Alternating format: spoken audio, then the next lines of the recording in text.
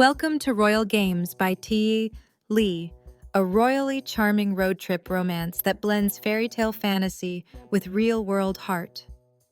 When a rebellious princess escapes her royal duties for one last taste of freedom, she never expects to find herself stranded with a brooding, mysterious stranger, or that their journey across the country will turn into a roller coaster of laughter, longing, and love. With witty banter, slow-burn chemistry, and breathtaking scenery, Royal Games delivers the perfect mix of escapism and emotion. It's a story about breaking free from expectations, following your heart even when it leads you far from the throne, and discovering that sometimes the greatest adventure is falling in love. Buckle up! Your royal road trip begins now. Hit play on Royal Games and let the fairy tale ride take you away. Chapter 1. Nora. You can't live in the present if you're still held captive by the past. Sounds fairly straightforward, right? Unfortunately, I've found that living in the present is easier said than done. All our lives, we're trained not to live in the present, to either long for the past or look toward the future.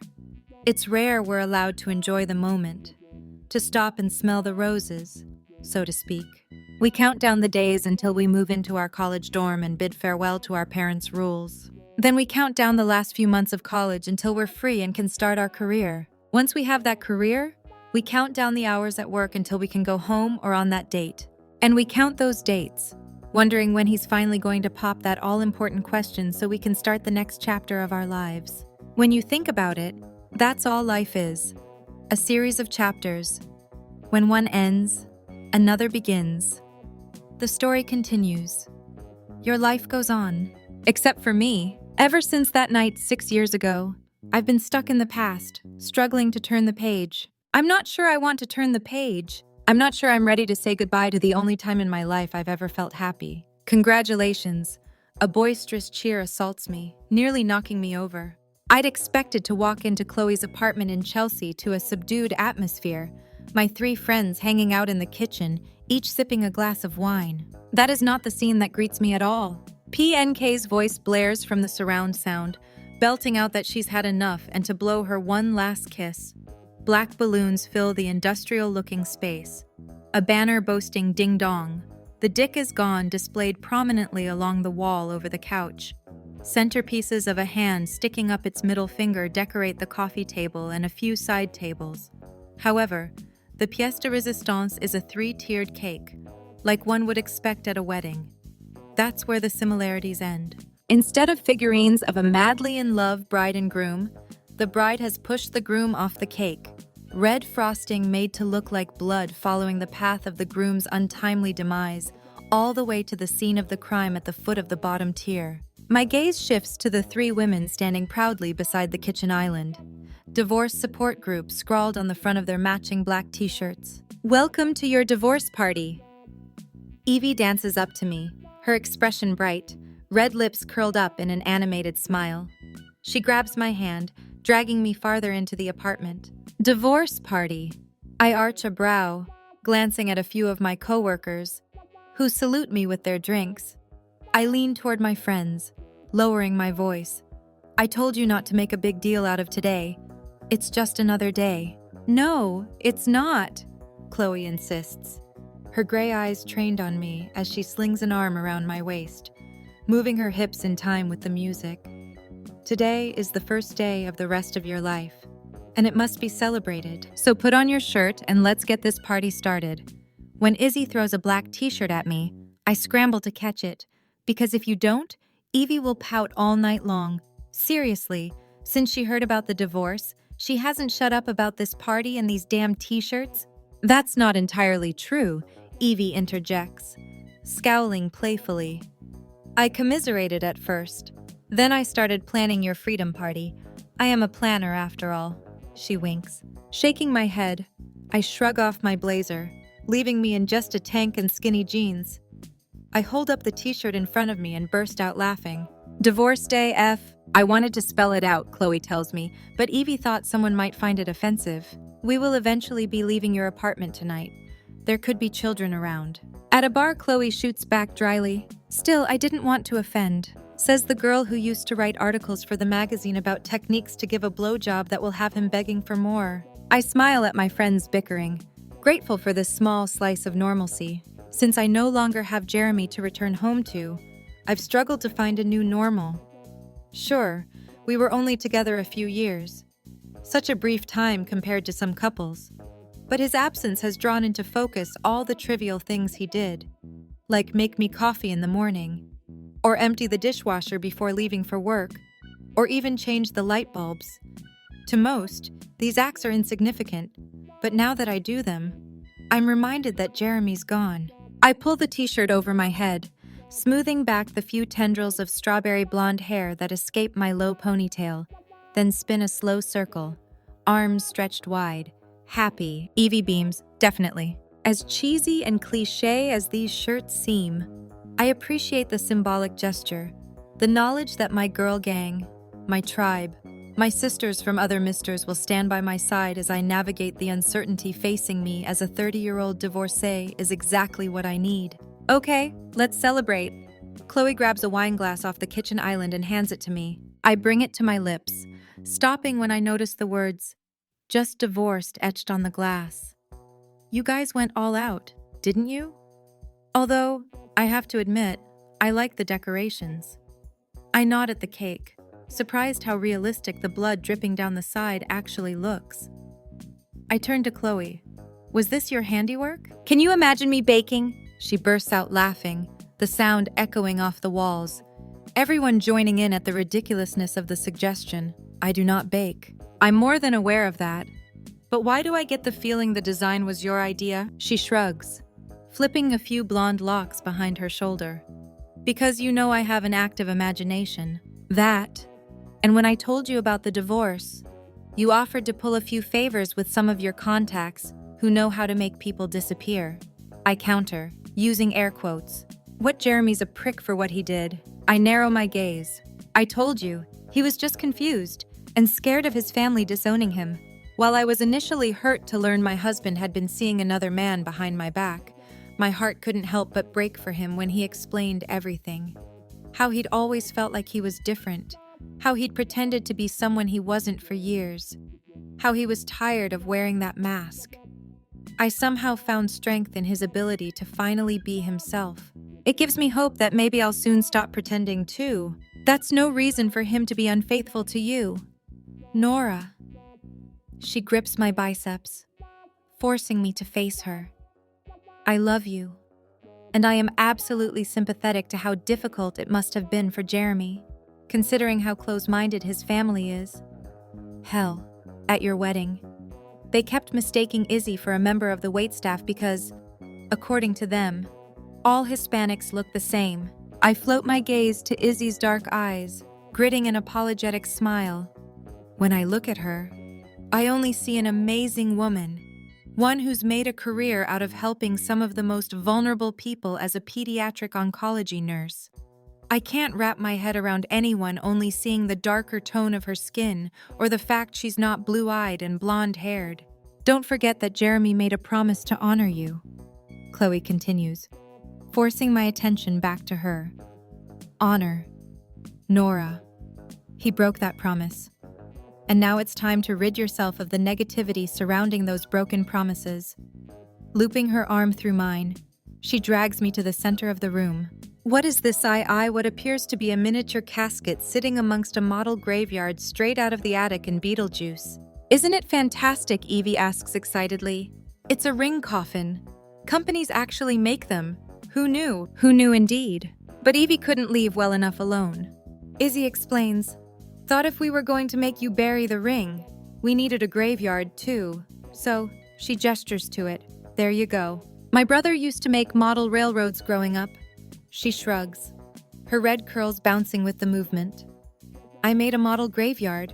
I step closer, noticing the engagement ring Jeremy had bought me while we were both in a St.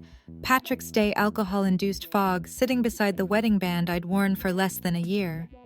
The diamonds still glitter and sparkle, not having had enough time to grow dull from years of wear. The music cuts out, and I glance around the room to see everyone step closer, expressions of forced solemnity crawling across their faces. We've gathered here at my apartment, surrounding this really creepy, tiny graveyard, to pay our respects to the dearly departed, Nora's marriage to Jeremy the fuckface. Chloe begins in as serious a voice as she can muster. I open my mouth to argue, yet again, that I don't blame Jeremy, but her hand shoots up, cutting me off. But this isn't a sad occasion. Friends, it's a momentous one. One in which we celebrate not the separation of two people who never should have been together in the first place, but Nora's freedom to live the life she was meant to live, to be the person she was meant to be. Even if she doesn't quite know who that person is just yet. She offers me an endearing smile, then picks up a yellow rose petal from a nearby bowl. Closing the lid on the casket, she places the petal on it. Today, Nora Jean, she continues. Love in her gaze. May you be happier than a bird with a French fry. Everyone erupts in laughter, including myself, even as I wipe the few tears trickling down my cheek. Not from losing Jeremy, but at the length my friends went in order to make sure tonight isn't marked with regret and sadness, but hope and laughter. May you be happier than a fat cat in a small box. One of my co-workers, Claire, says, tossing another yellow rose petal on the casket. May you be happier than Daryl Dixon with a crossbow. Gretchen, another woman from work, offers. We chuckle, all too familiar with her obsession with The Walking Dead. May you be happier than a dog chasing a squirrel. Marcy, one of the women who works with Evie and Chloe, states as she tosses her own petal. I smile in thanks, watching as each one of the dozen or so women steps up to offer their own wish for my happiness, all of them amusing. Finally, we reach the last few people in the circle. Evie steps forward, grabbing a rose petal. May you fly high and never let anyone clip your wings again. The tone shifts from fun and humorous to sincere and earnest as she places her rose petal on the overflowing pile. May you find the strength you need in the people who love you. Izzy encourages, then glances at the two women at her side, Evie and Chloe. In your friends, in us, I nod, swiping at the tears escaping. May you dream big, Chloe begins, sparkle more, and shine bright. Then her grin turns conniving, and have some mind-blowing sex, even if just for a night. She waggles her brows as the room erupts in cheers and whistles. Once they settle down, Chloe picks up the bowl and extends it toward me. I grab the sole remaining petal and place it on top of all the others. May I find the happiness I deserve. I close my eyes, as if making a birthday wish, allowing my hope for the future to fill me with peace. When I open my eyes, Chloe's standing in front of me, holding out a shot glass, as Evie makes her way around the room with a tray, offering everyone a shot as well. Once everyone has one, Izzy holds up hers. To Nora, she toasts. Never forget that walking away from something unhealthy is incredibly brave, even if you stumble a few times as you make your way out that door. Trust me. She laughs under her breath. I've stumbled more than a few times, but I've also learned that it's never too late to find your happily ever after. It's truly not. Evie joins in. Sometimes you have to kiss a lot of frogs to find the prince you deserve. Now say it with me. Chloe lifts her shot glass. Fuck Jeremy. Fuck Jeremy. I laugh, my voice barely audible. Louder, Chloe instructs, with meaning. I roll my eyes, then quickly say, fuck Jeremy. Is that the best you can do for once in your life? Stop bottling it up and let it all out. It's okay to be mad. Licking my lips, I square my shoulders, about to inhale a deep, calming breath. And none of that positive energy in, negative energy out bullshit either. Breathing exercises only mask the problem. With determination, I level my eyes on Chloe. Fuck Jeremy, I say firmly, my tone icy. She grins in satisfaction. Louder. Fuck Jeremy, I repeat with more tenacity and strength. Again. Fuck Jeremy. Again. Fuck Jeremy. With each repetition, my voice grows louder, more fevered, more excited, more animated. This is the most emotion I've shown in ages. This is the most I've allowed myself to feel in ages, too. Even when I walked in on Jeremy with another man, I kept myself in check, refusing to show even a hint of weakness. Again, Gretchen calls out, Fuck Jeremy. One more time, Chloe encourages, eyes brimming with pride. Fuck Jeremy, I screech at the top of my lungs. All the frustration and annoyance that's built up over the years of hiding my true feelings spilling out of me like lava, burning yet satisfying at the same time. When applause breaks out around me, I return to the present, smiling at all these people who care enough to support me during this trying time. That should be all that matters, shouldn't it? Don't they say you find out who truly cares about you when you're at your lowest? These women have always been there for me, even when I tried to keep them out. They didn't have to go through the trouble of throwing this party to commemorate my failed marriage. Yet they did because, somehow, they realized I needed it. Isn't that the mark of true friendship? Realizing what you need when you're too stubborn to admit it. I wrap my arms around Chloe, Evie and Izzy joining in on our group hug. I love you girls. Who's before bros, Evie says. Chicks before dicks, Izzy adds. Pussy before? I got nothing, Chloe laughs. And we all follow. I glance at my circle of friends, my family. Until this moment, I'd been apprehensive about the divorce being finalized and being thrust into the next chapter of my life. Now I look forward to it, because no matter what's written on the pages, these three amazing women will be a part of it. They'll be with me until the last word. That's a love worth celebrating. Chapter 2. Nora. Is that the sun I slur? Taking a swig out of a bottle of champagne as I rest my head on Izzy's shoulder. We must be a sight. All of us collapsed on a spacious patio sofa on the rooftop terrace of the Gramercy Park townhouse Izzy shares with her boyfriend, Asher. After leaving Chloe's, my friends dragged me out to Staten Island, where they'd rented out a paintball arena for the night. Mannequins with photos of Jeremy's face were set up throughout, allowing me to take out my frustrations on inanimate objects. As if that weren't enough to help me release this pent-up aggression, Chloe had snuck into my apartment and stole my wedding dress, which waited for me toward the end of the course. When I first saw it, I hesitated, not wanting to damage the dress I'd dreamed of wearing since I was a little girl. But this would always be another memory of Jeremy. If I wanted to turn the page on this chapter, I had to let go of those memories. Now, as I stare at the wedding dress covered with splats of paint, the rising sun illuminating it from behind, I feel less bound to Jeremy and more like the woman I was before I swiped right on his picture. Impossible, Chloe responds in a lazy voice. It's probably just the bright lights of Manhattan or some shit. No, I definitely think that's the sun, Izzy remarks. What time is it, Evie asks. That would require me to move. Chloe takes another long pull from her bottle. But you can find the energy to take a sip of champagne, Izzy snips playfully. Chloe shoots her a pointed stare. I have priorities.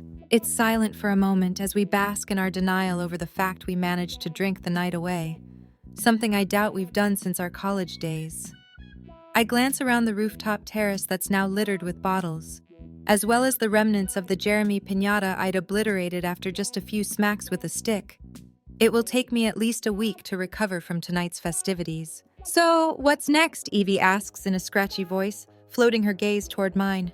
I take another large swallow from my champagne, the liquid having grown warm and flat over the course of the past few hours, but I can't be bothered to get up to find a fresh bottle. Maybe I'll take a page from Jeremy's book and turn gay, I joke, then scowl. But I like the dick too much. So did Jeremy. Izzy snort laughs, and we all join in, the sound echoing against the relative stillness of early morning. But seriously, Evie continues after a beat. What is next for you, Nora? I sigh. I wish I knew.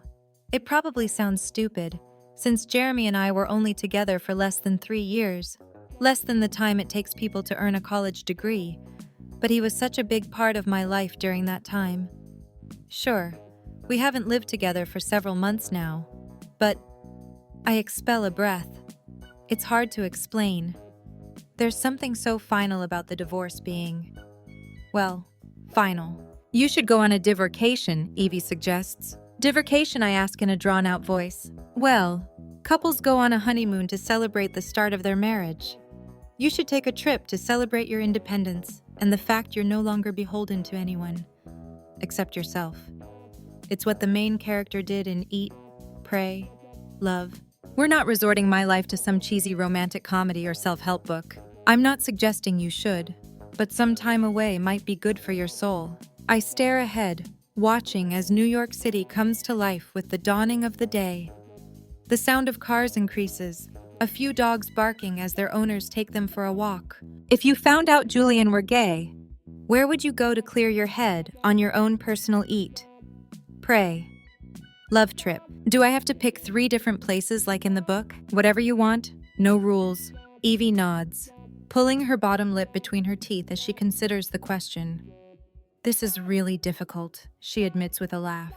You don't want to choose a place that will have overwhelming memories of your ex. And you probably want to avoid places where all you'll do is sit by the ocean or pool without anything to keep your mind occupied, Izzy adds.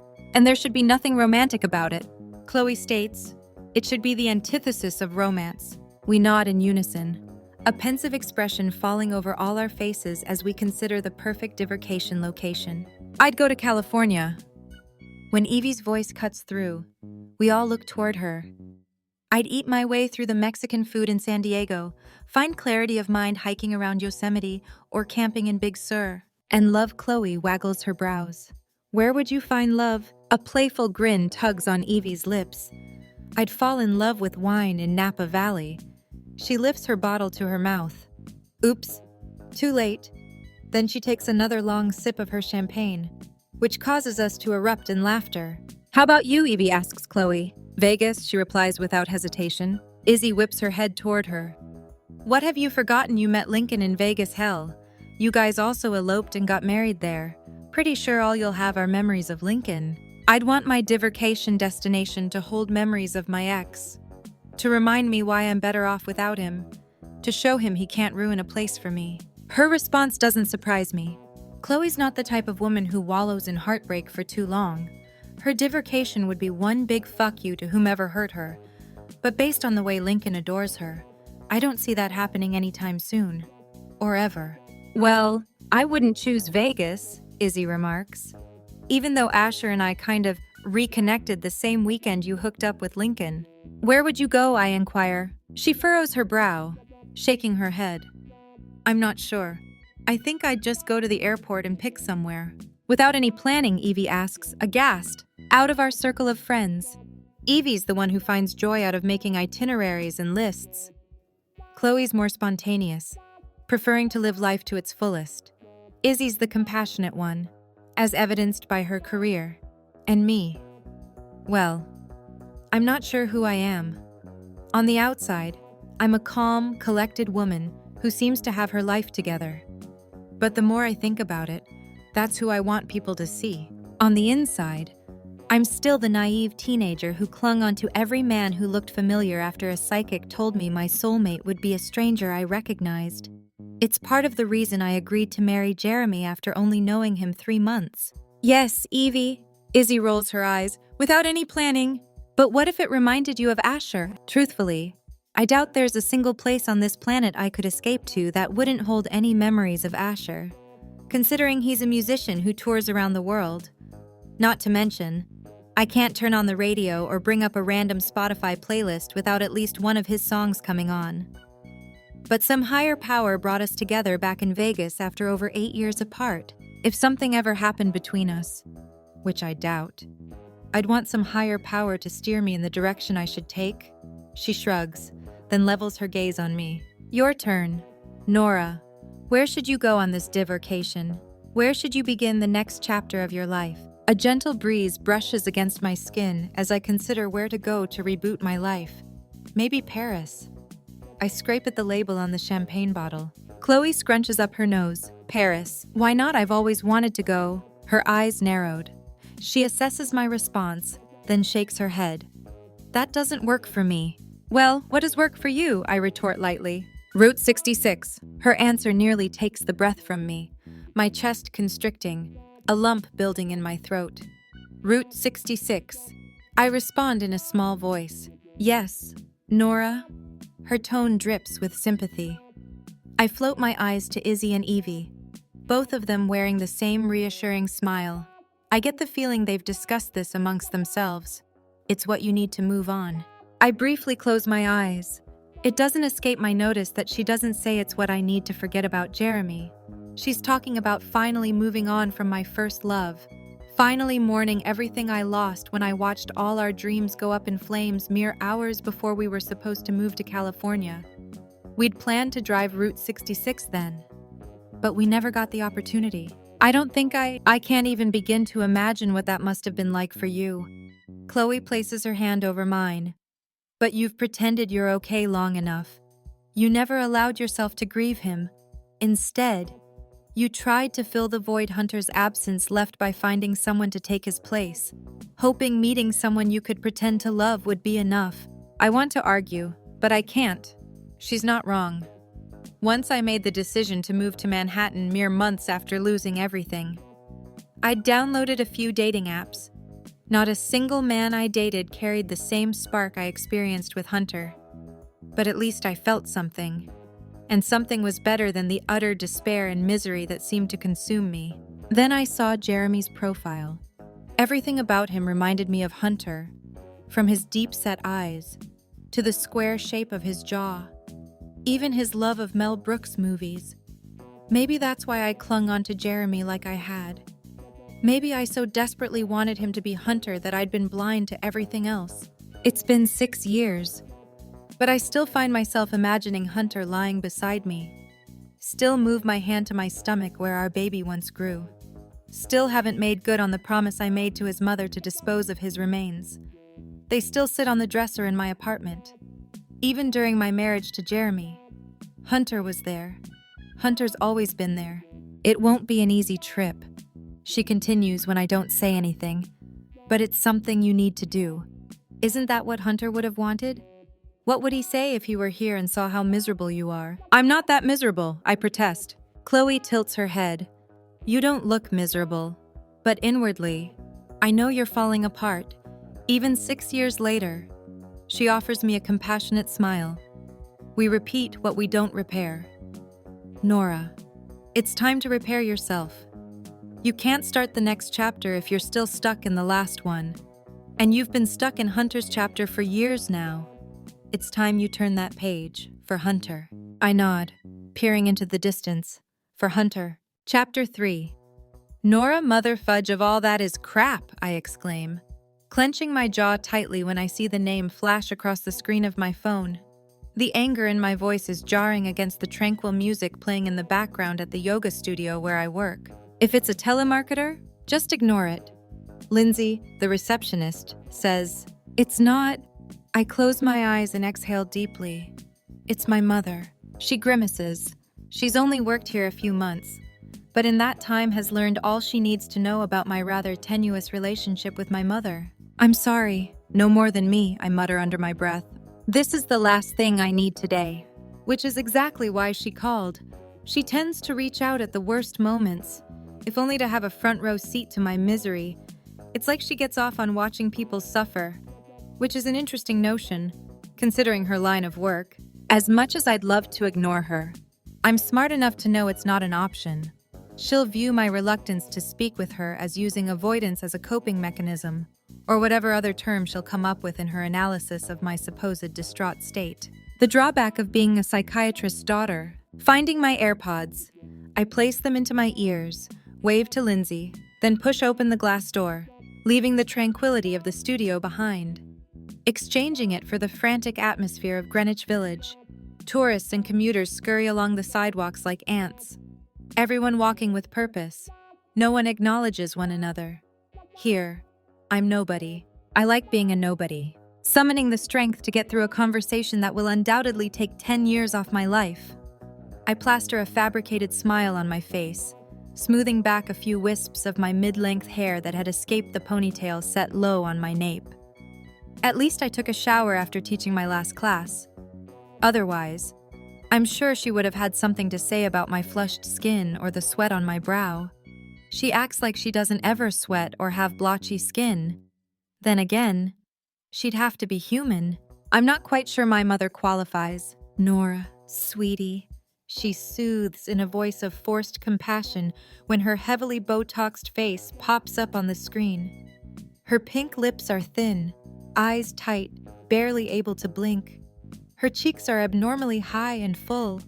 like they belong on one of those creepy dolls from scary movies. "Hello," I reply, joining the crowd of people and beginning my 5-minute walk toward my apartment near Union Square. "How are you holding up?" She tries to look concerned. It might work for her patients, but I know better. "Today's just another day," I lie. Today's never been just another day. Instead, today is the day I'll always remember, as not only the day Hunter died, but also a part of me. It still drives me crazy that my mother feels the need to call me every year on this day when she couldn't manage to pull herself away from whatever midlife crisis she was screwing at the time to be with me when he actually died. When I was in the hospital with my own injuries as a result of the car wreck that took Hunter's life. When the doctor delivered the awful news that our baby no longer had a heartbeat. So, unless there's something important, this is important. My mom insists. It's the anniversary of Hunter's death, and the first one since your divorce from Jeremy. I need to know you're okay. I do my best not to roll my eyes. All my life, this woman has analyzed every tiny thing I've done. Like when I was 6 and decided to give my Barbie a haircut, she said I was intimidated by her beauty, and that's why I butchered her appearance. I just wanted to give my Barbie a haircut. Like when I was 12 and broke my leg during the ballet class, I hated, but she insisted I attend so I could maintain a slim figure. She claimed it was a cry for attention. I had simply landed on it wrong.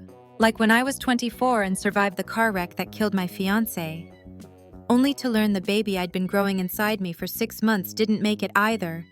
According to her, I didn't try hard enough to save the baby. In reality, I would have given anything to have both Hunter and our baby with me. To still have them with me. It was then that I swore to never give this woman any more ammunition to use against me. To make me feel like I'm less of a woman, of a person, of a human. I told you, I'm fine. No thanks to her. The only reason I'm not a complete wreck is because of the amazing network of support I built myself. She wasn't always like this. The memories are fuzzy, but I remember a few moments of happiness we shared as a family. But when my father died just after my 5th birthday, she changed. She grew distant. Not just toward her friends, but her kids, too. My brothers probably didn't notice. They were all teenagers at that point. Considering there's a 7-year gap between me and my next youngest brother, regardless of the fact I was so young and it was years ago, I remember wondering what happened to my mother. It was like that woman died along with my father, leaving an imposter in her place. At first, I tried to bring that woman back. I thought if I did everything she asked of me, it would make her happy, would make her love me again. It took me years to realize she's not capable of loving anyone, not anymore. And I told you. She brings a martini glass to her lips, and I recognize the pool area of the enormous house where she now lives with husband number 5, whom she married last year, the same day I married Jeremy. If that's not an indicator of the type of woman she's turned into, I don't know what is. It's not healthy to keep these things inside, she continues. It's important to talk about your feelings. Don't let it fester. It's been 6 years since Hunter died. I force a smile so she can't read between the lines. Sure, I've had more than enough time to mourn losing him and our baby. But have I done so? I wish I could say I have. Wish I could say I've accepted what happened to them. Some days, I feel like I have. But others, I still find myself wishing I would wake up and learn it's all a dream. Then what about Jeremy? What about him? We parted ways amicably. Yet you didn't attempt to reconcile your marriage first. I try to stop the look of astonishment and annoyance from crossing my brow, but it's impossible. I've become a master at pretending to be someone I'm not, at wearing a mask, if only to avoid this woman's criticism. But not even the most accomplished actor can fumble their way through this conversation with a straight face. What was there for us to reconcile? I walked in on Jeremy mid-coitus, with a man. All the more reason you should have worked harder on your marriage, says the woman who's on husband number 5. I mutter as I approach my building. I grab the keys from my purse and unlock the front door. Heading inside, she glares at me, then brushes off my statement. After all, it's okay for Elaine Marie Harcourt Tremblay Duval Corbett Thibault Vaughn to marry as many times as she wants. But if anyone else does, they're a failure. She's a classic narcissist. but her head is shoved so far up her ass that she refuses to see it. At least none of my husbands left me for someone else, let alone a man. That's low. Elaine. Even for you. I snip out, climbing the stairs up to the 3rd floor. She hates it when I call her by her first name. In my mind, the title mom should be earned. This woman hasn't earned it in years. What is that supposed to mean? You're the therapist. Feel free to psychoanalyze my statement and prepare a full report on everything that's wrong with me. In the meantime, I'm going to enjoy my night. Send my love to Dan. Your stepfather's name is Dean. I snort, stepfather. Upon entering my apartment, I make a beeline for my tiny kitchen and pour myself a glass of wine. I'm tempted to forego the glass to cut out the middleman, but I can only imagine what my mother would have to say about that. In case you've forgotten, Dean's only a few years older than I am. We went to the same high school. Hell, he asked me to go to his senior prom. Is that what this is all about? She asks as I take a long sip of my wine, tilting my phone away from me.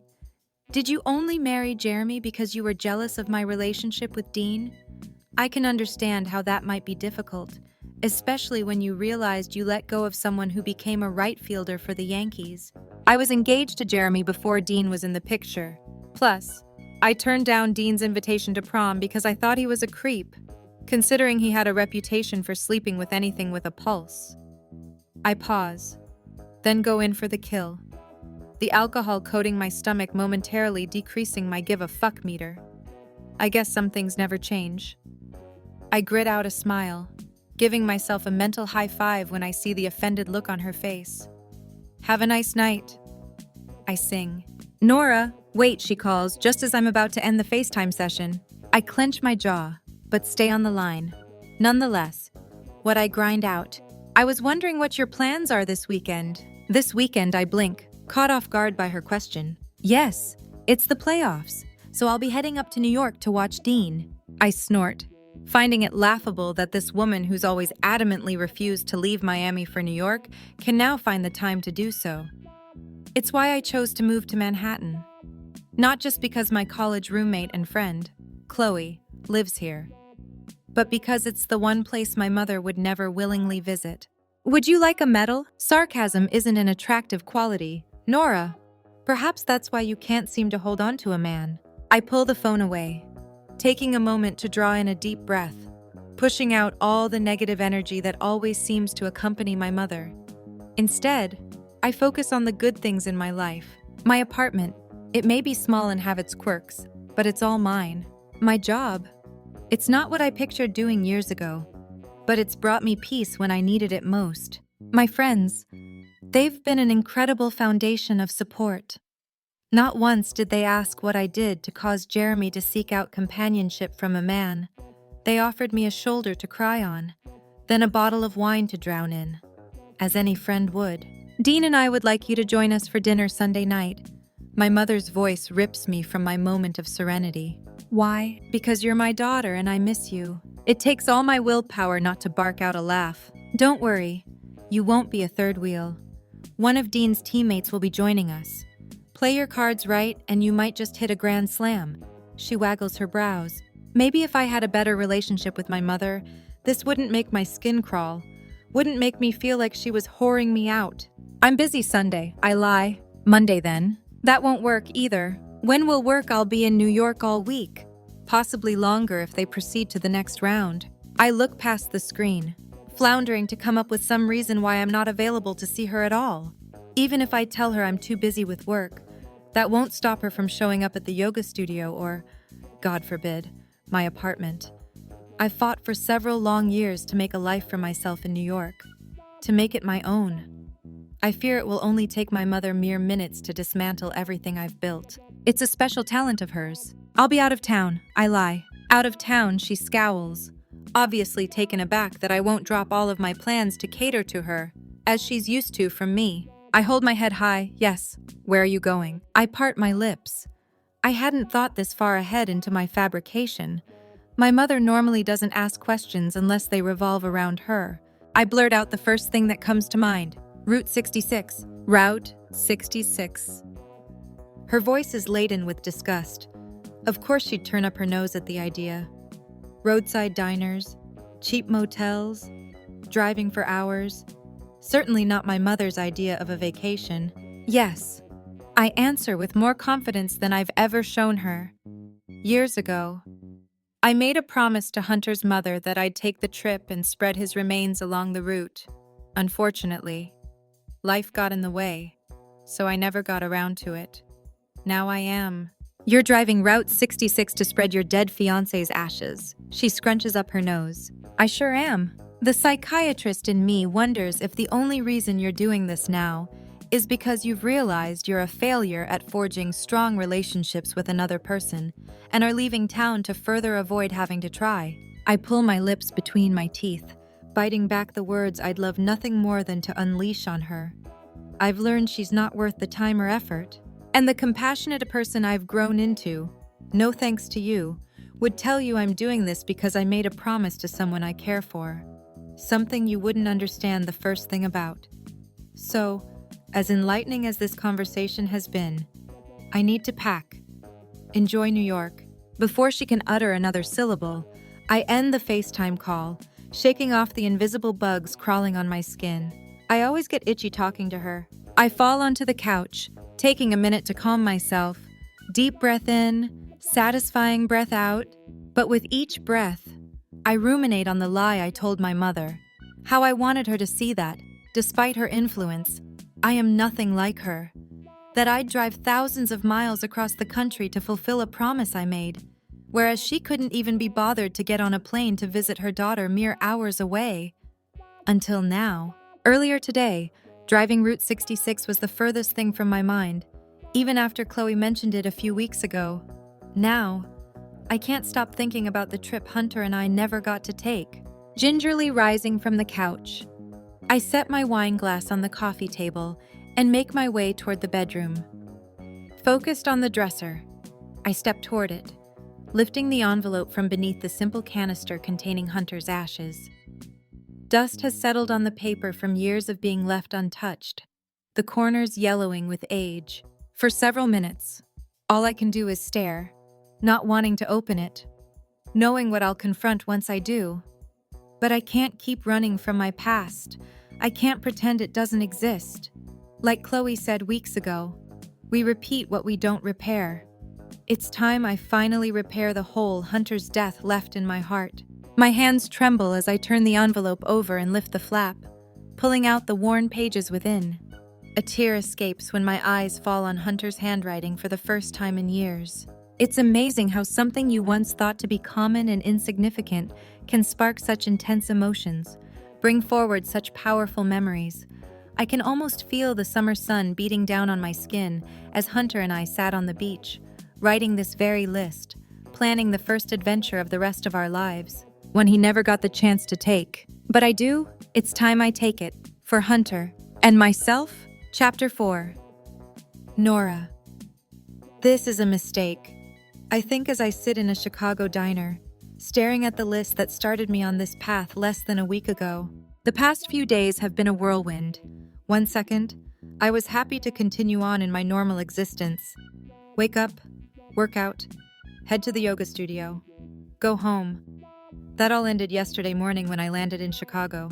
Now I'm about to set out on the adventure I never got to take with Hunter. In the comfort of my tiny apartment, it seemed like a good idea, if only to get me out of the city while my mother was there. But now that I'm here, the reality hits me. At every turn, I'll have no choice but to be reminded of Hunter, the first man to possess my heart, my soul, my everything. More coffee. I pull my attention away from Hunter's list, looking up at the waitress holding up a pot. Forks scratch against plates as boisterous conversations fill the large diner located mere blocks from the start of Route 66. This spot was first on the list of places to visit Lou Mitchell's. Apparently, it's a ritual for all travelers on the Mother Road to fill up with a greasy breakfast here before setting out on their journey. Thanks. I smile as I tuck my list into the leather-bound journal the girls had surprised me with. They'd also given me a vibrator, which shouldn't have shocked me. They have a tendency to be irreverent, yet poignant at the same time. Case in point, my ding-dong divorced party. You got it. She tops off my mug, the nutty aroma fighting for attention over the scent of bacon and pancakes. Then she places the check in front of me. "Take your time, sweetie. No rush." "Thanks," I say again as she heads off to check on other customers. I bring my coffee to my lips, closing my eyes, taking this opportunity to find peace using the techniques I teach in my meditation classes. Rather than dwelling on the memories of Hunter this trip will inevitably evoke, I force my brain to only focus on the present. I don't think about the past. Don't worry about the future. As I've learned, no one can be prepared for what life has in store for us. I couldn't have prepared myself for losing Hunter like I did, or learning Jeremy was gay, although in retrospect, there were quite a few signs. Regardless, it's useless to dwell on any of that. I clear my mind and make a list of things in my life without judgment. Rather than wishing this coffee was stronger and more like the local coffee shop in the village I've grown addicted to, I appreciate the fact I'm alive to drink coffee, instead of questioning my decision to overindulge in a greasy omelet and breakfast potatoes. I give thanks that I can afford food in the first place and still have a healthy metabolism. Driving Route 66. A deep voice cuts through my moment of reflection. I open my eyes, looking down the counter to my left, a pair of vibrant blue orbs peering back at me from a few seats over. Thick locks of hair frame his distinguished face, the hue a mixture of various shades of brown, turning to copper and blonde toward the ends that fall just over his collar. Days-old scruff dots his jawline and upper lip, but not in a way that makes it seem as if he doesn't care about his appearance. It's more like organized chaos. "I noticed your list," he adds in an accent I can't quite place. It sounds British, but there's a hint of American inflection, too. Judging by how faded it is, seems it's been several years in the making. He brings his mug up to his lips, sipping on what I assume to be coffee. Am I right? Goosebumps prickle my skin as his gaze locks with mine. There's something that draws me to him when I'd normally politely answer his question, then disengage. As I peer deeper into his eyes, I see it, as unmistakable as the rising of the sun. Heartache, despair, grief. I can physically feel the sorrow rolling off his body. I breathe, curious about his story. Why doesn't his smile light up his face like it should? What caused the dark shadow that seems to cloud everything about him? Well, he lifts his mug in a toast. May the road rise to meet you. May the wind be always at your back. May the sun shine warm upon your face, and the rains fall soft upon your field. He offers me a slight smile, until we meet again. I mirror his movements, sipping on my own coffee.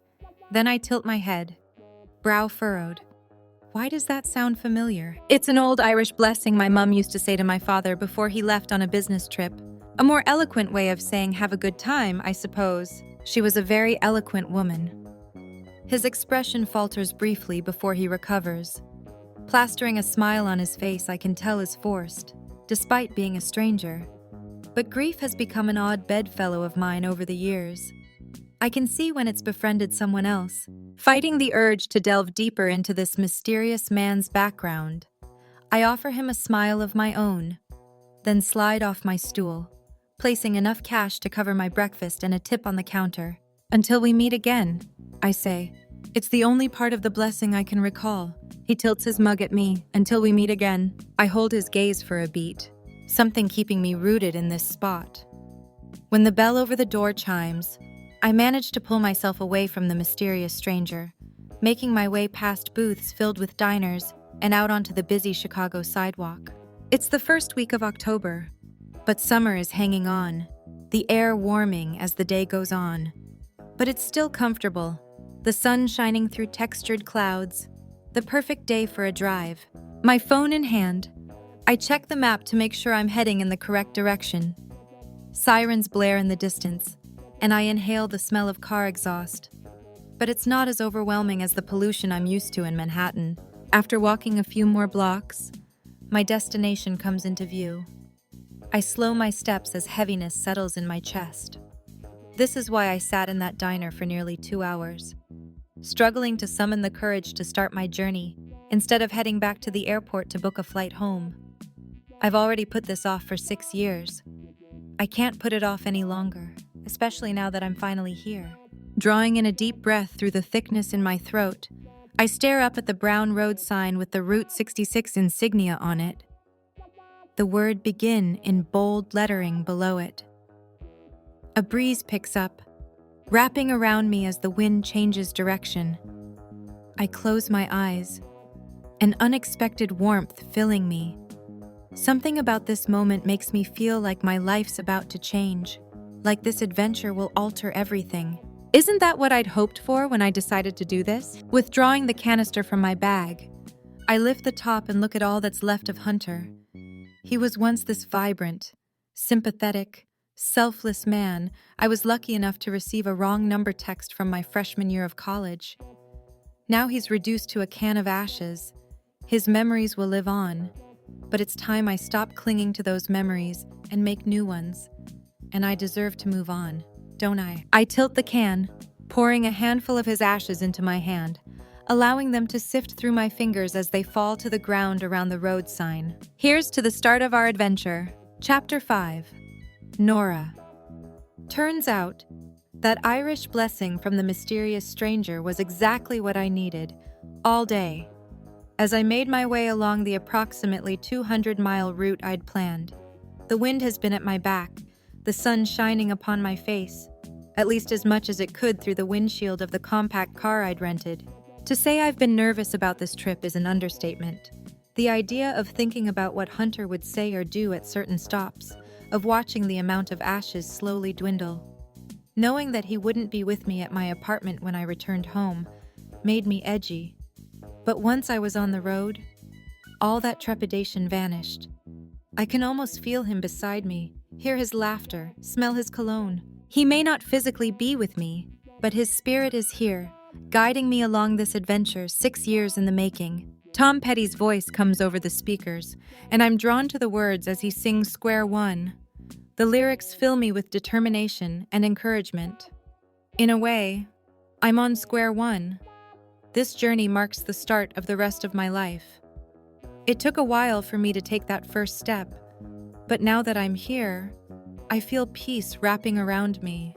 I glance out my window as wind feathers through the tall grass, the sky a beautiful shade of blue interspersed with picturesque, fluffy clouds. The sun sparkles brightly in the west as I enter Springfield. While it's technically a city, I'd be hard-pressed to categorize it as one. It's remarkably quiet. I suppose any place would seem that way after living in Manhattan. I follow my phone's directions, turning off the main strip and driving through a residential neighborhood. American flags hanging from every house. Thick trees line the road, the lampposts on the median of the divided street announcing to all that this is the home of Lincoln. As I approach the gates of Oak Ridge Cemetery, a solemn air greets me. I turn off the music and slow my speed as I meander along the roadway through the cemetery, marveling at how green the grass is. Nearby signs direct me toward a parking lot reserved for those here to pay their respects to President Lincoln, and I pull into a spot, killing the ignition.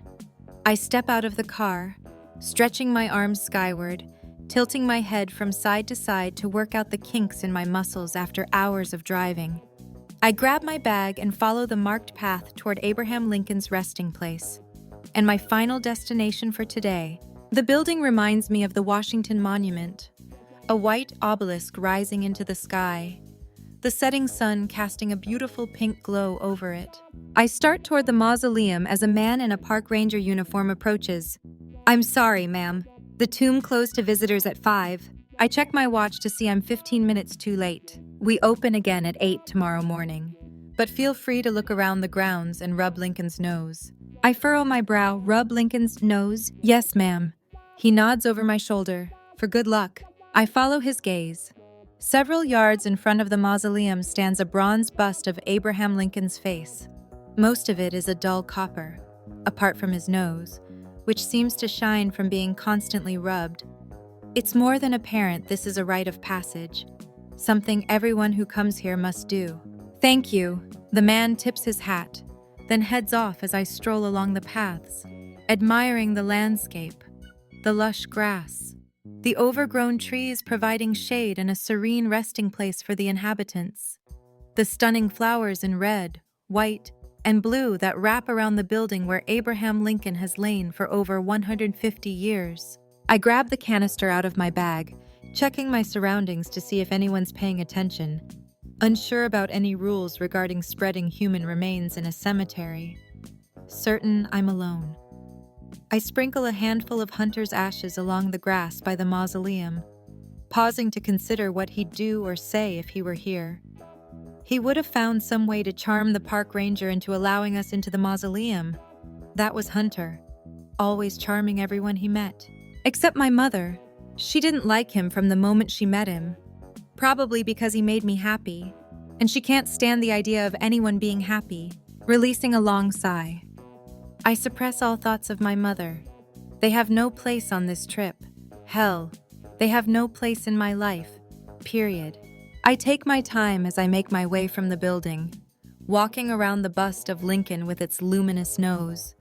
Stopping in front of it, I lift my hand, joining the ranks of millions who came before me as I rub it.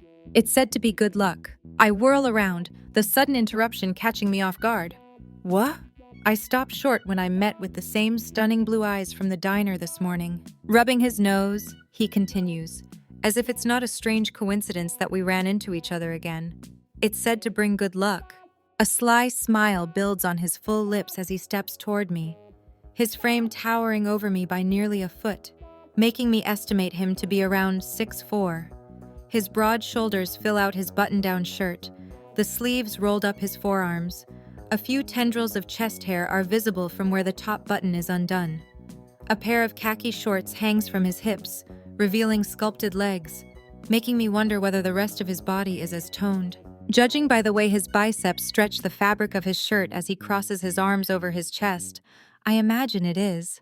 When I hear him clear his throat, I inhale sharply, whipping my eyes toward his to see him smirking, a cockiness about him from having caught me checking him out. So I've heard, I reply nonchalantly, holding my head high. Have you also heard the story about the plot to steal his body? Steal his body. In the late 1800s, a counterfeiter named Big Jim Kennelly hoped to ransom it for 200 grand and a pardon for his engraver, who was locked up at the time. That was a lot of money back then. Some would say that's a lot of money today. Well, in the late 1800s, it was what's that saying you Americans use shit ton? Sounds about right. My cheeks warm, a blush blooming on them. Did he succeed in stealing Lincoln's body? Unfortunately for Big Jim and his associates, they were really bad criminals.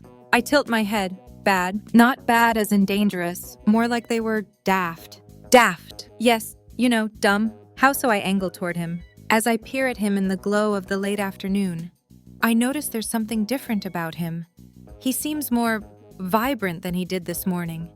It could be because the caffeine finally kicked in, but that doesn't seem to be it. Hours ago, sadness consumed his tone. It lacked life, energy, like he was just going through the motions.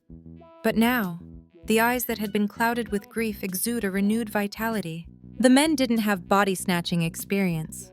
Sadly, this was before the days of being able to find a reliable body snatcher on Yelp. A laugh escapes my throat at his serious tone, and he flashes a debonair smile. It steals my breath, full lips framing perfect teeth that shine brightly against his tan skin. So they formed an alliance with a man who purported to be a grave robber, Sweggles. Unfortunately, they didn't run the necessary background checks, because Mr. Sweggles was actually a paid informant of the Secret Service. Good help really is hard to find, isn't it? I quip sarcastically. That it is? He shoves his hands into his pockets, rocking on his heels.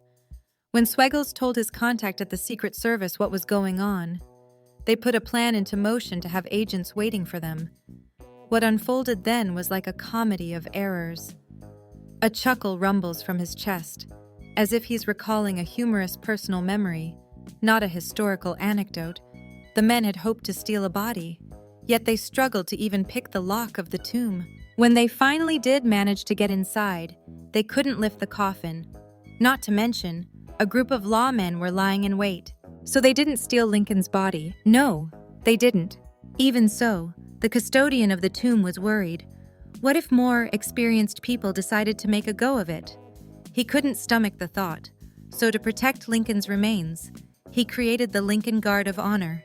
Guard of Honor, precisely. He briefly catches my eye before shifting his attention to the mausoleum. 5 ordinary men got together to relocate Lincoln's body to a shallow, unmarked grave in the tomb's basement.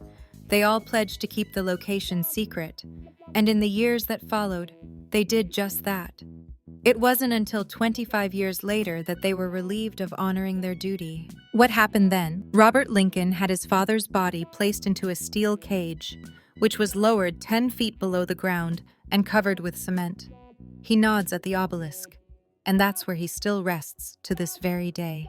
I turn my eyes toward the building, neither one of us saying anything for several moments as we pay our respects to the man buried and protected within its walls. A slight breeze blows, the aroma of fresh-cut grass and wildflowers surrounding me. It's a stark change to the stench of garbage and stale cigarette smoke that seems to permeate the streets of New York.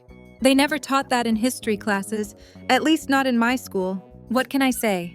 He shrugs, dimples popping. I'm a sieve of useless information. Well, thank you for the lesson. It was rather educational. Glad to be of service. His voice rises in pitch, making it apparent that he's asking my name. Nora. Anderson. Pulling his hands from his pockets, he offers me one. A single brow arched in anticipation. My eyes trained on his, I extend my own hand, allowing him to wrap his fingers around it. His grip is firm, but not overly so. There's a tenderness in the way he touches me. Nice to meet you, Nora. Likewise, Anderson. We stop shaking, but don't release our grasp. It's not because I don't want to. All reason says I should. But something keeps my hand fused to his, some bigger force at play. Something familiar about him that speaks to my subconscious, pulling me toward him instead of pushing me away as it normally would. My heart rate picks up, those same goosebumps from earlier returning, but this time they're stronger, the chill trickling down my spine more pronounced. I try to look away. To break this spell his mere presence seems to cast over me. By the awe and curiosity in his stare, he appears just as bewitched by me. His eyes are a myriad of shades, compelling me to get lost in them. Light hues of blue more clear than the most stunning ocean, but the more they flame, the darker and stormier they become, until they're nearly as dark as midnight. I can't help but feel like I've seen these eyes before. But where wouldn't I remember them? He parts his lips, his Adam's apple bobbing up and down as he leans closer. But before he can utter a single syllable, I yank my hand from his, severing the connection. I have to go. I turn, practically running away from the mausoleum and toward my car, ducking inside like I just robbed a bank. Why did I run from a simple handshake? Because deep down I know it wasn't a simple handshake. A handshake doesn't make your knees weak. A handshake doesn't make your heart ricochet into your throat. A handshake doesn't make your core clench. A handshake doesn't allow you to peer into another person's soul. Yet I felt all that with him, which is why I have to leave, not looking back until the cemetery, and Anderson are safe in my rearview mirror. This is not how I expected to end my first day of saying goodbye to Hunter. Chapter 6, Anderson. I stare at the pill bottles on top of my toiletry bag, my daily reminder of the new trajectory my life has taken. Corticosteroid, receptor modulator, muscle relaxant, antidepressant, sleeping pills, drugs to help control my bladder. Oh, and my favorite, drugs to help with any sexual dysfunction I may experience as a side effect of my recent diagnosis, one I still struggle to come to terms with. What I thought was simply a terrible migraine that caused me to pass out and hit my head, resulting in a mild concussion, was a symptom of something much worse. But there's nothing I can do. This is now my life. I'm not sure I want it to be. To lose control of my muscles, my bladder, hell, my entire body. It probably won't happen for years. My progression's slow, which is why it took so long to diagnose me in the first place. According to the neurologist I saw back in New York, I've had MS for several years, but my flare-ups were too spread out to raise any suspicion. I'd written off the random pins and needles sensations, blinding migraines, and occasional dizzy spells as being caused by stress or lack of sleep. I should have known better. After all, my mother had MS. She was my age when the disease took her life 25 years ago. All I can think about is how, one day, she was this vibrant woman who made everyone she encountered smile. Then, practically overnight, she was gone, having fallen to the disease that now plagues me. A phone chiming cuts through my growing denial, and I glance at the screen to see my younger sister calling. It's not unusual. I talk to her quite a bit, but not in the middle of the night. It's only 8 at night here in Illinois. But back home, it's nearly 5 in the morning. Esme, I answer quickly. Is everything okay? Of course, she responds. Why wouldn't it be? It's early. You know what Dad says. I know. The only people who call you between the hours of midnight and 7 in the morning are those with bad news, she recites.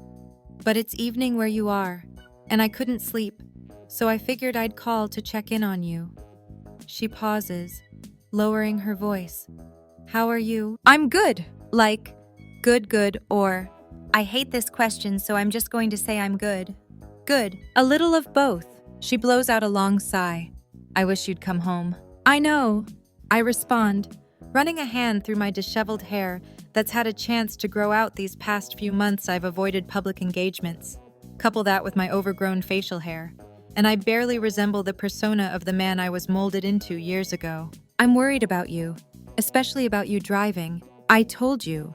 The neurologist said I can still drive for now.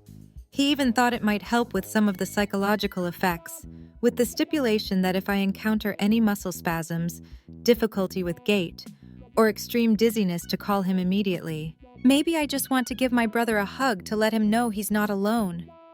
You don't have to go through this alone, she reminds me. Hell, you haven't even told Creed, and he's in charge of your safety, because there's no way he'd let me drive on my own. Esme, you know that damn well.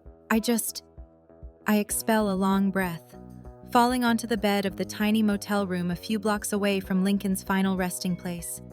It's a far cry from the luxurious surroundings I stayed in last night in Chicago.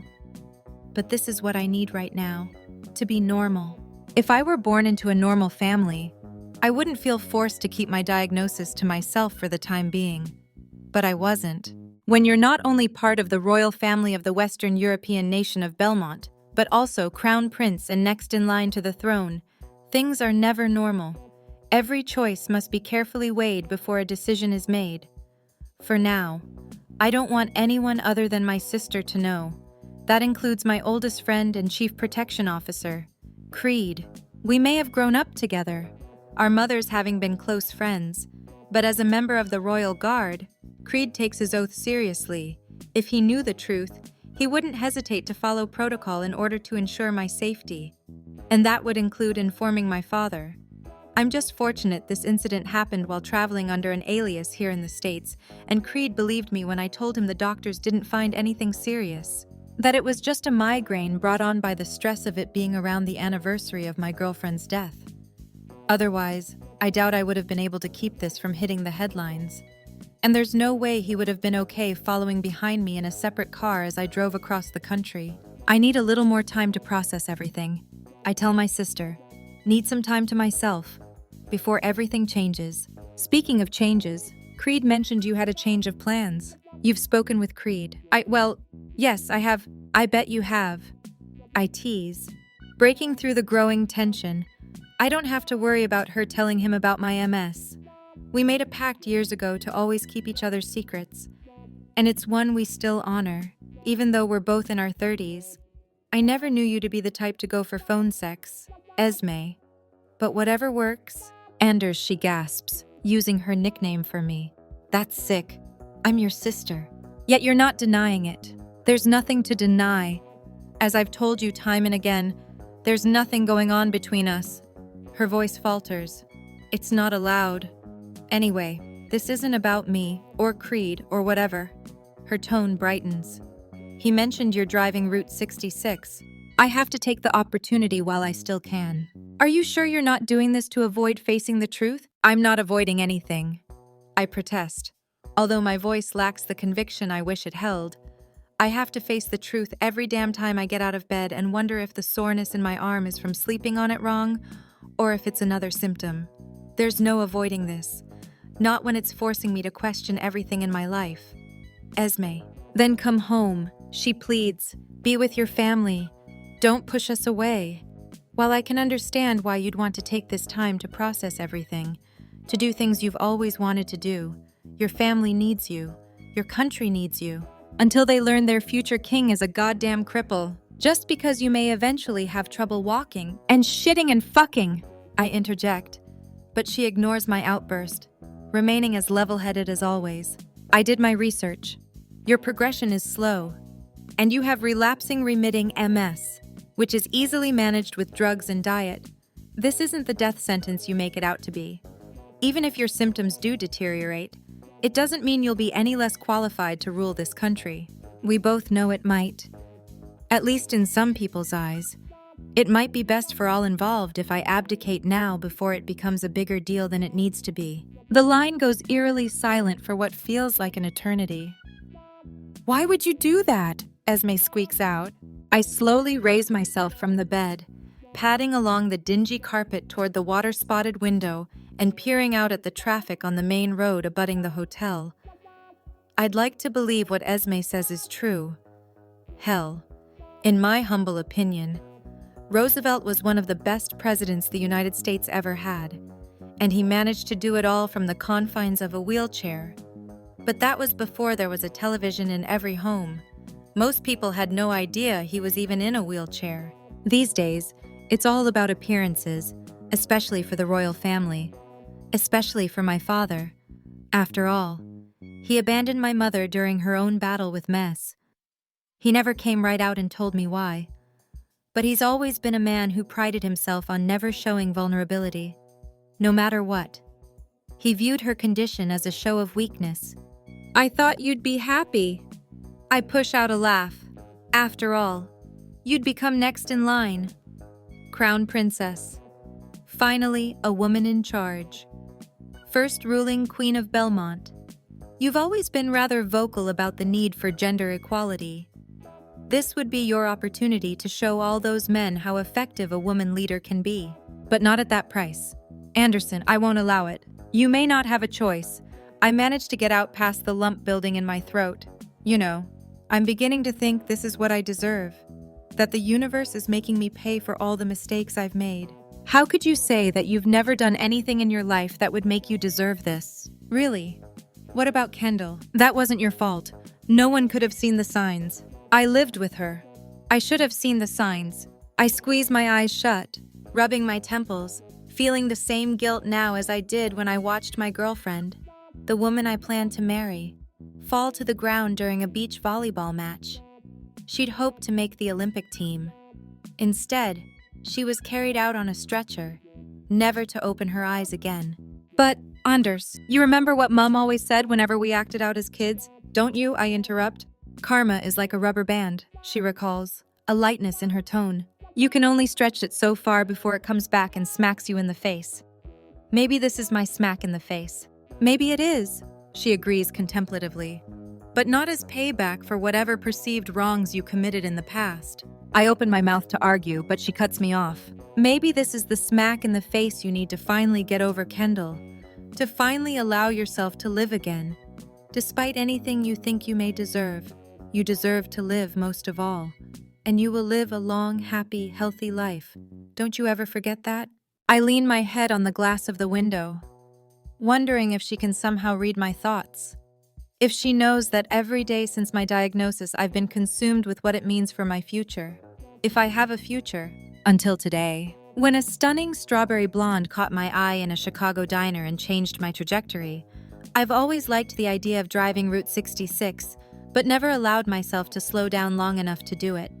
It was a crazy notion, but the temptation was too strong. Before I knew it, I'd downloaded a Route 66 app onto my phone and set out on my cross-country journey. I'm not sure why, or what I hope to get out of it. Clarity, peace, acceptance. I'll never forget it, I tell Esme, mostly to placate her. Seemingly satisfied with my affirmation, she exhales a relieved breath. Be good, Anders. Being good is boring, I answer. As we've always said between each other, our inside joke. Then be extraordinary, she responds. Because, my darling brother, you are extraordinary, and no ridiculous diagnosis will ever change that. Please believe me. I clutch my phone tighter, basking in her words. Good night, Esme. Good morning, Anders.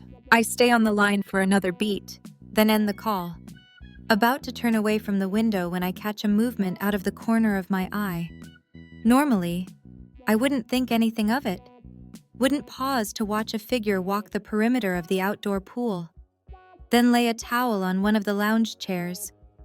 It's not the fact it's nighttime that makes me stare in curiosity. It's because I can feel this woman, and when I notice her sit Indian style and rest her hands on her knees, as if meditating, I know this isn't just a manifestation of my deepest desires. Nora, running into her once was luck. Twice was a coincidence. But a third time, I spin from the window and dash toward my suitcase, ignoring all the pills, just as I've done every other night. I grab a bottle of wine I'd purchased earlier and leave my room, determined to find out what running into someone a third time could mean. Chapter 7, Nora. Deep breath in, close eyes, liberating exhale out. I usually don't have any trouble finding a cocoon of peace whenever I meditate. It's the one place I can forget everything. The one place I'm able to focus only on the present instead of allowing myself to be consumed by the past. Perhaps that's the problem, because, presently, all I can think about is Anderson's brilliant blue gaze. I came out to the pool at my hotel hoping to clear my mind, something I had trouble doing in my room. It didn't help that a framed print of the obelisk from Lincoln's tomb hung across from my bed, reminding me yet again of the mysterious stranger. I'd hoped some fresh air would help. Instead, as I sit cross-legged on a lounge chair, a strange energy surrounds me. The same energy I felt at the mausoleum, the same energy I felt at the diner. I need to replace that energy with something else. Anything else. So, instead of focusing on those sparkling blue eyes that seem to peer into my soul, I meditate on the events of the day. Events that don't include the handsome stranger with a spine-tingling smile and full lips that have me wondering how they'd feel against mine. I reflect on the woman at the restored gas station who shared stories of her late husband and how they used to drive Route 66 at least once a year. I admire the incredible artistic ability of those who painted the murals along the brick buildings in Pontiac. I give thanks to the 16th President of the United States, who governed our country through one of the most trying eras, only for his life to be cut short. And of course, as I think of Abraham Lincoln, my mind finds its way back to Anderson. His penetrating gaze, his sexy, disheveled hair, his deep, accented voice that makes my toes curl. I fling my eyes open, aggravated that this man I'd never seen before this morning has somehow infiltrated my thoughts, no matter how much I try to clear my mind. Perhaps meditating isn't what I need. Perhaps I need to find some sort of other release. Then my mind and body will be at peace. Or, at the very least, my libido will be frustrated. I jump up and sling my bag over my shoulder, keeping my head lowered as I curse under my breath. Stupid blue eyes and full lips and gorgeous body, and I'm cut short as I slam into what I can only describe as a human wall, throwing me off balance. Hands shoot out to my hips, steadying me, preventing me from toppling over backward. When I snap my head up to see who belongs to the body against mine, my gaze meets those same stupid blue eyes and full lips. Thankfully, I'd run into that gorgeous body before I got my next words out, considering I was about to curse what I assumed was a giant dick. We need to stop running into each other like this. He arches a single brow, everything about his demeanor calm and confident. Wouldn't you agree? Nora, words.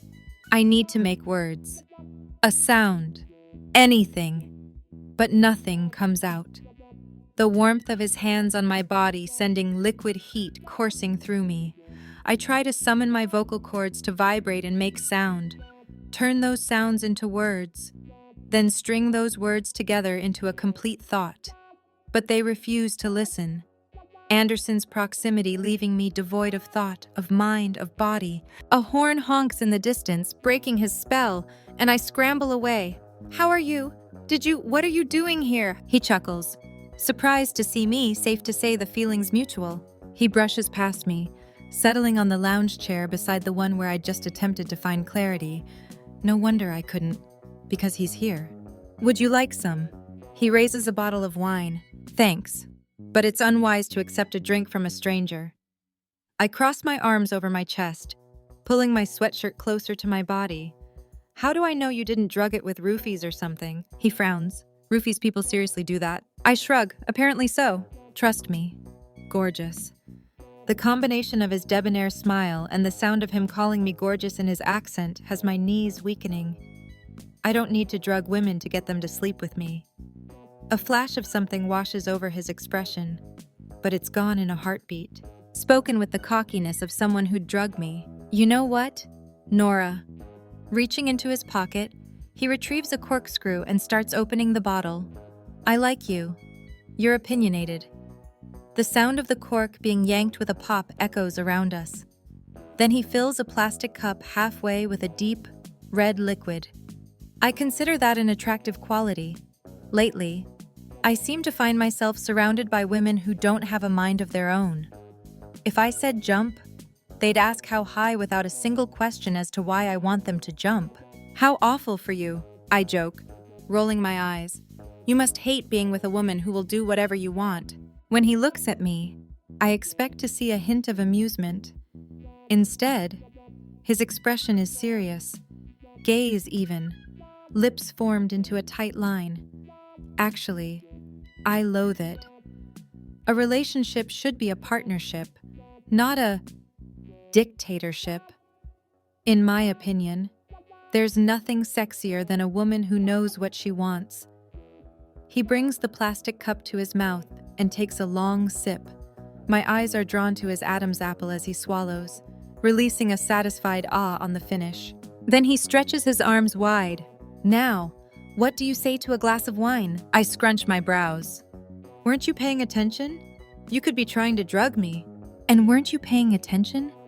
His voice is as smooth as velvet and as deep as the ocean, causing my insides to vibrate with want. "You just watched me not only open this bottle, but also pour from it, then take a drink. Yet I'm still functioning. You could have an immunity to whatever you put in it. Could all be part of your game." I bite my lower lip, my demeanor shifting to more playful. It's hard not to fall under Anderson's spell. He's charismatic. His smile alone has me wanting to agree to anything he asks. And the idea of some wine sounds incredibly appetizing. True, but the dread Pirate Roberts I am not. I give him a sideways glance, but before I can say anything, he holds up a hand. "If you're about to ask who that is, I rescind my offer for a glass of wine, as it's obvious we'll have nothing in common." With a sly grin, I saunter toward him, swaying my hips more than necessary, more than I have in quite a while. I didn't come on this trip to flirt with a man, but it's empowering to feel desired again, especially after everything I've been through this year. By the way, Anderson's gaze rakes over me as I sit down and gradually lean toward him, his jaw clenching with want. He absolutely desires me. "The Princess Bride is one of my favorite movies," I murmur in a breathy voice. "But the book's better." I pull back, grinning. He winks, "It always is." "And it's a plastic cup," I add. "Excuse me. You're holding a plastic cup, not a glass. And if the offer still stands, I'd like to take you up on it now." The offer most certainly still stands. Barely looking away, he pours wine into a fresh cup, then hands it to me. He raises his glass, and I do the same. "To the road." "To the road." I maintain steady eye contact as I sip the wine. I'd expected some cheap church wine, as I always called the stuff tucked away on the bottom shelf of the liquor store. Instead, this is good. I steal a glance at the bottle and recognize the label Gurgitch Hills. That's one of my favorites. Life is far too short to drink subpar wine. A thoughtful look pulls on his expression. Then he refocuses on me. "Plus, I don't drink to get drunk. I drink wine because I enjoy the flavor." "Same." I tip back my cup, taking a larger gulp than I normally would. But I need the alcohol to loosen me up, to make me ignore the heat of Anderson's gaze scalding my skin. So what's your story, Nora? Story. Yes. Why are you driving Route 66 all by yourself? I just got divorced and decided to go on a divercation. I don't look him directly in the eyes. You're divorced. You barely look old enough to be married. I snort. Thanks, but I'm 30. On a long sigh, I sip my wine. Divorced at 30. Even my mother, who's only a few marriages shy of beating Elizabeth Taylor's record, hadn't divorced by the time she was my age. She'd been happily married until my father's death when she was 35. Her first divorce wasn't until she was in her 40s. Better to be divorced at 30 than stuck in a loveless marriage. Were you married young and simply grew apart? It's a natural question. One I'd ask myself if I learned a friend of mine had divorced at such a young age. Nope, we were married less than a year. I went to surprise him when he was out of town on a business trip. Unfortunately for me, I was the one who was surprised when I walked in and found him with a man. He doesn't say anything for several protracted moments. Simply stares. Mouth slightly agape. Eyes wide as he processes my unexpected answer. Then he shakes his head, exhaling. Damn, that's rough. Not your typical woman scorn story. Tell me about it, I quip with a roll of my eyes. But the question remains, why Route 66? I told you. I got divorced and yeah, I heard. You're on a divercation. That's more the answer as to how you came to drive Route 66. It doesn't answer why. I part my lips, taken aback by his rather astute observation. Everyone else I came across today who asked me why I was driving Route 66 had been satisfied with my story. But not Anderson. He seems to be able to see past the excuse and realize there's more I'm not telling him. Does it have something to do with the ashes I noticed you spreading in front of Lincoln's tomb? His voice is low and timid, unlike the confident tone he's used until now. I shake my head, struggling to come up with some explanation. I'd looked around before I sprinkled Hunter's remains. I hadn't seen anyone nearby. As well as at the official start of Route 66 in Chicago, he questions, but he's not smug about it, more curious than anything. It shouldn't be this difficult to admit the truth. That I lost my fiancé 6 years ago in a car accident and am now taking the trip we were never able to, spreading his ashes along the way. But this is supposed to be for me. I'm not ready to share Hunter with anyone else. It's okay if you don't want to tell me. Nora, trust me. He levels his gaze on me, a genuine smile curving the corners of his mouth. I more than understand. Sometimes our reality is too painful and we need a break. Is that what you're doing? I lower my eyes, fidgeting with the hem of my yoga pants. Why, you're also presumably driving Route 66, taking a break from reality. Actually, no. I lift my head. I'm gay and found out my partner's straight. He winks, his demeanor lighthearted. Is that right? Nah. Which part about you being gay, or your partner being straight? Swiping the bottle off the ground, he curves toward me. I stiffen as the heat of his breath warms my skin. The addictive scent of muted body wash or shampoo filtering into my nostrils and making my mouth water. I think we both know I'm not gay, he growls as he refills my wine. The last thing I need is to drink even more, especially around Anderson. Regardless, I can't pull myself away from him. I wouldn't presume anything, I reply in a sultry voice, my gaze locking on his. Trust me, I'm not gay. How can I be when I haven't been able to stop thinking about those plump lips of yours all day? I gasp, my pulse skyrocketing, lightheaded, dizzy, and 1,000 other sensations I haven't experienced in too long now, that I didn't think I'd ever experience again. When he pulls back, he regards me with an intensity that causes warmth to spread through me, my skin prickling, insides vibrating. You were right. He casually leans against the lounge chair, pretending as if he hadn't just dropped that bomb. But he did, turning my stomach into knots in the span of a heartbeat. Excuse me, about taking a break from reality. A darkness crosses his face before he schools his expression. I guess we're alike in that respect. We both came out here to forget for a minute. I study him thoughtfully, wondering what his story is. Want to talk about it? Do you? He gives me a knowing look, and I subtly shake my head. Me, either. Talking about it will make it real. I'm not quite there yet. So, still in denial. I sip on my wine and settle into the chair, stretching my legs in front of me and crossing them at the ankles. Wait until you get to the bargaining stage. That's the worst of them all. Where are you? I offer him a slight smile. It changes every day. Have you ever reached acceptance? I once thought I did. I down the rest of my wine, needing the burn of the alcohol to dull the other pain. In retrospect, I think I was in denial but ignored the signs. That reminds me of something my sister likes to say. There's affection in his voice as he speaks of his family. I may not know much about him other than his name, but it's obvious he has a lot of respect and admiration for his sister. What's that? Ignoring the signs is a sure way to end up at the wrong destination. He pauses, then laughs, almost to himself. What is it? Nothing. Averting his eyes, he grabs the bottle, splitting the last of the wine between our 2 cups. It's just curious is all. What is? For the past week, I've been driving around, pretty aimlessly at that, going where my nose takes me. Wow, that sounds kind of exciting and liberating. You don't have any destination in mind. My plan is to make it out to my place in LA eventually, but I had no intention of taking my time and driving Route 66. Until I saw you in that diner and decided to change my original path. And since we keep running into each other, he trails off. Would I urge him to finish his thought? He focuses on something in the distance as he worries his bottom lip, seeming to weigh his options. Then he returns his gaze to me, steady and unwavering. Maybe the fact we keep running into each other is the universe's way of sending me a message. What message would that be? That maybe I was on the wrong path before. Lifting my cup, I meet his gaze, feeling more in tune with my body and spirit than I've been able to attain in my years of meditating. To the right destination. His smile causes my heart to skip a beat. The right destination.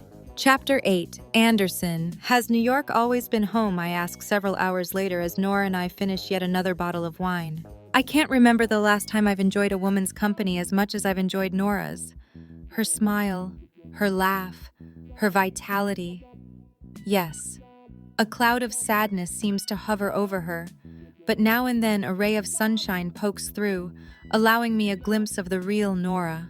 As the hour crept toward midnight and beyond, we've remained by the pool. She may be acting polite, but I get the feeling she's no more prepared for tonight to end than I am. And to think, if I hadn't been talking to my sister, hadn't walked up to the grimy window in my hotel room at that precise moment, I never would have noticed Nora at the pool. We may never have crossed paths again. We never would have had this. I don't even know what this is, but for the first time since I received my diagnosis, I'm not wallowing, not depressed. I'm smiling, and it's not forced. It's natural. I want more of whatever this is. Not always, she answers. Her voice is lazy from the late hour and amount of wine she's consumed. Grew up in Florida, but not that Florida. Nice Florida. I furrow my brow as I pull the cork out of yet another bottle of wine. Nice Florida. There are 2 Floridas, she answers with a wave of her hand.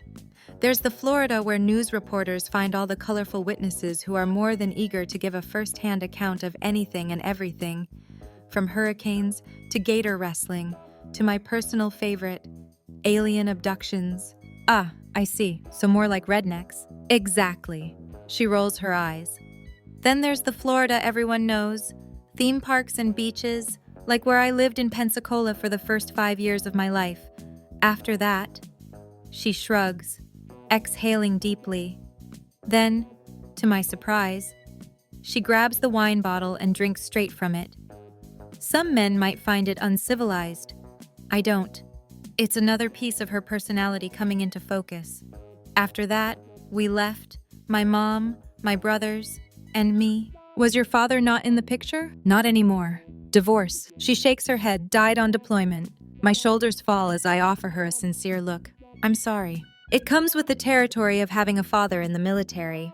I suppose it does. Doesn't make it any easier, though. No, it doesn't. She smiles a tight-lipped smile. Several protracted moments passing as I admire her. I want to know more about her. About why I'm drawn to her when no other woman I've met in recent history has made me feel like this. Like I'd die without her next word, next smile, next laugh. After that, my mother couldn't bear being around the constant reminders of my father. So we moved to Naples in southern Florida. I stayed there until college. Then where did you go? Syracuse. What did you study? I press. She blows out a sarcastic laugh. Psychology. What, did you not enjoy it? Actually, I did. Immensely. But I studied it because that's what my mother wanted me to study. She pauses, her eyes narrowed in contemplation. To put it mildly, my relationship with my mother is complicated. She's a psychiatrist. After my father died, her new favorite hobby became analyzing everything I did or said. I pretty much grew up under a microscope. I nod, knowing all too well how that feels. But I don't say so. I can't. As far as she knows, I'm simply Anderson. Not Crown Prince Gabriel Anderson Joseph Xavier Wellingston of Belmont. I prefer it this way. She's able to see me, not the title. So, I don't know. She averts her gaze. It sounds stupid now, but back then, I saw my course of study as a way to finally earn her approval. It took me a few years to realize I could invent a flying car and shit diamonds, yet it still wouldn't be good enough for her. But that doesn't matter. I've been living in Manhattan for 6 years now and love it. And the best part about it? She arches a brow, swiping the bottle off the ground and taking another long pull from it. My mother lives over 1,000 miles away. I'll drink to that, I say, taking the bottle from her and sipping from it. I'd be lying if I said a thrill doesn't run through me over the prospect of my lips being where hers just were. Normally, I wouldn't think twice about such a thing.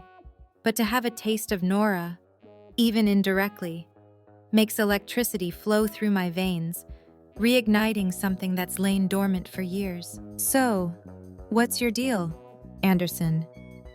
Nora asks, cutting through my thoughts of whether her lips would taste as sweet as the remnants she left on the bottle. I imagine they'd be even more addictive. My deal. Yes, your deal. She mimics my accent. I'm guessing you've spent some time in England. Tilting her head, she rakes her gaze over me. But there's something American about your accent, too. I study her for a moment, surprised she picked up on that. Most people only hear the British inflection I acquired during my years of prep school outside of London. Not to mention most citizens of our country also speak with a British accent, although it has a slight French influence, as well. The combination of Belmont's location bordering France and across the Channel from the United Kingdom has provided our people a beautiful mix of culture. Regardless, no one really picks up on the way the American accent creeped in, thanks to the years I spent here for college and after. Well, I've lived in both places. London for prep school, then the States for university. I give her the story I developed years ago for my Anderson North identity. Although this is the first time a tiny amount of guilt settles in my stomach over the idea that I'm not being completely honest with her. I remind myself it's for the best. When most people find out who I am, they change. I can't explain it.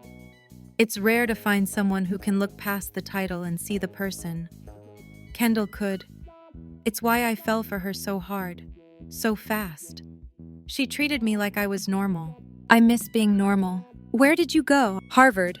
I didn't realize I was in the company of a genius. She jests. I chuckle, shaking my head. Certainly no genius, just well-connected. What did you study? Excuse me. A voice cuts through. We both tear our eyes from each other and toward the pool, where a man dressed in khakis and a polo shirt boasting the hotel's insignia stands. This area closed at 10. You can't be here. He eyes the bottle on the ground between our two chairs. And glass isn't allowed. Well then, I expel a breath as I stand from the lounge chair, which proves to be slightly difficult. Thanks to the hours spent sitting and drinking wine, I fight against a dizzy spell, praying it's not a sign my MS is progressing, but when it passes as soon as it begins, I brush it off, blaming it on the sudden movement and alcohol. Shall we retire inside? I play up my accent as I extend my hand toward Nora. She giggles, her cheeks turning even more pink than they already are. A smile plays on my lips from the beautiful sound. All I can do is stare in wonder. We've only spent a few hours together, Such a short time when you think of the years most people spend on Earth. Yet in these few hours, this woman has done what no one has in over half a decade. She made me smile. She made me stop thinking about the future. She made me want to move on from the past. She reminded me what it's like to live. And I want more of this. With careful movements, Nora places her hand in mine. I try to ignore the warmth that fills me from the simple sensation of her skin on mine. I take a moment to admire our joined hands. Mine is rough and large. Hers is soft and dainty. Two worlds, two polar opposites, but two people who have somehow found each other. I help her to her feet, but don't want to let go of her hand. Don't want to do anything to break this bubble, to return to the reality I've all but forgotten about tonight. Ever since my diagnosis, it's been the only thing on my mind. But in these hours with Nora, I've barely thought of it. Instead, I've been consumed by her laugh, her smile. Doing anything to hear that laugh and relish in her heartwarming smile. I brush my thumb along her knuckles, watching as her complexion flushes more, her breathing growing uneven under my stare. I know she feels this too, this spark, this electricity, this unmistakable connection. It hums with urgency between us. Normally, I'd brush it off, blame it on the alcohol, but I haven't experienced anything so intense and profound in quite a while, maybe ever. A throat clearing cuts through, reminding me we're not alone. I reluctantly drop my hold on Nora's hand and grab the half-empty bottle of wine. Once we're content we have everything we came here with, we head out of the pool area, the hotel clerk following.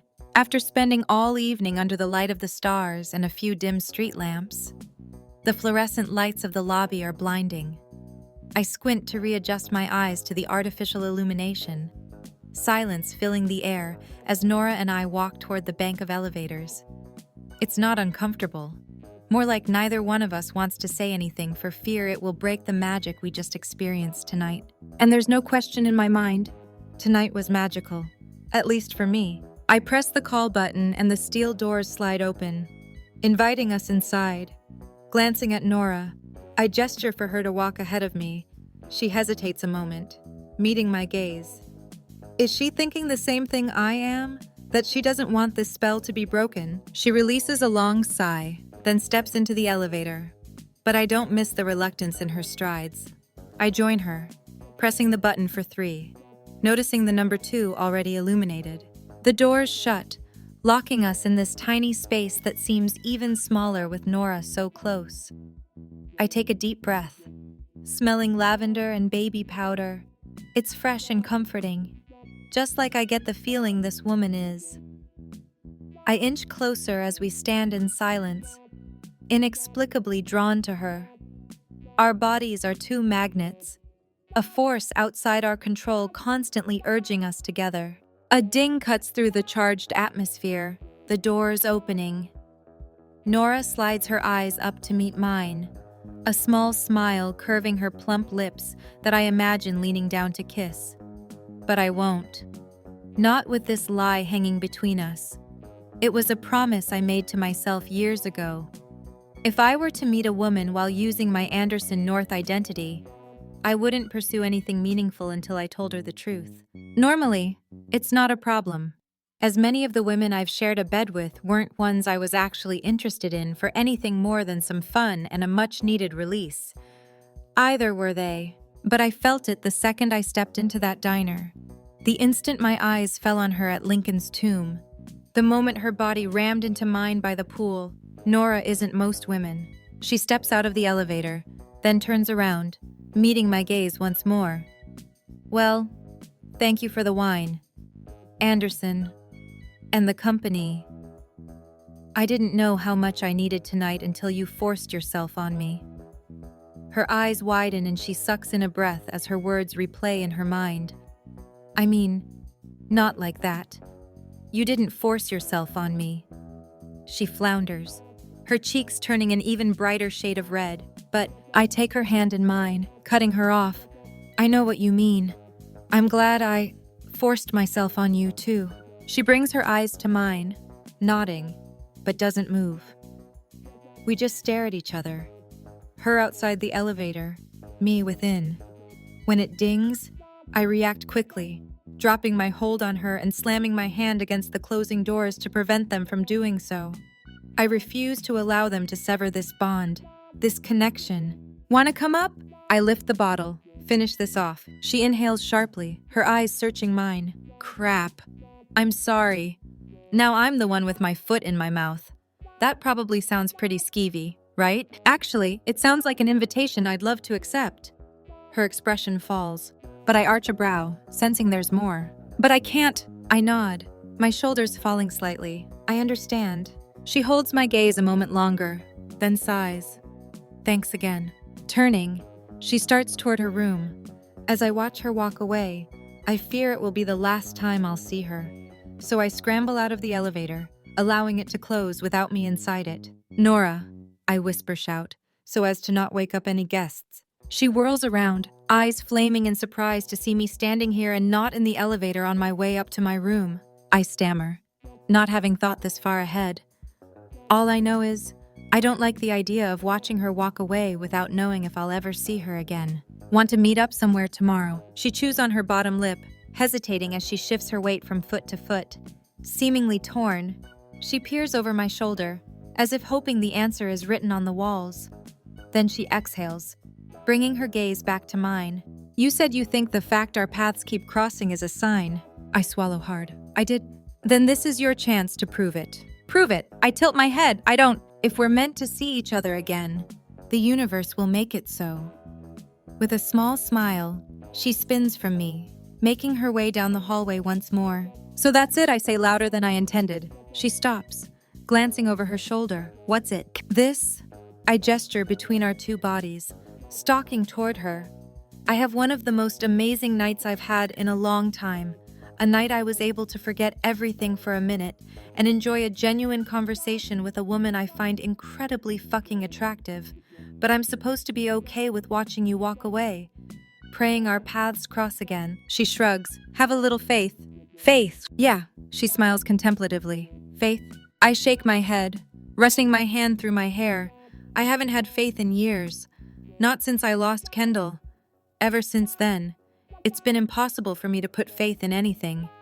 But here's this complete stranger who sparks something inexplicable inside of me, asking me to go against everything I believe in, to relinquish the control I've carefully maintained and put it all on faith. Maybe this is what you need to restore your faith.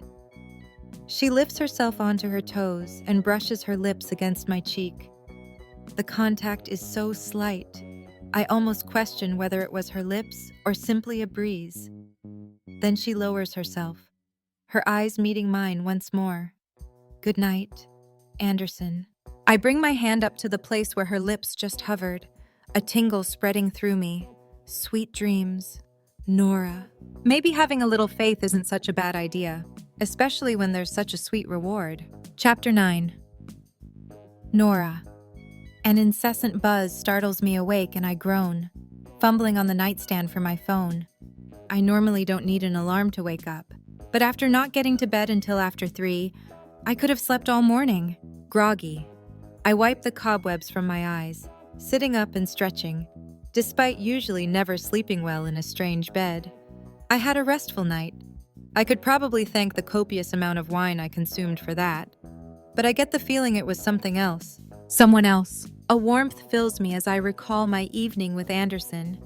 It was surprising to say the least. For a few hours, I could forget everything and just enjoy my time with him, to laugh at his jokes, to relish in the stories of his past, to blush when he flirted with me. It took every ounce of resolve to turn down his invitation to go up to his room to finish the bottle and our conversation. I didn't come on this trip to hook up with the first attractive man who crossed my path. I came here to close this chapter in my life. I can't start a new one until this one is over. Looking at the time, I reluctantly pull myself from the comfort of the bed and start getting ready for my day.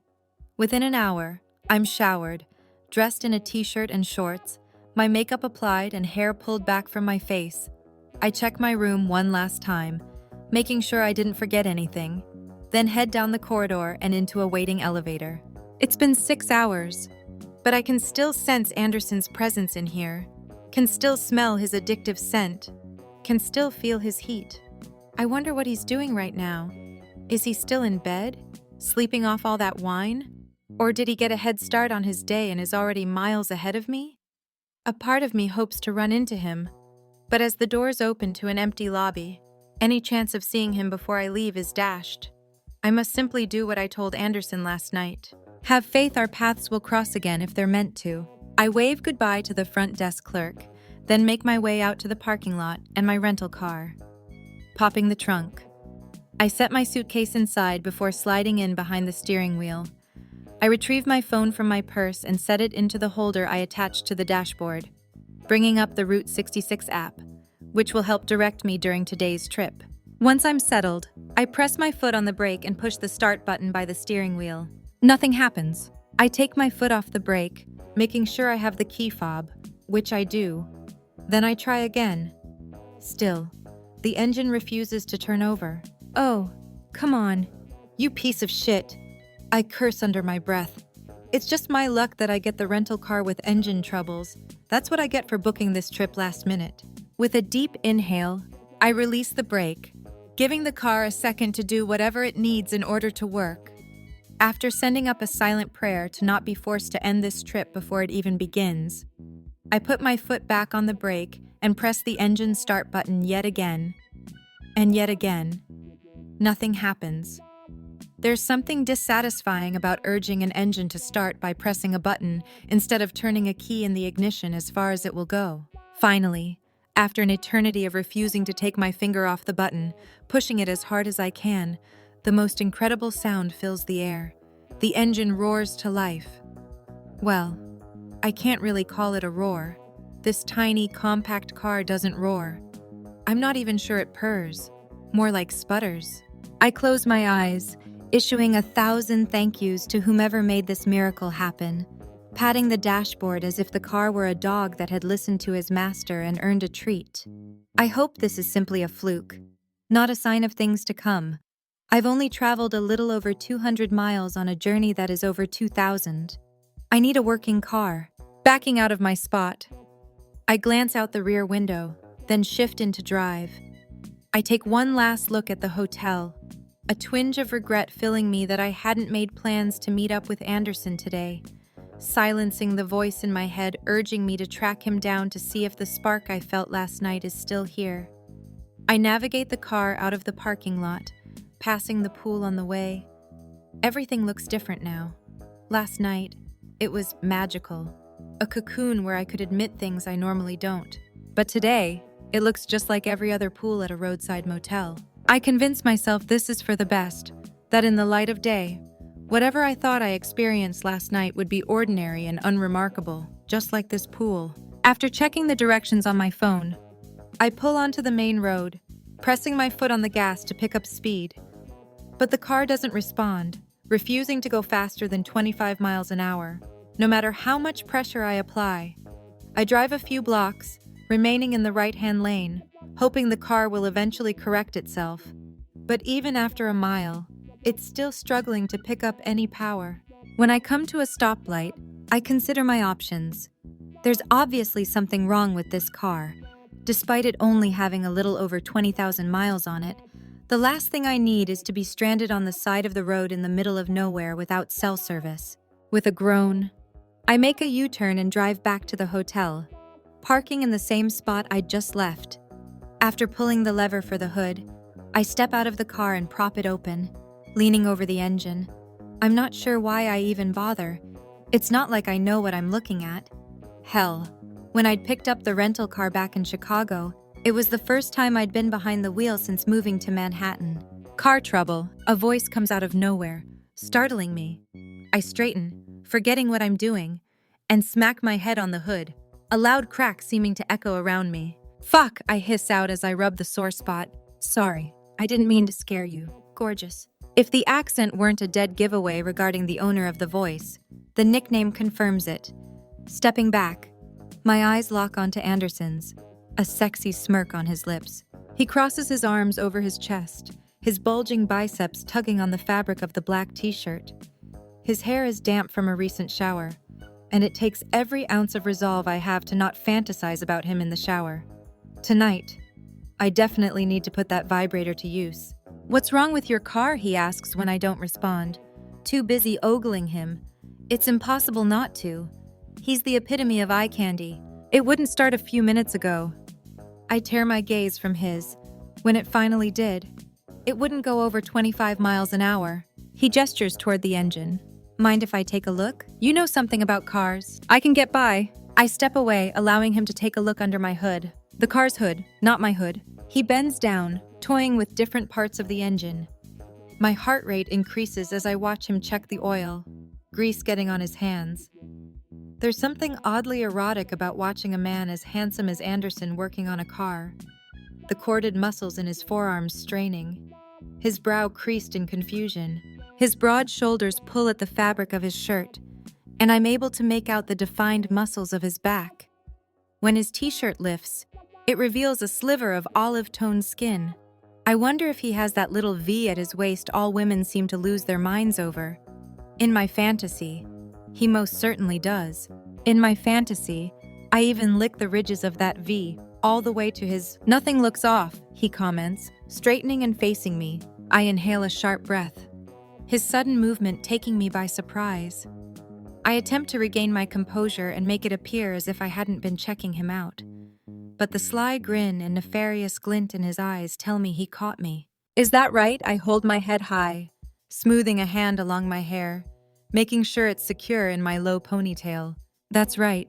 His voice oozes with sin as he advances toward me. With each step he takes, I take one in retreat, my heart pounding in my chest. It's been so long since a man has looked at me with this much heat, this much want, this much hunger. This has to be a dream. This kind of thing doesn't happen in real life. But another part of me doesn't care if it is a dream, because it's the sweetest dream I've had in quite a while, and I don't want to wake up. When my back hits the side of a midnight blue Jeep Wrangler parked a few spots from mine, I pray the owner doesn't choose this second to need his car, because I have no desire for this to end anytime soon.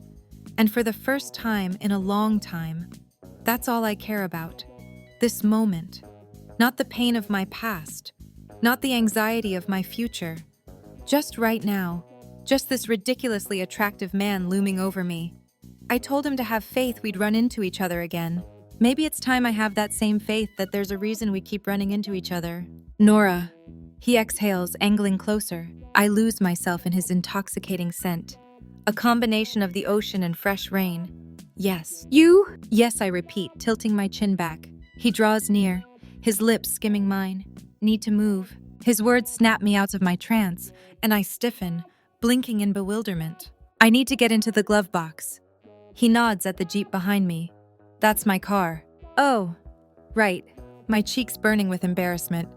I scramble away from the Jeep and toward my car. So, what's the verdict? Anything that can be fixed easily. I study the coils and wires in the engine, needing to focus on something other than the growing desire flowing through my veins. When I hear the door shut, I glance up, watching as Anderson uses a rag to wipe his hands clean. I even find that ridiculously attractive. Handsome, hot British accent, and he knows a thing or two about cars. It's like someone took a page out of my version of the perfect man and dropped him into my life at the absolute worst time possible just to taunt me. Or perhaps to motivate me to finally get my shit together. To finally let Hunter go. To show me that life can go on without him. There aren't a lot of miles on it. You usually don't have a problem like this until there is. Then again, it's a rental. So God knows who's been driving it. Sometimes you might have trouble turning the engine over if one of the battery connectors is loose. But that's not the case here. Everything looks intact. With his hands free of grease, he tosses the rag onto the hood of the Wrangler, then leans against it. My best guess is it's the transmission, or a clogged fuel filter. Regardless, it's not a quick fix. You'll need a new car. Great. Chapter 10. Anderson. Frustration covers Nora's expression. Lips pinched, muscles rigid with tension. She digs her fingernails into her hair that, like the last few times I've seen her, is slicked back into a tight ponytail at her nape. Then she closes her eyes and inhales a deep breath, holding it for several long seconds before slowly pushing it out. When she opens her eyes, she calmly turns to her car and opens the driver's side door. "What are you doing?" She retrieves her phone from the dashboard and waves it, calling the rental company to have them get me a new car. She heads toward one of the benches in front of the hotel. I react quickly, darting after her and sitting beside her, the scent of lavender and baby powder overpowering that of the lingering stale cigarette stench coming from the ashtray on top of the garbage bin. She peers at me, arching a manicured brow. Everything about her seems flawless and put together. I wonder if it's all a facade, like it is for me. A show she puts on so everyone thinks her life is the picture of perfection. "I'll wait with you." I answer the question drawn on her face. "You don't need to," she whispers, placing her hand over the phone and pulling it away from her ear. "I'm sure you want to get on the road, too. It could be a while. I'll be fine on my own." I don't doubt that. I lean back on the bench, crossing my legs at the ankles and folding my arms over my chest. I'd be lying if I said I didn't do it just to see Nora's reaction. And like every time before, her gaze darts to my biceps. But I'd be a fool if I didn't jump at the opportunity to spend a little more time with you. Like you encouraged me last night, I had faith. And look what having faith brought me. "What's that?" I smile. "You?" She parts her lips, about to respond, when I hear a voice answer the line. "Thank you for calling Easy Rental Car. This is Tabitha. How can I help you?" Nora turns away from me, focusing her attention on her phone. "Hi. My name is Nora Tremblay. I rented a car a few days ago, and it's having engine trouble. It won't go over 20 or 30 miles an hour. I'd like to see about getting a replacement." She flashes me a sweet smile, then answers the agent's request for her reservation number. I take this opportunity to admire her profile, starting at her brilliant eyes, moving to her full, glossy lips that are tinged pink, then appreciating the smattering of freckles across her cheekbones and nose. She has a natural beauty, but there's also something deeper that draws me to her. That makes me think she's something more than just a pretty face. Although her face isn't just pretty, she's stunning, possessing a classic beauty most women spend a fortune to achieve. But for Nora, it comes naturally. "So you're telling me there are no cars in either St. Louis or Chicago?" Nora cuts through. And I tear my gaze away from checking out the rest of her body, most notably her legs that are left exposed in a pair of shorts. How is that even possible? "I apologize for the inconvenience," the agent says, her voice muffled. "We're at max capacity for reservations and have had some other cars that had to be taken out of rotation for repairs. What I can do is arrange a tow of your vehicle as well as transportation to Chicago or St. Louis, whichever you'd prefer. We should have a car freed up within a day or two. If one is returned earlier, you'll get priority." The more the agent speaks, the more I notice Nora's expression turn to one of resignation. Her lips turn downward, shoulders slumping. I can only imagine what kind of wrench this has thrown into her plans. I doubt she can just take off for as long as she wants to. Having to wait upwards of 2 days for a new car may be the nail in the coffin on her trip, a trip I know is important to her, not just as a divercation, but as something bigger. I'm on a tight schedule. Her words ooze with desperation, confirming my original suspicions. I'm driving Route 66 and, "Come with me," I blurt out before I have a chance to give the idea the deliberation it deserves. Her eyes whip toward mine, wide and searching. "What did you say?" She covers her phone's microphone once more. I straighten my posture, not immediately responding. This is my opportunity to back out, which is what I should do. Creed will lose his mind once he learns I invited a woman, a complete stranger, into my car. I can hear his voice in my head, coming up with every scenario about who she could be, each one more ridiculous than the last. But she encouraged me to have faith our paths would cross again if they were meant to. Now I have faith that there might be some bigger power at play, forcing us together, a bigger plan, a bigger purpose. "You can come with me?" I repeat, not a hint of hesitation in my words. She peers at me skeptically, her lips parting. I can already hear the refusal that's about to fall from her mouth. "At least until St. Louis. I interrupt before she can turn me down. Then you can decide if you want to continue on together or go our separate ways. I appreciate the offer, but I don't make a habit of getting into a car with people I don't know. She starts to return her attention to her phone, but that's where you're wrong. Sliding off the bench, I crouch in front of her, not allowing her to escape this conversation. I'm not a stranger. Excuse me a moment, she says to the woman on the phone before focusing her eyes on me. We met yesterday. Anderson, I don't know anything about you, other than your name and that you're driving Route 66, and that you spent your younger years in London before coming to the States for college. But I make you smile. I waggle my brows. I bet there are people you've known years who can't even do that. Don't forget we spent, 7 hours together last night and drank almost 3 bottles of wine. I'd say that makes us friends.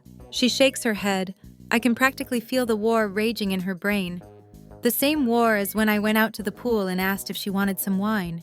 The same war that seems to plague her whenever she shows a single ounce of happiness. And she deserves to be happy. Don't we all deserve that? You enjoy my company, do you not? I do, she admits, albeit guardedly. When I take her free hand in mine, she inhales a sharp breath. Just like yesterday, my body comes alive from the innocent contact. A yearning for even more consumes me. Then enjoy my company today. She starts to shake her head, but I interrupt her once more. If you have the car company pick you up and take you to St. Louis, you won't be able to see the things on your list between here and there. I squint, recalling the places on the list I snuck a peek of yesterday at the diner. Then it hits me, 2 pieces of the puzzle snapping into place. The list, the ashes. Lowering my voice, I edge closer. You won't be able to spread those ashes at every place on your list. She squeezes her eyes shut, shoulders slumping. Sure, she could easily backtrack once she gets a replacement car, but that will only add to the delay. Come on, Nora, have a little faith, I encourage. She blinks her eyes open, peering at me. Faith? Yeah. I smile at our role reversal. You told me to have faith we'd see each other again. And we have. So now I'm asking you to have a little faith in me. Faith that it's okay to step out of your comfort zone. Faith that it's okay to, dare I say it, have some fun. With me. Faith. She turns from me, peering into the distance. The seconds tick by, each one feeling as long as a day as I wait for her reply. Then she smiles, locking her gaze with mine. Okay. Okay, I repeat, surprise apparent in my tone. Yes. Okay, I'll drive with you. But only until St. Louis, she adds sharply, pulling her hand from mine, resecuring whatever mask she wears. If that's what you need to tell yourself. I wink. I have faith you'll change your mind. Chapter 11. Anderson. Are you hungry, I ask? Cutting through the stiff silence that's a complete shift from the easy conversation we shared last night. Then again, wine was involved. Not to mention, we weren't stuck in a small space, unable to escape the tension crackling between us. I can eat, if you don't mind stopping. I'm in no rush for this day to end, I comment, stealing a glance at her. She bites her bottom lip, trying to subdue her smile, but she can't hide the pink blush blooming on her cheeks. Putting my indicator on, I turn into the parking lot of a diner and yank on the emergency brake, then hop out. My phone pings relentlessly in my pocket as I run to the other side of the Jeep. But like I've done since I left the hotel after sending a quick text to Creed to inform him of a change in plans, which I'm sure caused him to have a heart attack, I ignore it. I can get that for you. I tell Nora when she starts to open her door. I pull it the rest of the way, extending my hand toward her. So you're a gentleman then, is that right? At least in public. I flash her a devious grin, to which she rolls her eyes. Nevertheless, she places her hand in mine, allowing me to help her down from the Jeep.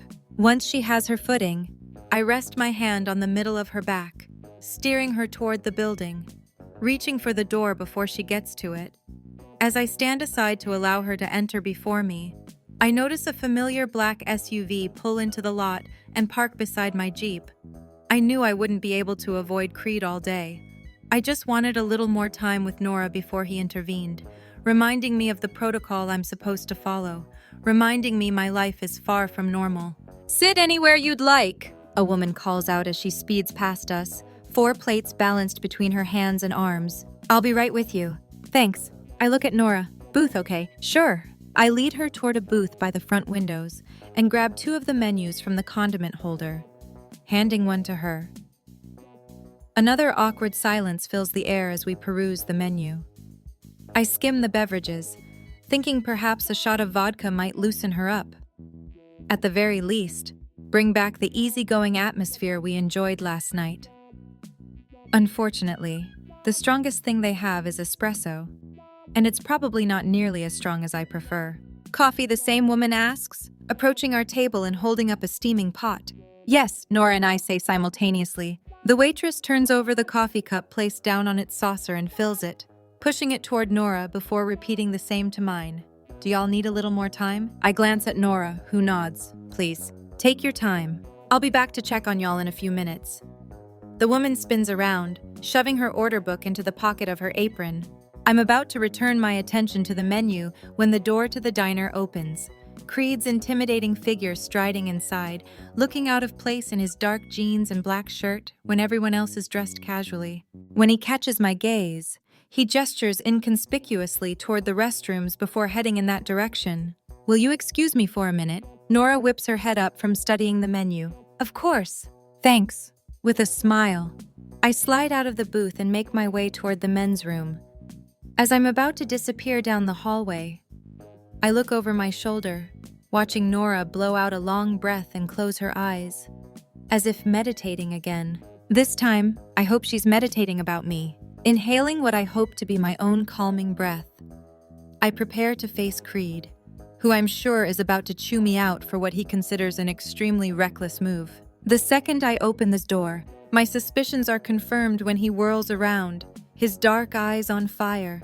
He's only an inch taller than my 6'4" height, but with the muscular physique he's acquired after nearly 2 decades in the military, first as part of the infantry, then as a member of the Royal Guard. I feel like he dwarfs me immeasurably. "Are you out of your fucking mind?" he hisses, digging his large fingers through his slick black hair. "What were you thinking? Inviting a woman, a complete stranger, into your car?" "I was thinking she needed a ride, so I offered her one." I respond nonchalantly, shoving my hands into my pockets. Her vehicle broke down. The car company offered to send an agent to pick her up and take her to St. Louis, but then she'd miss out on driving Route 66 between here and there. "So not your problem, but it's important to her." He glares at me, studying my expression. "You barely know her." "I know enough. Enough to know she is who she claims to be." He arches a brow. "She could have recognized you and faked car trouble to get close to you. Perhaps she's a reporter who's wondering why you haven't had any public appearances lately and is hoping for the inside scoop."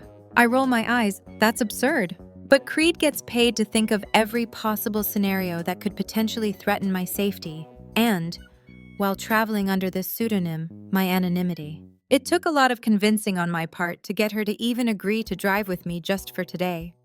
Although I'm hoping she agrees to continue with me once we get to St. Louis. Absolutely not. "I don't know the first thing about this woman you're sharing such close quarters with. I thought you lost your mind when you decided to buy a Wrangler and drive across the country. But I let it go. I understand this time of year is always difficult for you, what with it being around the time Kendall passed away. But I agreed to follow behind and not drive with you on the promise that you wouldn't do anything stupid. And this..." He shakes his head, spit forming on the corners of his mouth as he whisper-shouts. "This is monumentally stupid. She hasn't had the usual background check done." "That's what you're focused on." I lean into him, the muscles in my neck straining. "That you haven't been able to run a background check on her.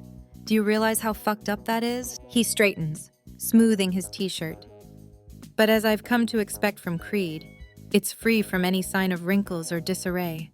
This man may no longer be in the trenches of the military, having been my chief protection officer for the past 7 years. But some of his old habits from his military days will always remain. It wouldn't surprise me if he ironed the sheets of his hotel bed because he noticed a wrinkle. "It's protocol." "Fuck protocol." I spit out. All my damn life I've followed protocol, did what I was told, And for once, Creed. Just one time. I want to make my own decision about someone. Not have you dig into her past to see if there are any skeletons in her closet that may negatively affect me. I don't care about that. I want to learn about the skeletons in her closet for myself. I want to have a normal relationship for once in my life. My words seem to echo against the off-colored walls in the restroom. Everything else going silent. I almost expect Nora to walk in, having overheard our raised voices. But she doesn't. Relationship Creed's expression softens as he relaxes his wide stance. Is that what you're hoping for with this woman? No. I answer quickly, then sigh, scrubbing a hand over my face. I don't know, but whatever happens, I want it to be normal. He seems to roll my words over in his head. Creed's been one of my closest friends my entire life. Apart from Esme, he's the only other person I trust with my darkest secrets. Which is why I should tell him about my MS. But once I do, this will all end. He won't risk it. He swore his loyalty to the royal family first. To me second. Even though I'm a member of that family, it doesn't matter. When he swore his oath to protect the royal family, he did so knowing he may have to protect it from within. What is it about her when, for months, you ignored any woman who attempted to get your attention? I don't know. I shake my head, trying to find the words to explain Nora. It's like trying to explain music to a deaf man or the majesty of the Grand Canyon to someone who can't see. Some things in life can only be experienced. And that's Nora. She's lost. A mystery. A thunderstorm desperately searching for her place in a world that seems to only want sunshine and rainbows. She's sad, broken. Is that why you're doing this? Because you see her as someone you can fix, a way to make amends for. I don't see her as someone I can fix. I pull my lip between my teeth. I'm drawn to her. I started out on this road trip looking for something. Maybe she's my Virgil, guiding me out of the depths of the hell I've been living in since I lost Kendall. I peer at the graffiti on the walls of the bathroom, a sense of clarity washing over me. For months, I've felt lost. More so this past week once I received my diagnosis. But now I feel like I have a purpose again. She's given me purpose, and I've only known her 24 hours. I didn't want to believe it at first, but there had to be a reason our paths kept crossing yesterday. At the diner, then Lincoln's tomb, then the hotel. I lick my lips.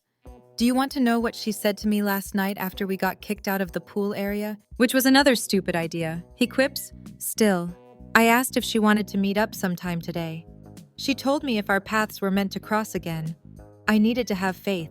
Faith? Yeah, faith. I haven't had faith in years. Creed. So I don't know what's going to happen. Hell, she may follow through on her original plan and ask me to drop her at the airport in St. Louis to continue on her own. But I have faith that what's meant to be will be. He blinks, mouth agape. Who are you? What happened to the man who liked to control every little thing about his life? The man who would never put his future in the hands of faith or destiny. I blow out a laugh at how ironic his question is, considering there may come a time in the near future when I'll no longer have control over anything in my life, including my own body. I think he realized there are some things we can't control. He expels a long sigh and closes his eyes, pinching the bridge of his nose, the vein in his forehead throbbing. I can see the struggle between being my lifelong friend and the man charged with my security. Normally, his oath to his country wins. But for once, I pray our oath of friendship overpowers it. I can lose my job for this, he mumbles. But fine. He lifts his eyes to mine. I'll keep this quiet. Thank you, Creed. But I insist on running a background check on her. What why? If you want me to leave all mention of this woman out of my reports, it's my one stipulation. She's not dangerous. I need some sort of peace of mind about that. Let me run the background check. Even if you picked up Mother Teresa, I'd insist on doing the same. I rub the back of my neck, my fingers digging into my skin. Do you know how fucked up it is that everyone needs to have a background check before I'm allowed to have any meaningful interactions with them? Your father needs to protect the royal family, as do I, and this is how I do it. I glare at him, not wanting to agree to this. It will defeat the entire purpose. It's either you give me the information I need or I join you two. Fine. I relent. Run the check. Nora Tremblay. The only other information I know is that she lives in New York but was born in Pensacola. Thank you, but do not send me a report, I add vehemently. I don't want to know her favorite color or what restaurant she prefers. For once, I want to learn about all that myself. Agreed. I'll only bring it to your attention if I discover anything abnormal. No. The only thing I want brought to my attention is if she has a criminal record. And not just for smoking some pot before it was legalized. We all did that. I'm talking about serious crimes. Everything else, you keep to yourself. Got it. Got it. When I hear orders being called out from the kitchen, I check my watch, hoping I haven't left Nora alone for too long. Are we done? I bite out, aggravated. I even have to endure this conversation. It's not like I'm a member of the British royal family, who is recognized all over the world. Most people forget royalty still exists elsewhere. Although, as Creed often reminds me, ever since Prince Harry was taken off the market, many women's magazines have focused their attention on me, naming me as the world's newest, most eligible prince. If your highness doesn't need me for anything else, Creed answers, his tone all business, speaking to me as my guard and not my friend. A twinge of remorse burns at my throat. I'm sorry. Creed, I'm just off. No apologies necessary, sir. Just doing my job, he reminds me. With a nod, I turn from him, about to push the door open with my shoulder when I stop, glancing back at him. Thanks, Creed. I know I'm not the easiest person to deal with, and I'm grateful you put up with me. I can be quite adult sometimes. Yes, you can, but I'm used to it by now. He winks. My friend returning. Just don't act like that around Nora, or she'll walk away before I can even find out who she is. I'll try my best. Chapter 12. Nora.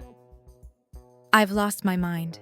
That's the only explanation I can come up with as to why I agreed to join Anderson today.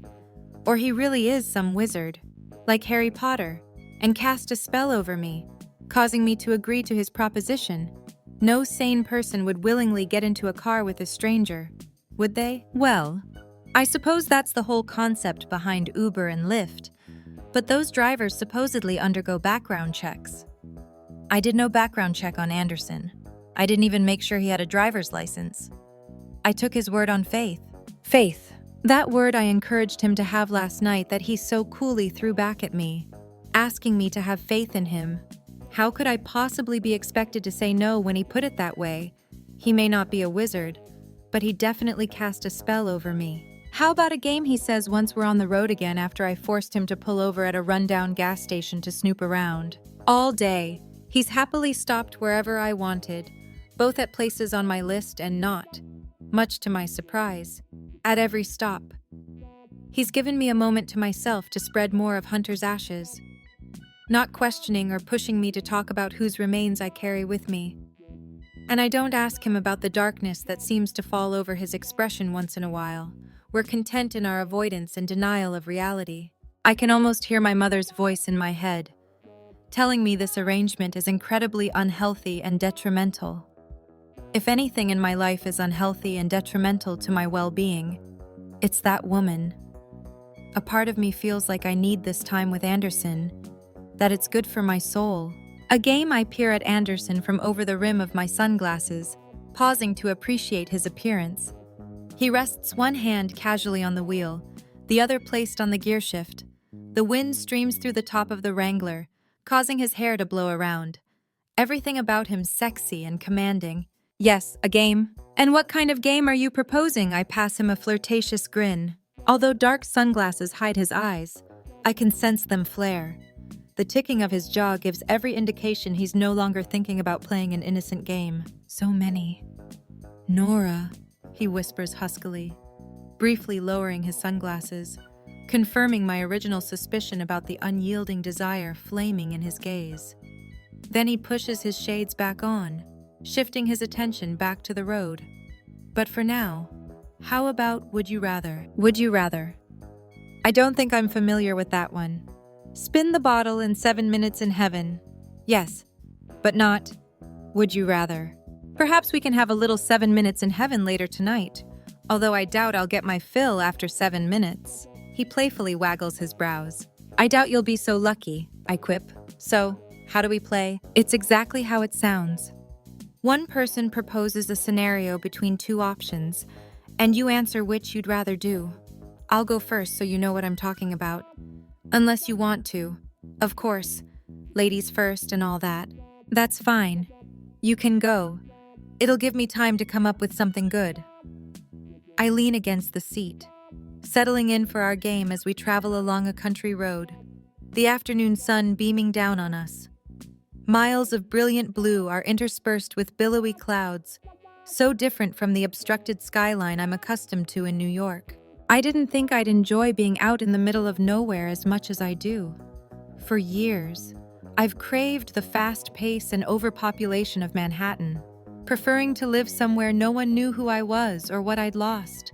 But something about the fresh air, chirping birds, and friendly people out here in rural America has me rethinking everything. Would you rather lose the ability to see or the ability to hear? Anderson asks after a moment of contemplation. That's a tough one. I respond thoughtfully, weighing my options. Probably my ability to hear. Why's that? Is this part of the game? I tilt my head at him. An answer and an explanation, he shrugs.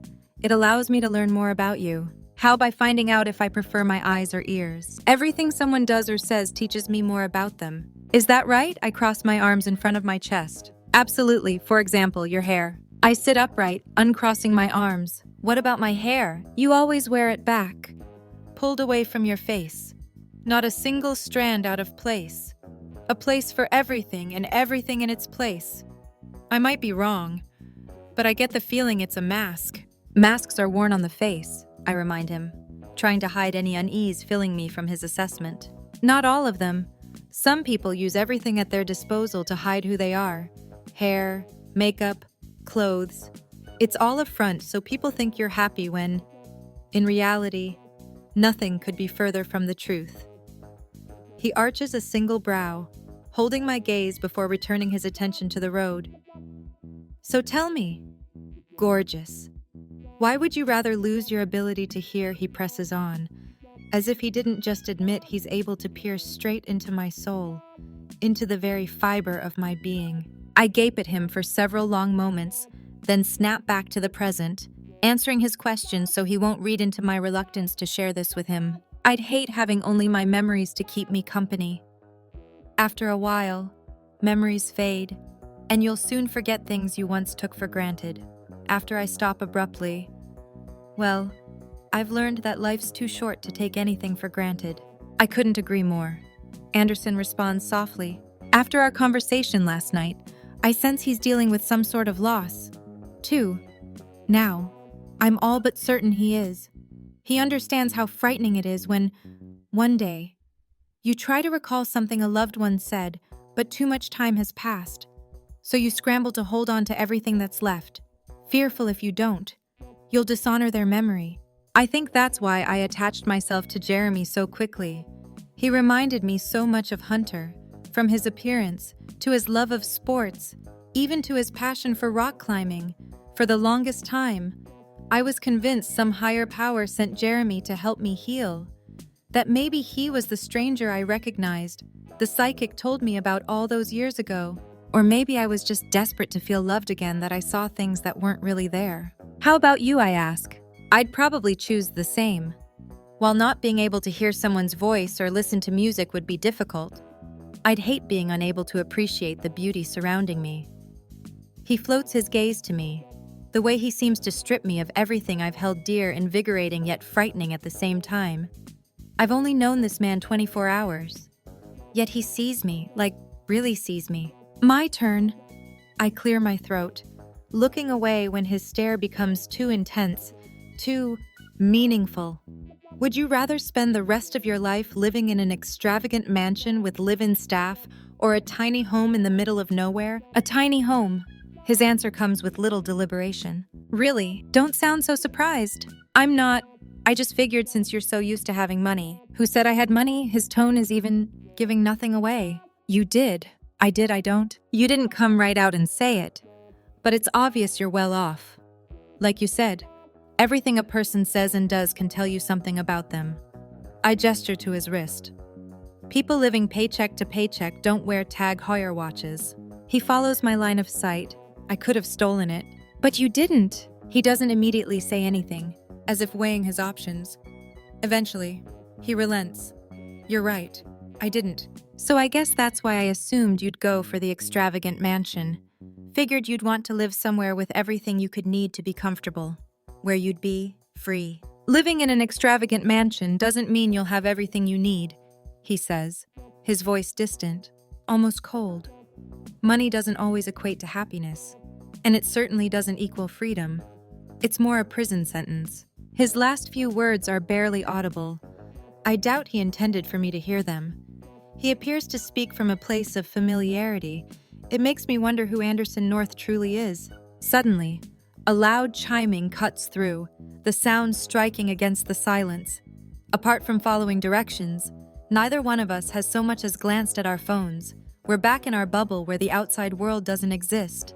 My cell ringing is a reminder it does. You should answer that. Anderson suggests when I don't immediately reach for my bag. Might be the car company with good news.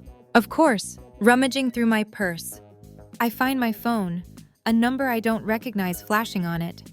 It could be a telemarketer or political call, but my gut tells me it's not. I touch the screen. This is Nora.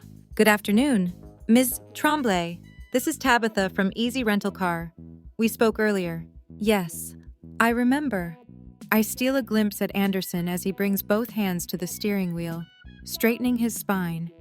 He tightens his grip, seeming to focus on the road ahead, but I can tell his attention is on my phone call. I have good news. St. Louis had a car returned early. It's been serviced and is ready for you to pick up. That's great. My tone is less than enthusiastic. As much as I want to get on with my journey, my heart deflates at the idea of my time with Anderson coming to an end. Sure, we can plan to meet up along the way, but it won't be the same. We won't have this, even though I have no idea what this is. Thanks for all your help. I hope you enjoy the rest of your trip, and thank you for choosing Easy Rental Car for all your travel needs. Thank you, I say once more, then end the call. They have a car for you, Anderson states after a beat. I keep my stare forward. They do. His Adam's apple bobs up and down in a hard swallow, a forced smile crossing his mouth. I suppose we should get you to the airport then. I nod, the motion subtle. I suppose we should. An unsettling silence falls over the car, now that our time together is nearly over. Our game of Would You Rather forgotten. It could be because the app directed us to get onto the interstate, an uneasiness filling the atmosphere, both of us preferring the tranquility and slower pace of the back roads. But even after we've crossed the Mississippi River into Missouri and Anderson navigates the Wrangler off the interstate once again, the silent tension still permeates us. I've got one, Anderson says as he comes to a stop at a light. The Route 66 app on his phone indicates for him to turn left and head south toward the heart of St. Louis. But a sign for the airport up ahead directs him to get on I-270. What I ask hesitantly. Would you rather? Okay, Nora. I drift my gaze toward his. He lifts his sunglasses off his face, and I peer into his vibrant blue eyes. Would you rather I follow that sign up ahead and drive you to the airport where we'll part ways? Perhaps never to see each other again. I swallow hard, or a smile pulls on his mouth. Or do I turn left to stay on Route 66 continuing on this journey together? All the way to the end. I blink, chewing on the inside of my cheek. This is crazy. What woman in her right mind would entertain the thought of driving across the country with a stranger? But is he a stranger? Or is that just something I keep telling myself so I can maintain my distance? Despite the tug I feel toward him, when the sound of honking surrounds us, I snap my head forward, seeing the light has turned green. But Anderson doesn't move, waiting for my answer. Anderson, I warn, glancing over my shoulder before looking back at him. I need an answer, Nora. Just go. Not until you tell me which way, straight or left. I flick my gaze between the sign for the airport and the road to my left. Hours ago, this would have been an easy decision. I would have taken the path I'd already decided on, nothing able to change my mind. But spending the day with Anderson has been enjoyable. I haven't been consumed by my past, wishing things had been different. Haven't constantly thought about how Hunter would have loved the rundown drive-in, or the covered bridge in Glenarm, or the talkative waitress who served us breakfast this morning, regaling us with stories from the glory days of the Mother Road. Instead, I've stayed in the moment, with Anderson. Isn't that what this trip is supposed to be about? Not only saying goodbye to Hunter, like I should have years ago, but no longer living in the past. Horns continue to blare, but Anderson pays them no attention. His sole focus on me, Nora. I part my lips, still torn. Then I spy a lone penny in the cup holder and grab it, chuckling to myself as I stare at Abraham Lincoln's faded silhouette. I doubt I'll ever think of the 16th president again without being reminded of Anderson. What are you doing? I flash him a smile, flipping a coin. So that's it. A coin will decide my fate. What happened to having a little faith? Now I'm asking you to have faith in me, again. But heads I stay, tails I go. Cars honk as they pass. Some of the drivers flipping us off and shouting, but we ignore it.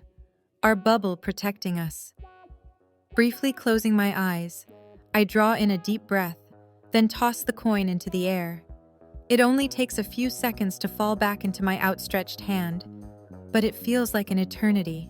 When I catch it and open my palm to reveal it landed on tails, Anderson's shoulders fall. With a downcast expression, he shifts into first, about to continue straight. Take a left. He whips his eyes to mine, confused. But the coin? I thought you said if it landed on tails, you'd go. I did. But I didn't flip the coin so it could decide for me. I flipped the coin to help me decide. He furrows his brow. I don't understand. Someone I used to know told me to flip a coin when you're not sure about something. Because while that coin is in the air, you'll realize what you want. I beam, more certain about this than anything else in my life recently. And I really want to stay. With you. Continue toward the right destination. He pushes out a relieved breath. When he returns his gaze to mine, his lips curve in the corners. To the right destination. Chapter 13, Nora. Is this a good spot to stop for the night? Anderson asks, pulling into the parking lot of a budget hotel somewhere in Missouri. Anderson and I made the most out of the rest of our afternoon, checking more items off my list. Chain of Rocks Bridge, Ted Drew's frozen custard, and we even toured Merrimack Caverns, where I sneakily sprinkled more of Hunter's ashes. He would have been happy if I'd left a part of him by the entrance, which I did.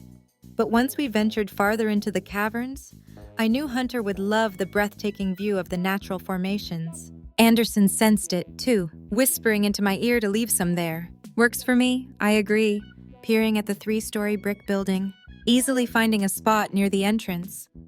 Anderson yanks on the parking brake before jumping out to open my door and help me step down, as he's done all day. Once I'm out of the Wrangler, he heads to the back and grabs our luggage. Mine feminine. His black. I reach for my suitcase, but he keeps it out of my grasp. I can carry my bag, I insist, walking alongside him as he strides through the automatic glass doors and into the lobby. I know, but as you noticed earlier, I am a gentleman, at least in public. And in private I flirt, batting my lashes. His eyes skate over me. All bets are off. Gorgeous. His seductive tone causes goosebumps to prickle my skin, leaving me a bundle of hormones. All I can do is watch as he walks through the lobby. A debonair smile plastered on his full, kissable lips. This man has serious swagger. I have no idea what his profession is, but I can see him in sales, or politics. He has this charm that seems to endear everyone to him. That's endeared me to him. A young woman behind the reception desk peeks up when Anderson approaches.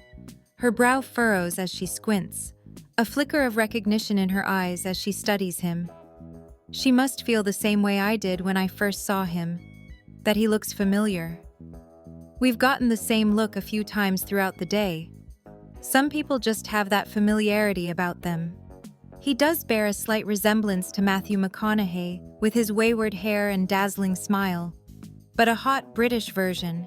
Do you have any rooms available? Anderson asks. The woman snaps out of her daze, turning her attention to the computer in front of her. 1 room, 2 rooms, I say urgently, darting toward the desk. We need 2 rooms, 2 separate rooms, with a wall and everything. I reach into my purse and grab my wallet. Yes, ma'am. I'm happy to report all our rooms come with walls. She jokes. Do you have any adjoining rooms? Anderson asks smoothly. I believe I do. That's not necessary, I insist. Why? He flashes a devious grin as he leans toward me, his voice a husky whisper. Worried I might overhear you moan my name in your sleep tonight. Absolutely not. I hold my head high, smoothing my hands down my shirt, which I worry only draws attention to my chest. So I adjust how it falls on my shoulders instead, which only serves to cause it to lift around my midsection, revealing my stomach. When Anderson's stare floats to my exposed skin, I yank down the shirt. Inhaling a deep breath to settle my nerves, I turn my attention to the clerk, doing my best to ignore Anderson's looming presence beside me. I don't want to trouble you any more than necessary. It's no trouble at all. If I can get your IDs and a credit card, I'll have you on your way to your adjoining rooms. We hand over what she needs and, within a few minutes, step into an elevator. But the tight, enclosed space only serves to amplify every single emotion within me. Nervousness, agitation, anxiety, desire, lust. Holy crap. The lust coursing through me is enough to make me combust. It didn't feel like this last night when we rode in an elevator together. Then again, I wasn't feeling much after drinking all that wine. Not to mention, our rooms weren't adjoining. The idea of sharing a wall with Anderson has me all out of sorts, just when I don't think I can bear the fever of his stare anymore. The elevator arrives on our floor. I scramble off, walking purposefully down the long corridor. I can take that now, I say once we approach our assigned rooms, reaching for the handle of my suitcase. This time, Anderson allows me to take it. I bring my keycard up to the door, and it beeps, granting me entry. I turn the knob, then face him, keeping the door propped open with my body. 9 o'clock, a good time to hit the road tomorrow. I arch a brow. See you then. With a slight nod that almost resembles a bow, he turns, taking the few steps to his room. Hey, Anderson, I say as he brings his keycard up to his door. He tilts his head. Yes. Thank you for today, for offering to drive me. Thanks for accepting. I smile, then slip into my room. God damn it, I scream into the pillow, hoping the aroma of detergent and bleach will cleanse Anderson from my mind. But it doesn't. Nothing seems to. And I've tried. I took a shower, wrote in my journal, even attempted to meditate him away. But no matter what I do, I can't seem to empty my mind. Every time I close my eyes, I see Anderson's devilish smirk, inhale the scent of his cologne, feel the heat of his hands on my skin. The knowledge he's just on the other side of this wall doesn't help, either. I doubt anything will. A ding rips through my breakdown, and I shoot upright, glancing at my phone on the nightstand to see a FaceTime call from Chloe. Shit, I curse under my breath. She's been texting all day, but I haven't returned any of her messages. Too lost in the moment with Anderson, and not wanting any reminder of the world outside our little bubble. I click the answer button, her face appearing on the screen. Where have you been? Her eyes are fierce as her words come rapidly. You promised you'd text last night, but you didn't. Then all my messages today go unanswered. I love you, Nora. But you're a woman traveling alone. It doesn't matter that you can probably take any man by the balls. I still worry about you being out there on your own. The least you can do is answer your texts, so I don't wonder if I need to send out a goddamn search party. I'm sorry. I exhale, a ball of guilt settling in the pit of my stomach. I didn't mean for you to worry. I've been busy. This catches her attention, and she arches a thin brow. Busy doing what? Driving Route 66. She pinches her glossed lips into a tight line, studying me. And what were you busy doing last night? Surely you're not driving at night, too. I should have known she'd pick up on my evasive answer. A former celebrity news columnist? Not much escapes Chloe's attention. She made a career out of seeing things most people can't, which is why it's impossible to keep secrets from her for too long. She'll eventually get to the bottom of things. She always does. I hung out by the pool. The pool. She frowns. At a roadside motel. That's not the first place I'd hang out. I went out there to meditate and, yes, I chew on my bottom lip, then blurt out, I met someone. At first, she doesn't respond, her expression unmoving, making me wonder if perhaps our connection froze. Then the background shifts, and I recognize the kitchen in her apartment transition into her home office. I make out the familiar sound of a door clicking closed before she lowers herself behind the desk. Who is he, she asks, as if interviewing me for a piece she's writing for the women's magazine where she now works as the current affairs editor. His name is Anderson. How did you meet him? I almost feel like I should have been read my rights prior to this interrogation. We first met at a diner yesterday morning, then at Abraham Lincoln's tomb. When I was rubbing Lincoln's nose, I heard this accented voice. I'm going to table my question about rubbing Lincoln's nose for now and focus on the more pressing issue. She leans toward the screen. He has an accent. What kind, like Midwestern? It's not overpowering, and it's certainly been Americanized, but British. Her mouth drops open. You met a guy with a British accent? Yes. She remains in a state of disbelief for several protracted seconds before she exhales, fanning herself.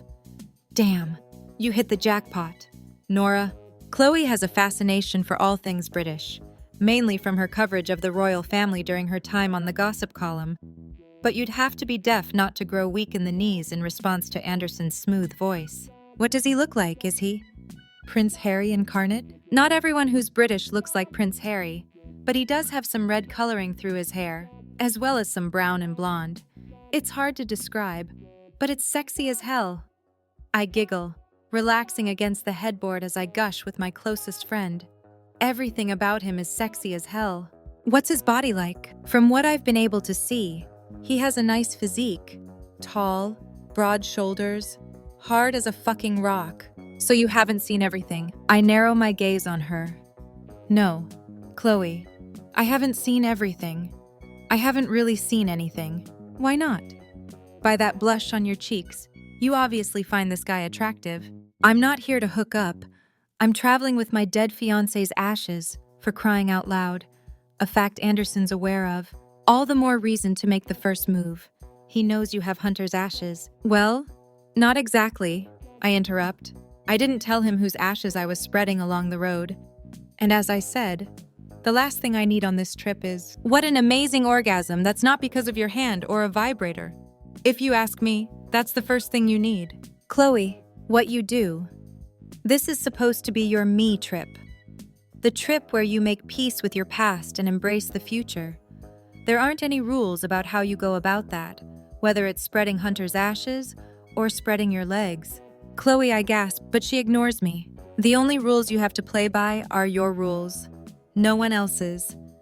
I get that this is your version of an eat, pray, love trip where you'll come back home with a new outlook and clarity of mind and soul, or some such bullshit. But if I were you, instead of eat, pray, love, I'd kiss, spank, fuck. Chloe, I say again, this time louder. I shoot my gaze to the connecting door, frantically attempting to lower the volume on my phone. As your best friend, it is my duty and obligation to point out the obvious. Is it? And what obvious thing do you need to point out? That you need to get laid. Like I already said, sex only complicates things. Only if you let it. I don't think Hunter would want you to stay in this place you've been. Are you seriously trying to talk sense into me by using my deceased fiancé to guilt trip me? She gives me a smug look. Damn straight. And if it helps you to move on, I'll keep doing it. Her expression softens, her gray eyes shining with sincerity. I just want you to be happy again. She pauses, then adds, and I really think a good dicking will help. Her laughter is infectious, and I can't help but join in, grateful for the levity. That's the thing about Chloe. She always knows when I need to laugh, cry, or smack a piñata likeness of my ex with a bat. She calls it a special gift.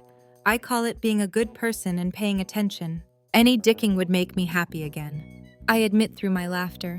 Damn straight, she flashes a devious smile. So, tell me about the pool. The pool? You said you met someone at the pool last night. I'm assuming it's the same guy, right? I nod. Then tell me what happened. My lips curve up in the corners, warmth filling me as I flash back to last night. We drank a couple bottles of wine and talked, really talked. It was refreshing. Before I knew it, it was 3 in the morning and the hotel manager kicked us out. At 3 in the morning, she waggles her brows, grinning deviously. Why do I sense you're not telling me the whole story? That is the whole story. I insist. Although I'm certainly keeping her in the dark regarding the way my stomach erupts in butterflies every time our skin touches. The way my core tightens with want every time his eyes rake over me. Desire swirling in his deep pools of blue. The way the air between us crackles with electricity every time we're in each other's presence. You really didn't do anything. Even after drinking wine, you didn't let your inhibitions loose. We really didn't do anything. Chloe, damn. I was hoping to hear what kind of British things he moaned when in the throes of passion. Like, instead of, "Oh God, I'm coming." Was he all like, "This is indeed splendid"? She imitates in a British accent. Oh heavens, you really know how to butter my crumpets. Tally-ho, old sport. My word, that was a good show. Laughter consumes me once more. Tears dotting my eyelids, my stomach aching. This is what I needed. A few moments to joke with my oldest friend and be reminded I shouldn't take life so seriously. That I do deserve to be happy. That meeting someone and allowing my heart to open won't dishonor Hunter's memory like I've worried it would. I hate you. No, you don't. You love me. You'd be lost without me. Maybe. So that's it, she states once our laughter dies down. What do you mean? You and your British prince. No sex. And now you've gone your separate ways. Never to see each other again. I cringe, unsure how to explain this so she doesn't think I've lost my mind. Maybe I have, but maybe that's a good thing. What is it, Nora? Well, I had car trouble this morning when I was about to leave the hotel. Anderson happened to see me and offered to drive me to St. Louis so I wouldn't have to wait for the rental car company to come pick me up. But once we got close to the city, he convinced me to drive together all the way to California. I blurt out, like ripping off a bandage. She stares at me, unblinking, mouth agape. Wow. Is that a good wow? Or a Nora? You've lost your dang mind wow. It's more of a processing wow. I flop back onto the mattress, throwing my arm over my head. It was a mistake, wasn't it? I should just ask him to drive me back to St. Louis to pick up that rental car. Do you think it was a mistake? I don't know. Chloe, I sigh. When we're not together, like now, my brain seems to list all the reasons it was stupid. And when you are together, a rush of adrenaline fills me at the mere idea of being in Anderson's presence. I can't imagine doing this trip without him. I level my gaze on her. It's crazy, right? A few years ago, I probably would have said yes and encouraged you to run as far away as possible, but that was before Lincoln. The beginning of our relationship was kind of crazy, too. I laugh under my breath. It most certainly was. Sometimes we need a little crazy in our life to open our eyes to things we've been blind to for too long. It may not go anywhere.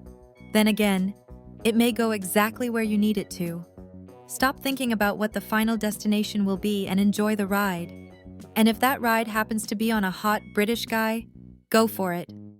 She winks as a knock echoes in my room. I snap my head up, staring in the direction of the sound.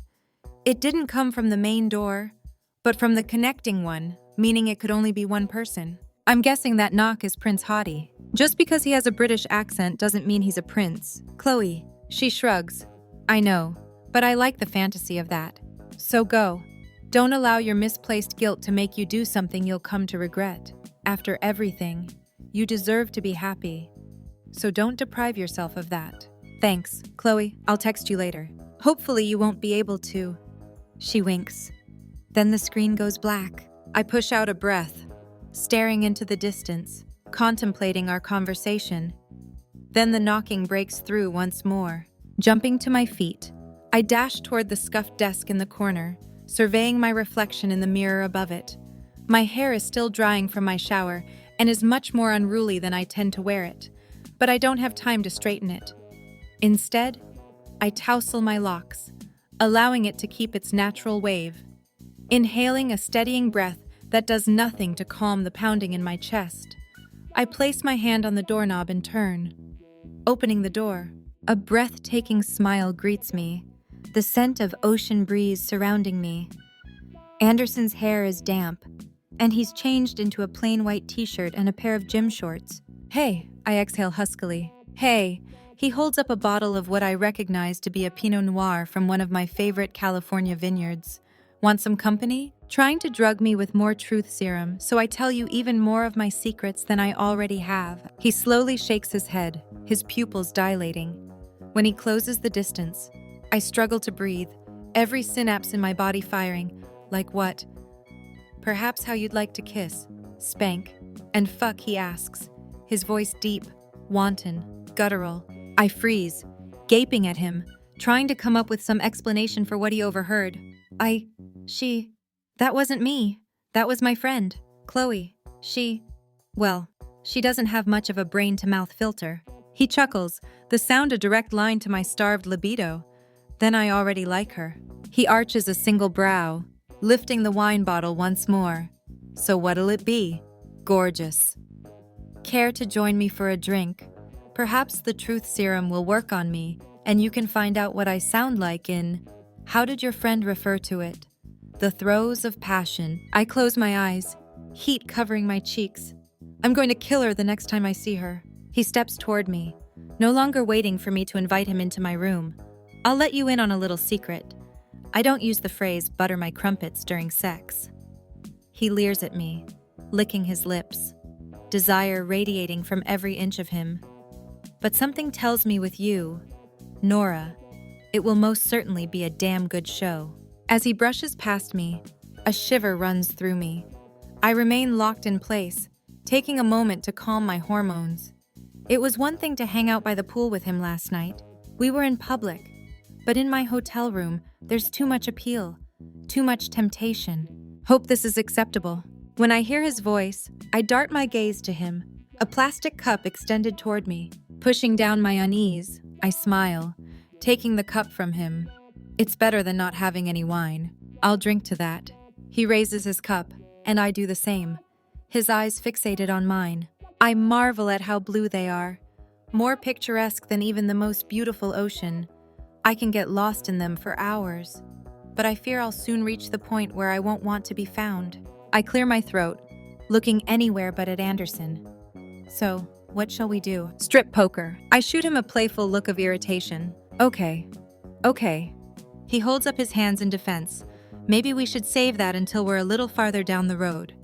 At least until we hit Kansas. He winks before nodding at the laptop on the corner of my bed. Have any movies on that? I do. Setting my wine on the nightstand, I lower myself to the mattress, opening my laptop and bringing up all my movies. Anderson walks around the other side of the bed, pausing before sitting down. With a raised brow, he asks, "May I?" His request is another reminder that, behind all the confidence, he's still a gentleman who won't put me in an uncomfortable position. He reminds me of Hunter that way. Of course. Thank you. He lowers himself, and I shift the laptop toward him. What are you in the mood for, I ask. What's your favorite movie?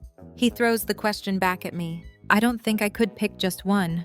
Okay, how about this? What's your rainy day movie? Rainy day movie. What movie do you put on whenever you're having a shite day?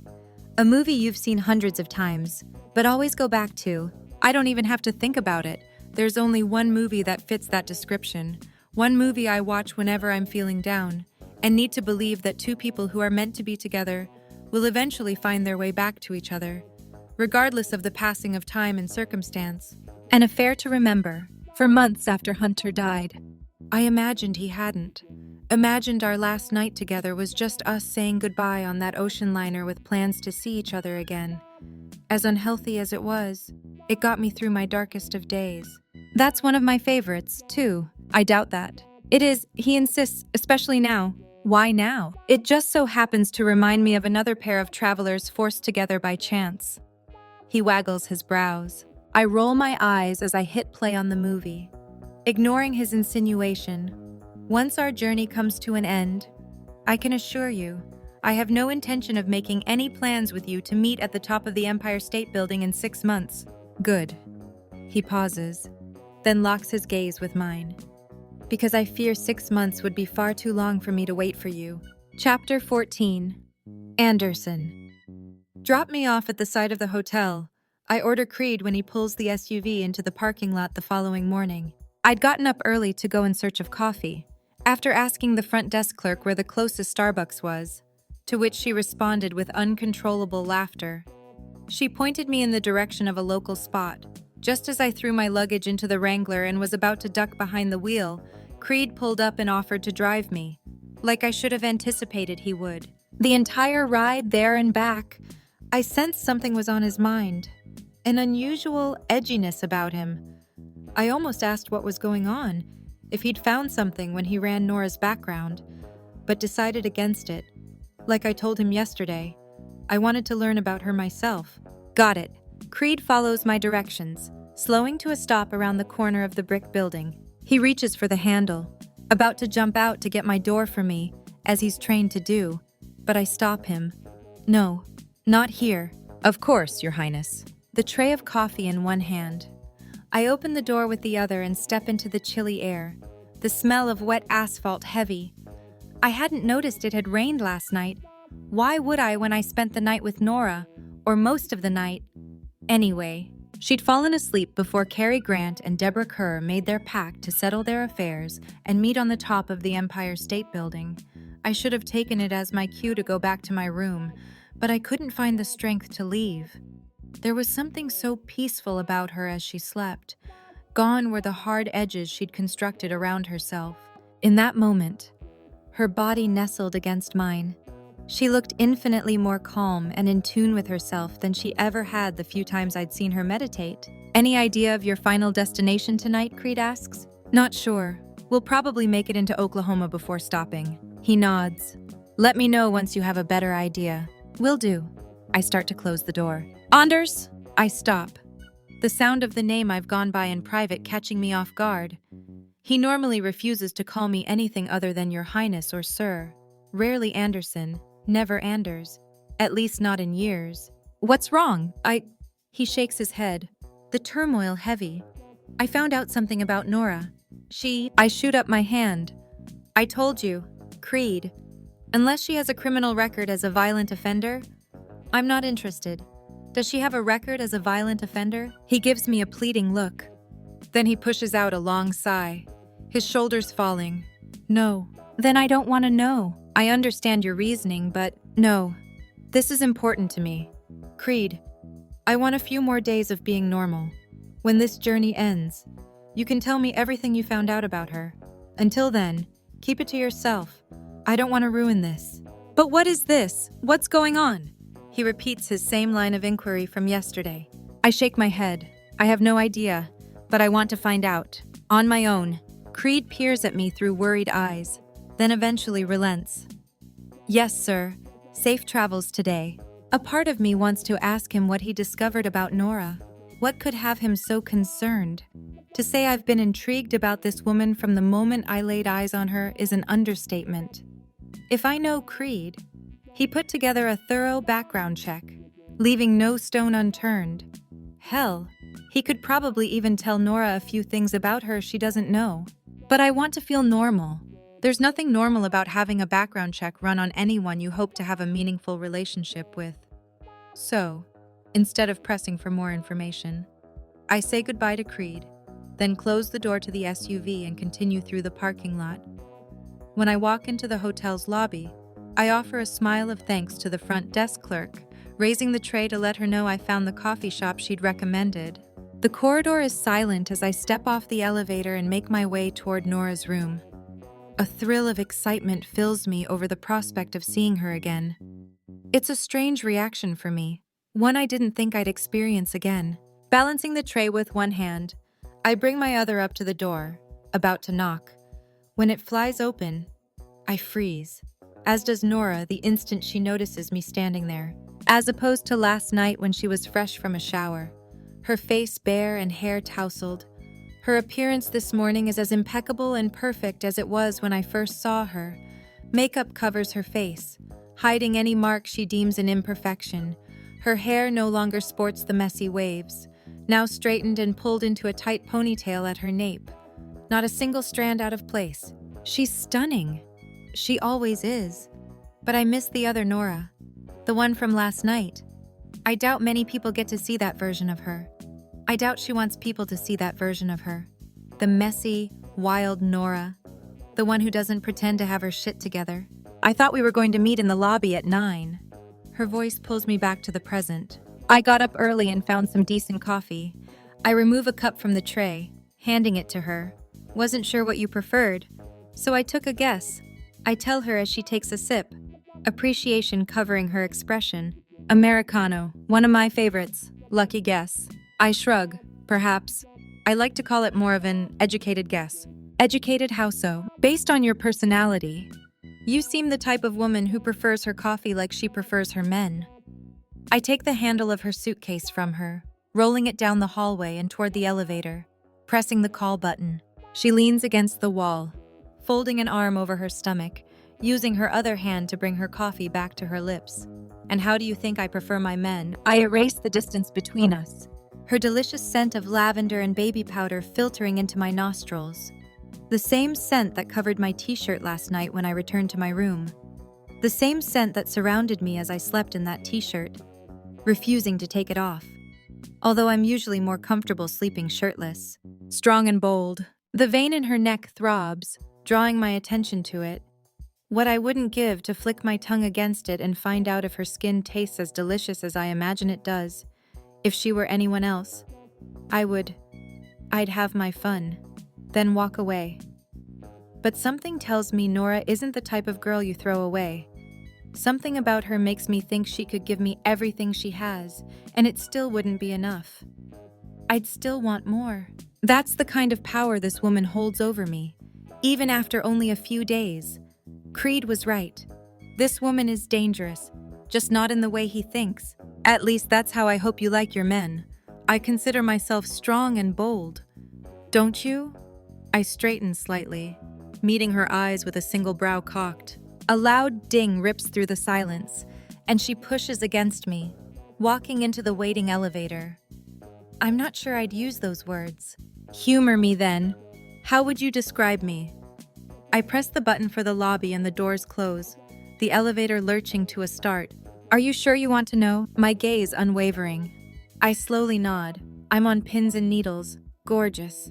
Well then, I'd be more inclined to classify you as an acquired taste. My free hand flies to my heart, feigning pain. Ouch! You wound me, milady. A brilliant smile lights up her face, her giggles infiltrating me as the elevator doors open to the lobby.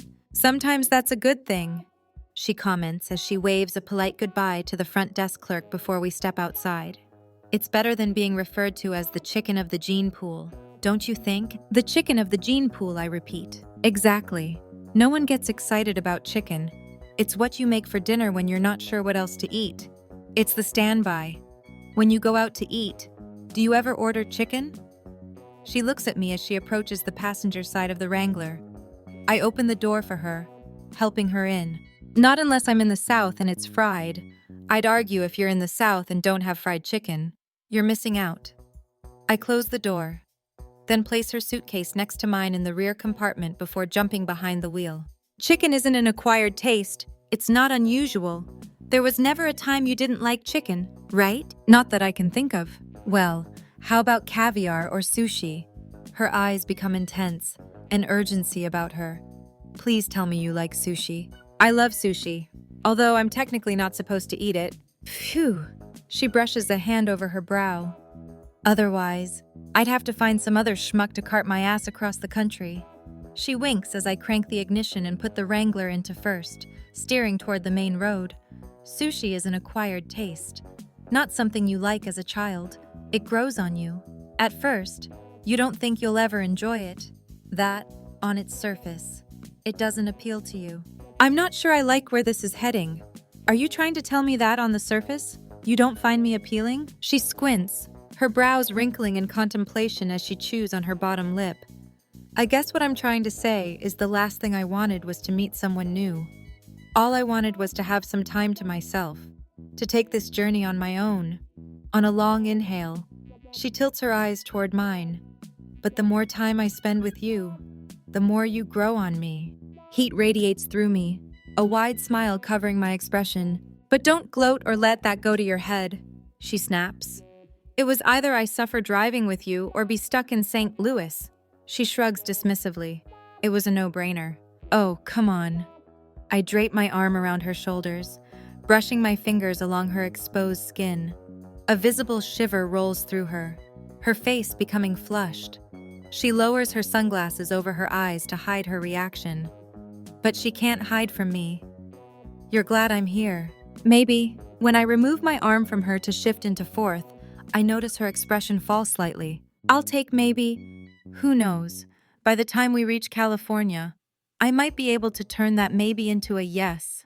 I wouldn't count on it, she snips playfully. I flash her a devious grin. Is that a challenge? And if it is, I lean toward her as we come to a stop at a red light. Then I should warn you. My eyes skate over her face, settling on her plump lips, my tone becoming more sensual. I love a challenge. Chapter 15, Nora. Where are we? Grabbing the Route 66 guidebook out of my bag, I flip through it, trying to figure out what landmark this could be. I glance out my window, looking for something I'd recognize. Instead, all I see is a chain-link fence with a no trespassing sign on it. Thought we could use a little break, with a wink. Anderson jumps out of the Jeep, hurrying around to open my door. Break. We're in the middle of nowhere. I take his hand, allowing him to help me out. Only if you don't think there's anything worthwhile around. What's worthwhile about this spot? Don't you see the no trespassing sign? Or did they not teach you how to read at that hoity-toity London prep school of yours? They taught me how to read. He levels his gaze on me as he cracks open the rear half door of the Jeep, retrieving a black backpack and slinging it over one shoulder, and a few other things, too. He slams the door shut, then heads toward the fence, grabbing onto it and scaling it. What are you doing? I whisper shout, looking around, worried we're about to get caught. What does it look like I'm jumping the fence? Why to check out an empty field? I'm sure we can find plenty of other empty fields that don't have no trespassing signs posted. Getting shot is not on my list. You won't get shot, he assures me, then stops short. At least I don't think you will. He winks before hoisting himself over the top of the fence and jumping to the ground. Dusting off his shorts, he turns around to face me. Okay, your turn. I gesture to my sundress. Sorry, I didn't exactly wear fence-scaling clothes. I know, he waggles his brows mischievously. Is that why you're doing this? Are you so desperate to catch a glimpse of women's panties? You have to come up with some elaborate scheme to do so? He steps toward the fence, his blue orbs darkening, raw hunger dripping from every inch of him. His powerful stare makes my knees weaken, goosebumps prickling my skin. Trust me, gorgeous. I've seen more than my fair share of women's knickers, some crotchless. My eyes bulge, but I shouldn't be surprised at how shameless he is. He's proven he can be quite the flirt at times. At others, he seems as lost and tormented as me. I never know which version of Anderson North I'll get. Truthfully, it doesn't matter. I find each one endearing. I'm sorry to report I don't own any crotchless panties, or knickers, as you call them. I imitate in a horrific British accent. You'll have to settle for my granny panties. He leans down, his mouth practically even with mine through the links in the fence. I don't believe for a second you're wearing granny panties. What makes you say that I didn't come on this trip with an eye toward getting laid? Hooking my fingers into the links. I carefully scale the fence to the best of my ability. At least I'd traded the flip-flops I almost wore for my Egyptian sandals that lace up my calves, mainly to draw Anderson's attention to my legs.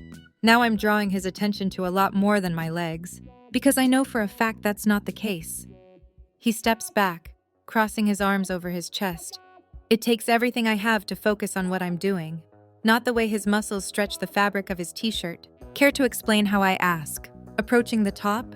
Because, he smirks, you left your suitcase open last night.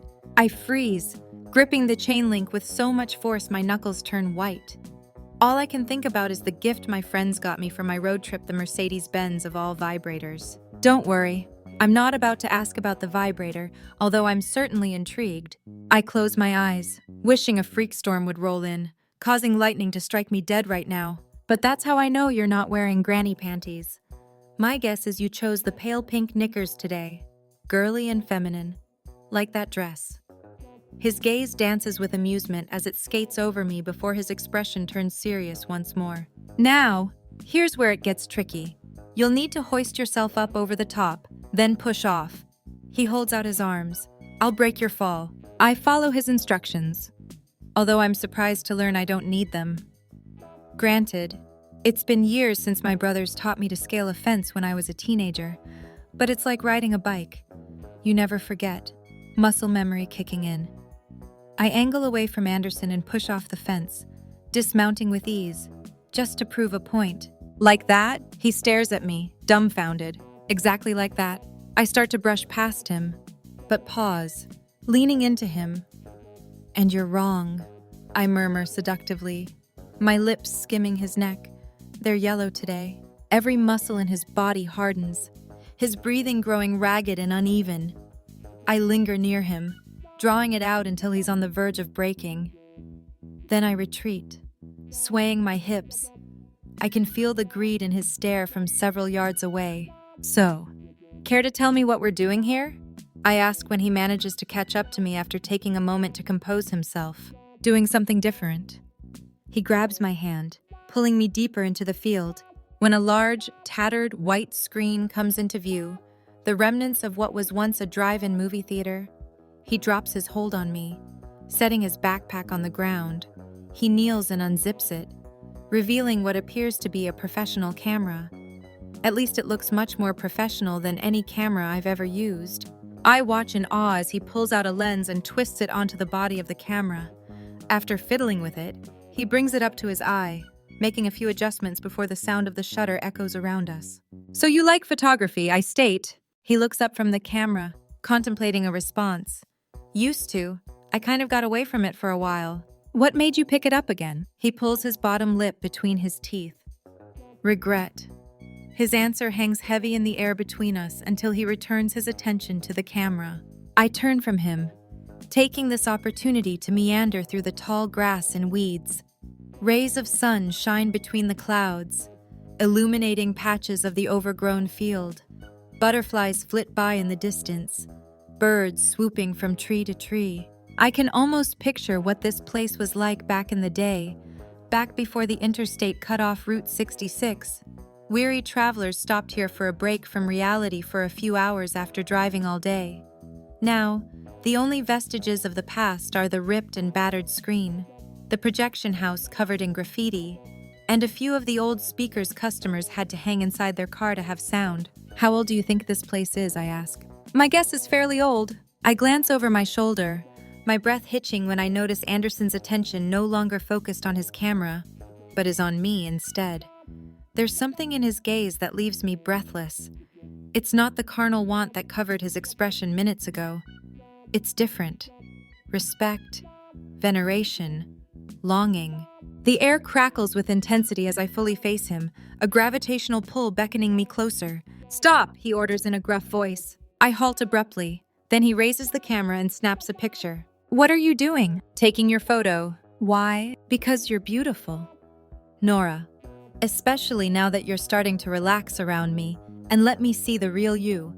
He takes a few more photos, checking them before clicking several more. You've always seen the real me. I insist, although my voice lacks conviction. His mouth curves into a smile. I find that hard to believe. Why, you barely know me. True, but I know me. I swallow hard, and you and I are a lot alike. We've both been hurt. We've both done everything to piece our lives back together. We've put up a wall so no one can see how fucked up we really are. We've become masters at fooling everyone around us. I'd even go so far as to say we've even fooled ourselves. I blink away the tears forming in the corners of my eyes, wondering how this man, this stranger, can see through me with such clarity. We've known each other less than 48 hours, yet he seems to know me on a deeper level than anyone else. Maybe he's right. Maybe we are alike. Maybe that was why I felt this strange camaraderie toward him before I even knew his name. But you make me want to stop lying to myself. Make me want to be real again. He furrows his brow, as if his words surprise him. You make me want to know the real you, too. I lift my gaze to his, losing myself in him as he stands a breath away. I don't even know who that is anymore. I whisper, "Then let me help you find her." When he reaches for me, I tilt my head back, every torturously long second causing the thundering in my heart to increase. The way he focuses on my lips, I expect him to grip my cheeks and pull me toward him, sealing his mouth over mine. And despite my reservations yesterday, I won't stop him. Instead, he tugs on the band securing my ponytail in place, freeing my hair from its binding. "We'll start with this." "My hair?" "Yes. You need to let your hair down. Literally. Life is messy. Your hair should reflect that." He burrows his fingers into my locks, tousling them, then steps back to admire his work. A wind blows through, whipping my hair in front of my face. I attempt to smooth it behind my ears, but Anderson's voice stops me. Don't move." His demanding tone hits me deep in my core, and I drop my hands, barely breathing as he raises his camera, feverishly snapping my photo from a variety of angles. "I thought you came out here to take photos of an old drive-in," I comment, every click of the shutter ratcheting up my anxiety. I'm sure that's a much more worthy subject. Not a chance in hell. I can't think of a more worthy subject than showing you how beautiful you are, scars and all. "Did you study photography in college or something?" I inquire in an attempt to distract myself from posing as Anderson's unexpected model. "Took a few classes, but my main course of study was history and economics. Hence your uncanny knowledge of President Lincoln. I suppose. Then how did you get into photography?" He pauses for a moment, peering into the distance.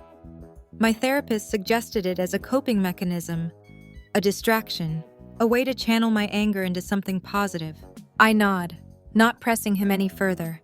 I know how difficult it is to talk about loss, to relive the darkest moments of your life. "At first, she proposed art."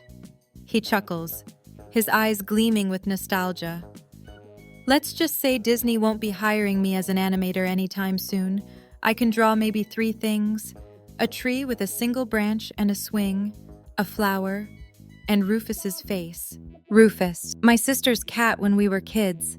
He brings his camera back to his face, but this time when he snaps photo after photo, the sound of the shutter isn't as jarring. Now that we're talking, I'm not as uneasy about being on display for him to find every imperfection. "So instead of drawing happy little clouds, you learn to take pictures. There's still art involved. It's not as easy as grabbing a camera, then just pointing and shooting.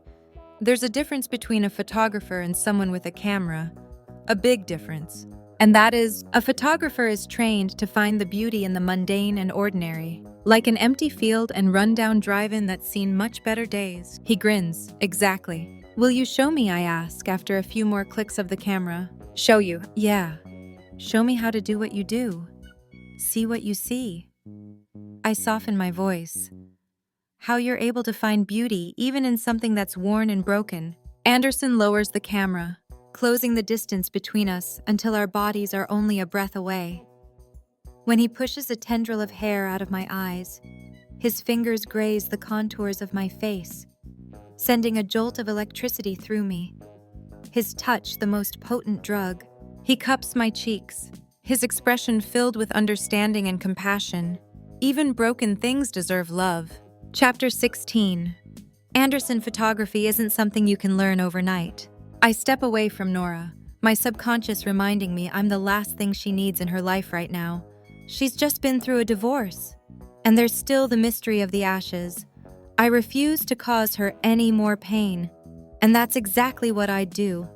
There is no future between us.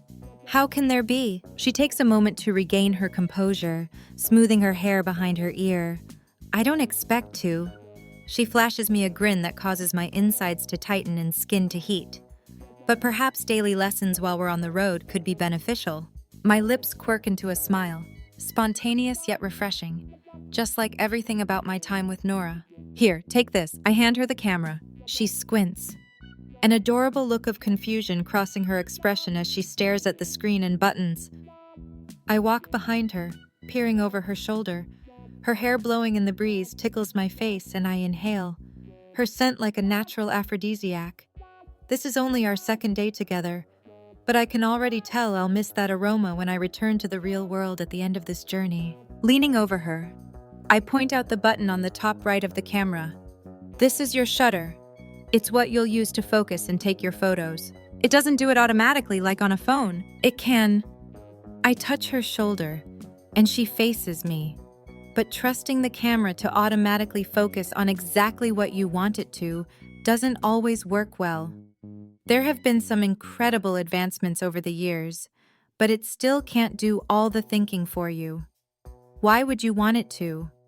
I prefer a more advanced kind of autofocus. And what's that? Well, there are two, single servo and continuous servo. What's the difference? It's in single servo mode right now. It's great if you don't have a moving subject. I help her raise the camera back up. You press down the shutter halfway, like this. I adjust my body so I'm flush behind her, pointing the camera at a tire in the distance. My finger hovers over where hers is set on the shutter and add a bit of pressure, but don't press all the way. Then I pan back and forth over the tire, keeping it in frame but changing the view. See, the camera already focused on that tire. As long as I keep this slight pressure on the shutter, I can move the camera and it will still only focus on that tire, even if it's almost out of frame. It won't focus on anything else until I take my finger off the shutter. I remove my finger, nudging the camera toward the tattered movie screen before pressing the shutter halfway once more. This time, it focuses on a rip in the screen. And if I want to take a picture of that, then you press the shutter the rest of the way down. I fully press the button, and it clicks, capturing the image. What about the other way to focus continuous servo, was it? That's good if you have a moving target. Like if you're on a photo shoot with models and want them to keep moving without having to set up each individual pose. You've shot models. She waggles her brows, her playful side coming out. I have. A wry smile crosses her face. Lucky girls. You can pose for me. You won't hear any complaints. She bats her lashes, passing me a demure look. Maybe I'll take you up on that offer. My pulse skyrockets. The idea of Nora posing seductively causing an inferno to burn inside me. She won't be the first woman I've taken risque pictures of. But something about the thought of snapping photos of her, giving her direction on how to pose, has my imagination working on overdrive, every muscle in my body hardening. So, continuous servo, her voice cuts through. Right. I tear my gaze back to her. Like I said, it's good for moving targets. I grab the camera from her and make a few adjustments to the mode before returning it. Now the camera will continue to focus on an object whenever the camera or subject is moving. Remember the tire before? She nods, her attention glued to the viewfinder. Now look. I cover her hands with mine, directing the lens at the tire. When it comes into view, I press the shutter halfway, the camera focusing on it. But this time when I move the camera, the tire doesn't stay in focus. Instead, it tries to focus on the next large object it comes across, which happens to be a rusted speaker. See, as long as I press the shutter halfway and move the camera, it will keep trying to focus on something else. And a moving target. Well, if you focus on a moving target, the camera will keep refocusing as that target moves. Instead of like in single servo where if a subject moves, you'd have to manually refocus. In continuous servo, the camera will continually refocus on the moving target. She nods. I get it. I drop my hold on her, albeit reluctantly, allowing her to play around with the camera. Don't get too overwhelmed with the technical aspect. The different types of focusing are just instruments to make it easier for you to come up with that finished product. I lick my lips, trying to figure out a way to explain it so she'll understand. Think of it like an artist's paintbrush or charcoal pencil. That makes sense. Squinting, she lifts the camera and snaps a few photos, her face lighting up with excitement when she checks her work on the viewfinder. Then she faces me.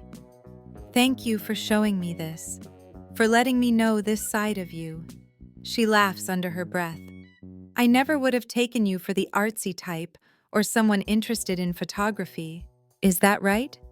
Then what did you think when you first saw me? That you were a pompous ass who tried to impress me with his useless knowledge of Abraham Lincoln. Really? Well, no. She bites her lower lip, holding back her smile. God, I love when she does that. Makes me want to bite her lip, too. Makes me want to do a lot more than just bite her lip. Tell me. I widen my stance, crossing my arms over my chest. She looks up at me, her eyes searching mine. She opens her mouth, but is cut off by a gruff voice. Hey, what are you two doing here? Didn't you see the sign? She stiffens, and we tear our gaze toward a wooded area in the distance. A heavily bearded man stalking toward us. Then she flings her wide expression back to mine, looking to me for instruction. I grab the camera from her and shove it into my backpack. Let's go. Taking her hand, I drag her back through the field, our pace almost a run. By the time we reach the fence, our laughter is infectious, filling my heart with feelings I didn't think I'd experience again. Maybe my diagnosis isn't the death knell I'd originally thought. Maybe it doesn't have to dash all my hopes, plans, dreams. Maybe I can still have it all. Maybe I still deserve to have it all. I drop her hand as we approach the fence, looking at her to ask if she'll be able to do it again. But she's already climbing. For someone who seemed hesitant to break a few rules, you sure know how to scale a fence. I make my way up the links, then leap onto the other side, landing with little effort. I glance toward the field, grateful when I notice the man retreating to wherever he came from. Creed's probably having a heart attack that I trespassed on private property. If we'd gotten arrested, he would have lost his mind. Not to mention, Nora would find out I've been lying to her about who I am. What can I say? She shoots me a mischievous grin as her feet hit the ground, forcing my eyes back to her. Maybe you've brought out a side of me I'd forgotten about. She approaches the passenger side of the Wrangler, and I follow. But unlike all the other times, she doesn't step out of the way to allow me to open her door.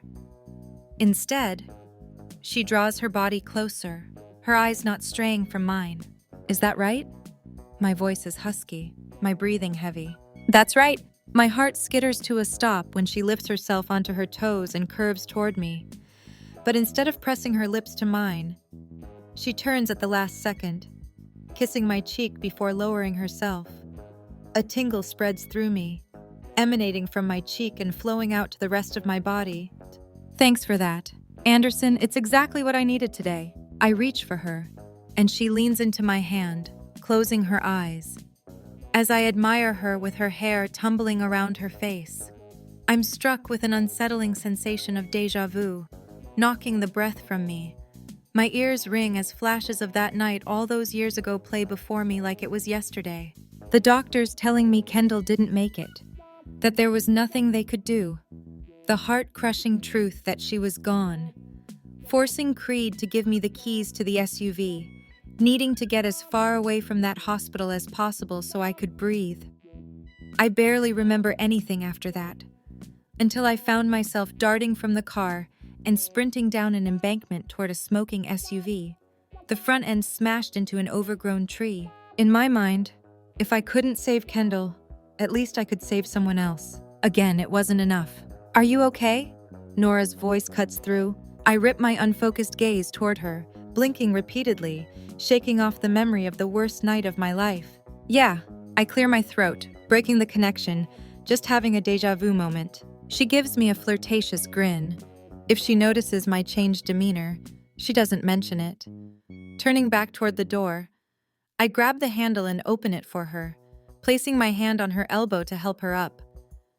I peer at her as she sits in the passenger seat, trying to remember the image of the woman I pulled from that car. But I can't see her anymore. It's gone. Something in my brain protecting me from it. I seem to have a few of those when I'm with you, too. Maybe we knew each other in another life. I smile, but it doesn't reach my eyes. Maybe. Chapter 17. Nora. Okay, I have one, I announce as we make our way through the Texas Panhandle toward Amarillo, where we plan to stop for the night. The past few days have been exactly what I needed, even if it bears little resemblance to the trip I originally imagined. Instead of spending my nights meditating or doing yoga, Anderson and I watch a movie while drinking wine out of plastic cups.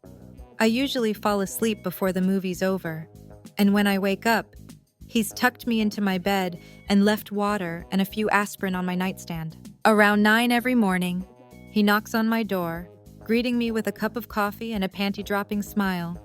Then we hit the road, where we pass the time playing Would You Rather between making stops on my list so I can spread more of Hunter's ashes.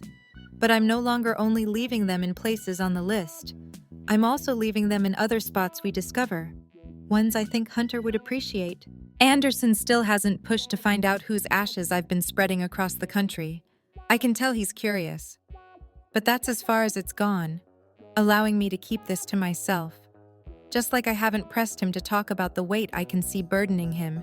If you were reincarnated into an animal based on your personality, what do you think you would come back as I push a strand of hair behind my ear? Ever since Anderson loosened my ponytail in the field the other day, I haven't put as much effort into my appearance as normal. It hasn't been without a struggle. Though, it's difficult to break habits. Not to mention, every time I look into the mirror and see my wavy hair and the smattering of freckles across my nose that Hunter adored, it reminds me of the girl who lost everything. I've hidden that girl beneath layers of makeup and perfectly straight hair for years, pretending she didn't exist. In my mind, if I didn't look like that Nora anymore, I wasn't her. But maybe it's okay to be that Nora again. That's a good one. Anderson pulls his bottom lip between his teeth, drawing his brows together in contemplation. What do you think I'd come back as? You know the rules. You need to answer first. Fine, he huffs, feigning annoyance. He peers forward at the terrain that's become less green over the miles, signaling the fact we're nearing the desert regions of New Mexico and Arizona, then onto California and the end of the road, something I don't want to think about. When I started this journey, I looked forward to reaching California and having this trip behind me. Now, I hate the idea of everything I've experienced with Anderson ending, of walking away and never seeing him again. I think I'd go with a cheetah. Is this solely based on your affinity for Cheetos, I joke? Having grown familiar with his preference in junk food, he chuckles slightly, his eyes wrinkling behind his dark sunglasses. We share certain characteristics. The cheetah is active with a sense of adventure. They're in tune with their surroundings and are able to react quickly to any perceived threat. I've been known to be manipulative to get my way. Oh, really? I respond sarcastically, all too familiar with his ability to get what he wants. After all, it was his unique powers of persuasion that convinced me to agree to his ridiculous proposal that we drive together across the country. I never would have guessed that about you. He flashes me a devilish smirk before looking back at the two-lane road in front of us.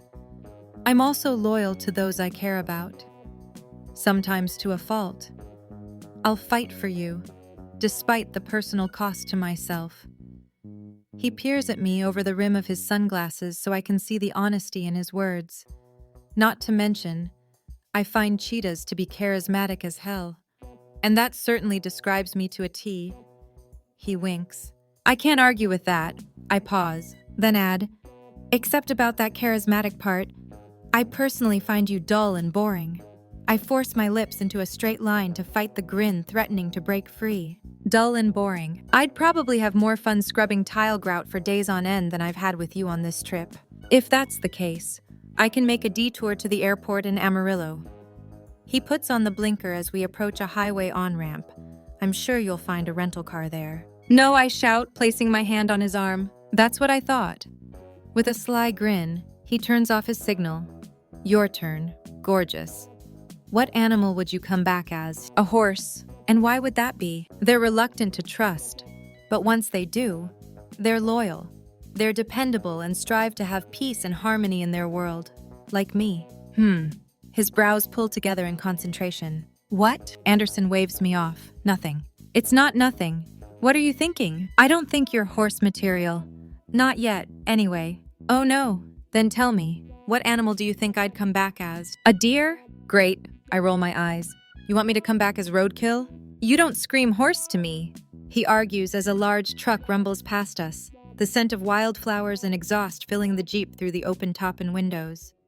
I see you as someone who cares so much about the people you let into your life that you'll do anything for them. But you don't let in just anyone. You're selective, hiding in the bushes until you're sure you can trust someone. So in my mind, you're more like a deer. You'll protect those you let into your circle, but you're not going to let anyone in. Which makes me wonder why you let me in. Who says I have? You have. He responds with certainty, but his statement lacks any hint of arrogance. And I like that you're giving me a glimpse of the real Nora. He reaches for a lock of my hair, twirling it around one of his fingers. On a hard swallow, I shift my gaze to his. I want to tell him he's the reason I've allowed myself to remove the mask I've worn since losing Hunter. Tell him I can't remember the last time I've been this carefree, this laid back, this happy, but I don't.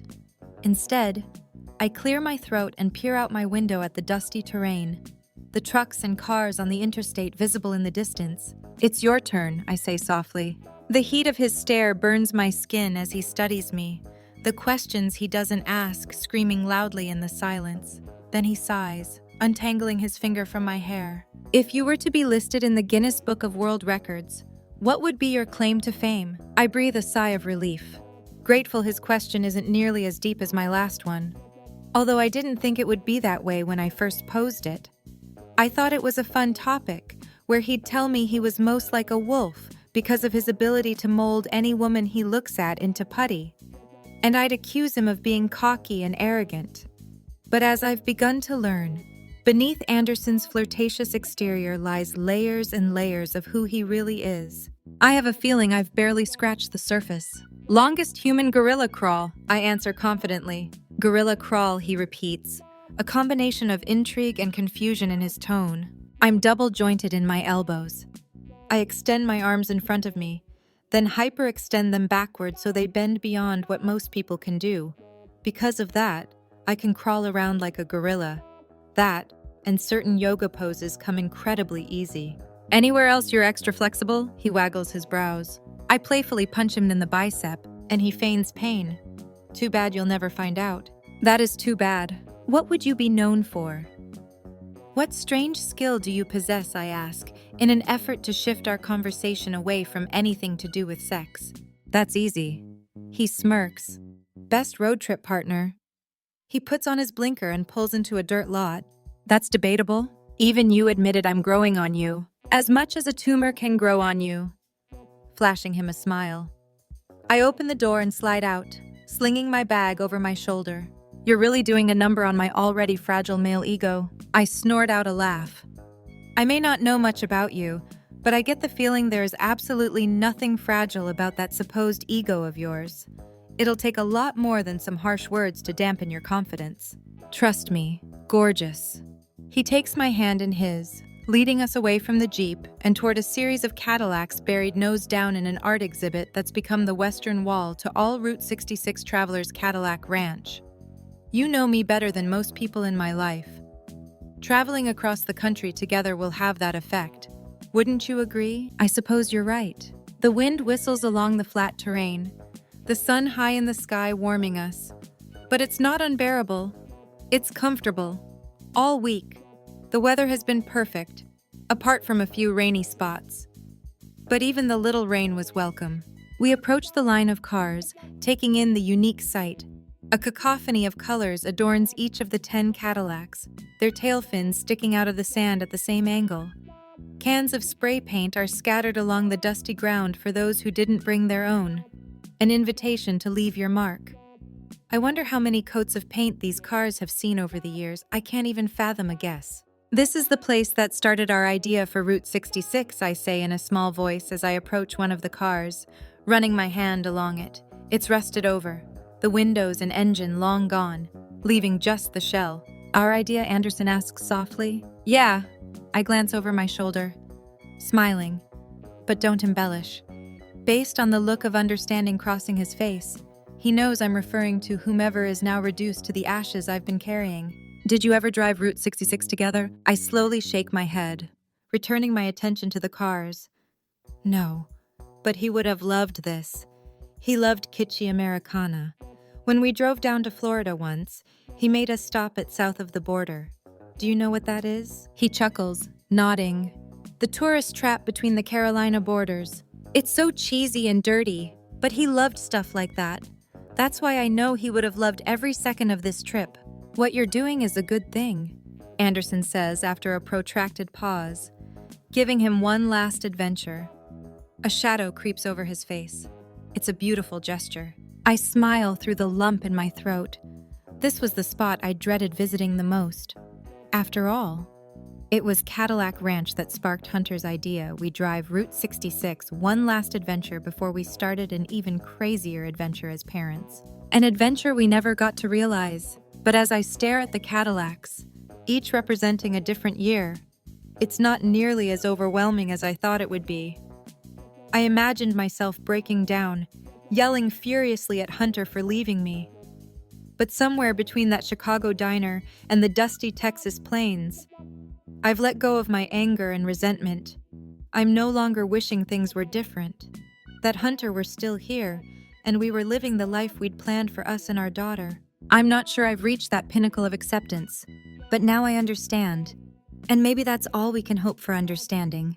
Digging into my bag, I grab the canister that's decreased in weight with every mile, a lightness in my heart.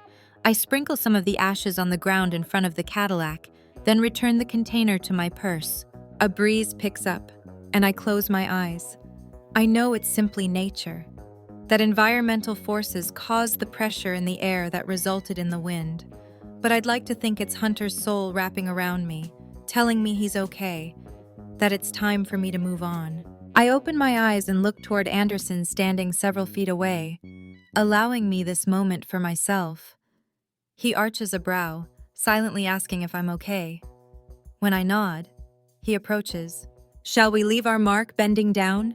He grabs a can of spray paint, shakes it, then hands it to me. I'm not even sure what to leave as a mark. He surveys the cars. It seems names and initials seem popular. Better than, for a good time, call Debbie. Why is it always Debbie, I joke. Grateful for the break in tension. I've known a few Debbies, and they've all been good people.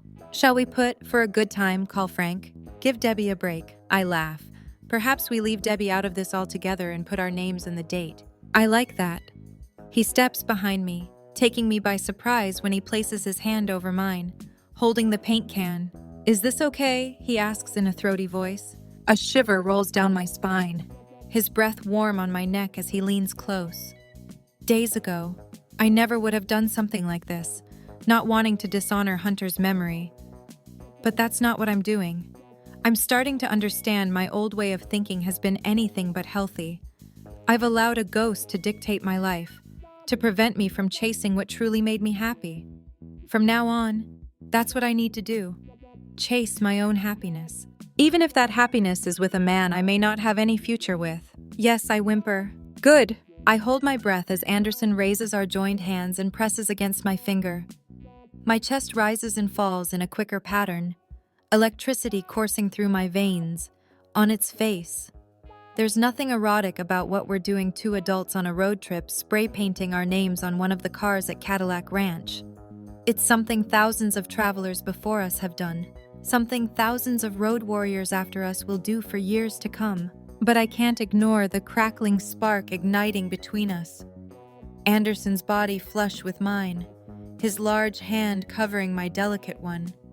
It has all the tiny hairs on my body standing on end, making me want to spin around and have a taste of what I've been fantasizing about since the first time I heard him speak.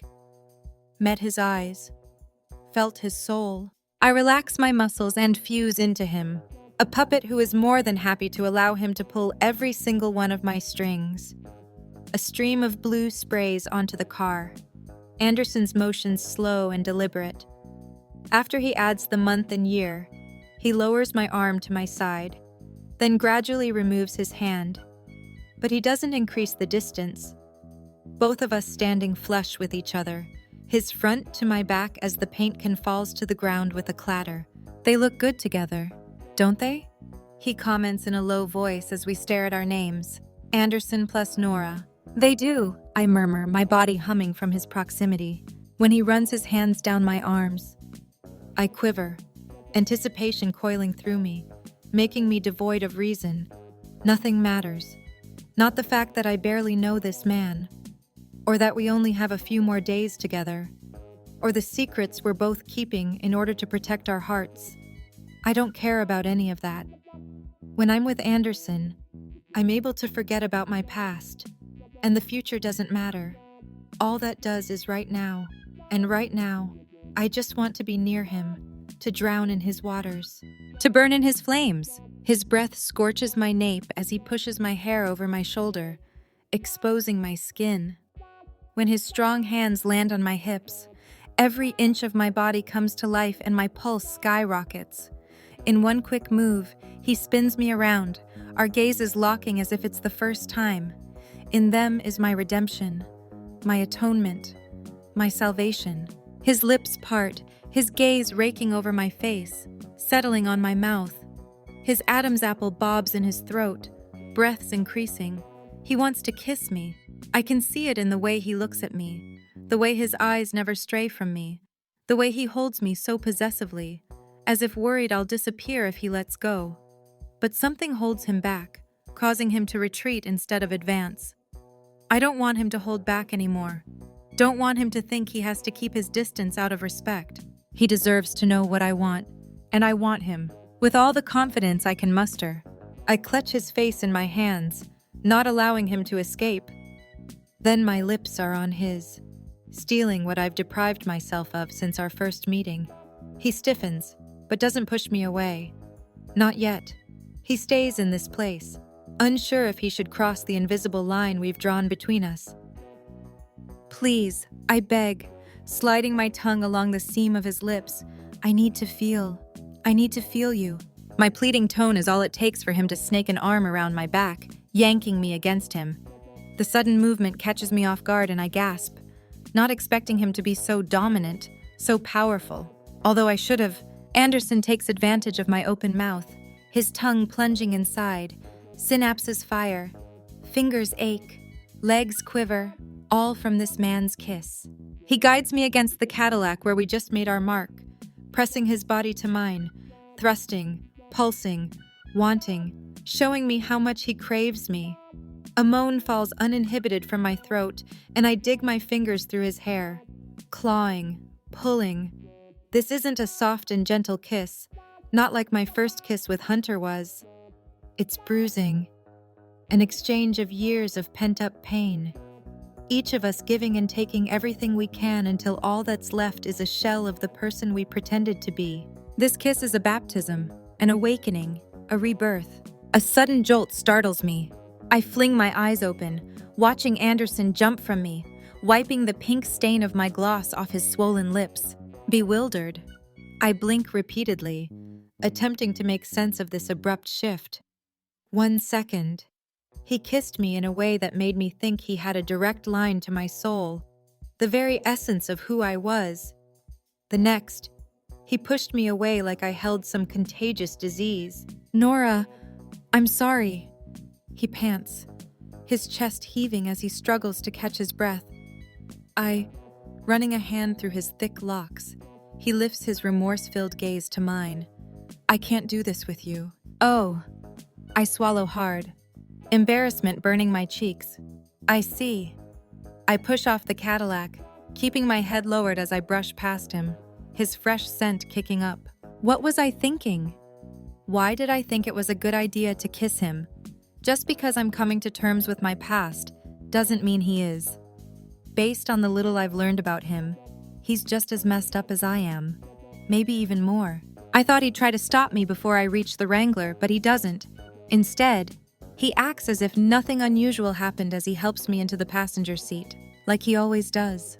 When he closes the door, leaving me alone for a moment, I blow out a held breath, silently berating myself for making the first move, for taking a risk. I was overcome with the moment. It was a mistake, one I don't plan on repeating. Anderson opens his door, stealing a glance at me as he slides behind the wheel. I hate the apologetic smile on his face, hate the pity I see, hate the rejection in his gaze. I wrap my arms around my stomach, shrinking into myself as I stare out the window, watching the Cadillacs grow smaller as we drive away. It's not that I didn't want to kiss you. Nora, Anderson's voice cuts through the strained silence several moments later. Don't worry. I straighten my spine, rebuilding the pieces of the wall Anderson was able to blast through. It was only a kiss, That's the thing. It wasn't only a kiss, not to me. The passion in his voice forces my eyes to his, and he burns me with his stare, allowing me to see the truth in his words. Then he looks forward once more, navigating the few miles to our hotel for the evening. But that still doesn't change who we are to each other, who I am. And who are you, I inquire, even though my gut tells me to drop it. Turmoil covers his expression, as if he's weighing which response to give me. Then he blows out a sigh, his face sobering. I wish I knew. Chapter 18. Anderson. To say the tension in the Wrangler has been thick today would be a gross understatement. It's suffocating, making me hyper-aware of every sound, every movement, every shaky inhale. Being so close to Nora, knowing how her lips feel, how she tastes, has been the cruelest form of torture. All week, I've fought my growing attraction to her, convinced myself I don't deserve someone like her, convinced myself I can't hurt her any more than she's already been hurt. And that's exactly what I would do. Hurt her, shatter her, obliterate the life she has left after suffering so much heartache. I've lied to her from the beginning when she's been nothing but honest. Even if she understands why I lied and shows me the compassion she seems to show everyone, I can't sentence her to a future with me when my own future is uncertain. She's already lost too much. I can't add to that. But that knowledge hasn't made today any easier. Every inch of me yearns to touch her. A hunger made even more intense thanks to the short, flowing skirt and cut-off shirt she's wearing. Every time a wind breezes past, blowing her skirt, revealing even more of her toned legs that I'd give anything to feel wrapped around me. My heart skips a beat every time she raises her arms above her head, causing her shirt to lift and reveal a narrow sliver of her torso, making my mouth water with what the skin would taste like.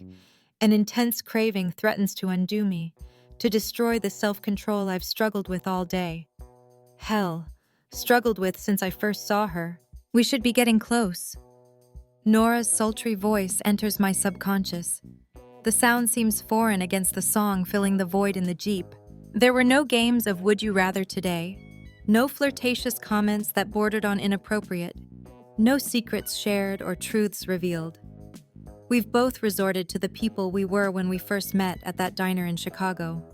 Nora even straightened her hair again, slicking it back into a neat ponytail. I hate it. Hate that I'm the reason for it. I wish I weren't. I wish I could convince her to let her hair loose and enjoy the moment again. But at what cost? A few more silent minutes pass. Then we approach civilization again after miles of nothing. We've made it to Tucumcari, New Mexico, our stopping point for the night and another item on Nora's list. Wow, she breathes, giving voice to my exact thoughts as we drive on a road that looks like it could have been pulled straight from a postcard. Motels with oversized signs that light up with neon once the sun sets. Teepee-shaped buildings advertising curios and other roadside non-essentials.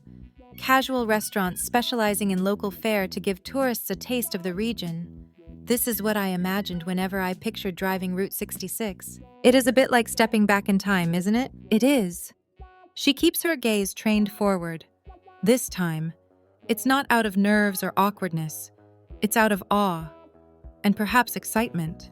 When our destination comes into view, I turn the Jeep into the parking lot of the roadside motel that's been in operation since before the interstate made Route 66 practically obsolete. For the most part, Nora hasn't had much of an opinion regarding where we stay, except tonight. After all, spending the night here is on her list, a huge star beside it. I can see why. Just like spray painting your name on one of the cars at Cadillac Ranch is a rite of passage, so is staying at the famous Blue Swallow Motel. The second I yank on the parking brake and kill the engine, Nora jumps out of the Jeep, not giving me a chance to open her door. She's been doing that all day, which has only added to the edginess between us. I react quickly, scrambling out and hurrying toward the main office, catching up to her in time to open the door for her. If she won't allow me to help her out of the car, at least I can do this for her. Welcome to the Blue Swallow. A woman with graying hair and kind eyes greets us when we step inside the air-conditioned building. Vintage photographs of the motel cover the walls, like a timeline of it through the years. It's not a large space, just big enough to house the registration desk and a small merchandise area, boasting t-shirts and other Blue Swallow or Route 66 memorabilia. How can I help you? My name is Nora Tremblay. I have a reservation. I fling my gaze to hers. You do. She peers at me like the idea of not having a reservation here is preposterous. Don't you? Well, no. We've been sort of winging it. Yes, but I told you yesterday that this was the plan for today. I cringe inwardly, wondering how many more times I'm going to disappoint Nora. Then I face the woman behind the desk. Do you have any rooms available? Her expression falls. I'm sorry, sir. We're booked solid tonight. There are a handful of other options nearby, mostly budget-friendly chains. I nod at her in thanks, then turn back to Nora, her expression difficult to read, almost like annoyance mixed with relief. I'll go check in somewhere else. You get settled in. Then maybe we can grab dinner or something. If you're up for it, I give her a pleading look.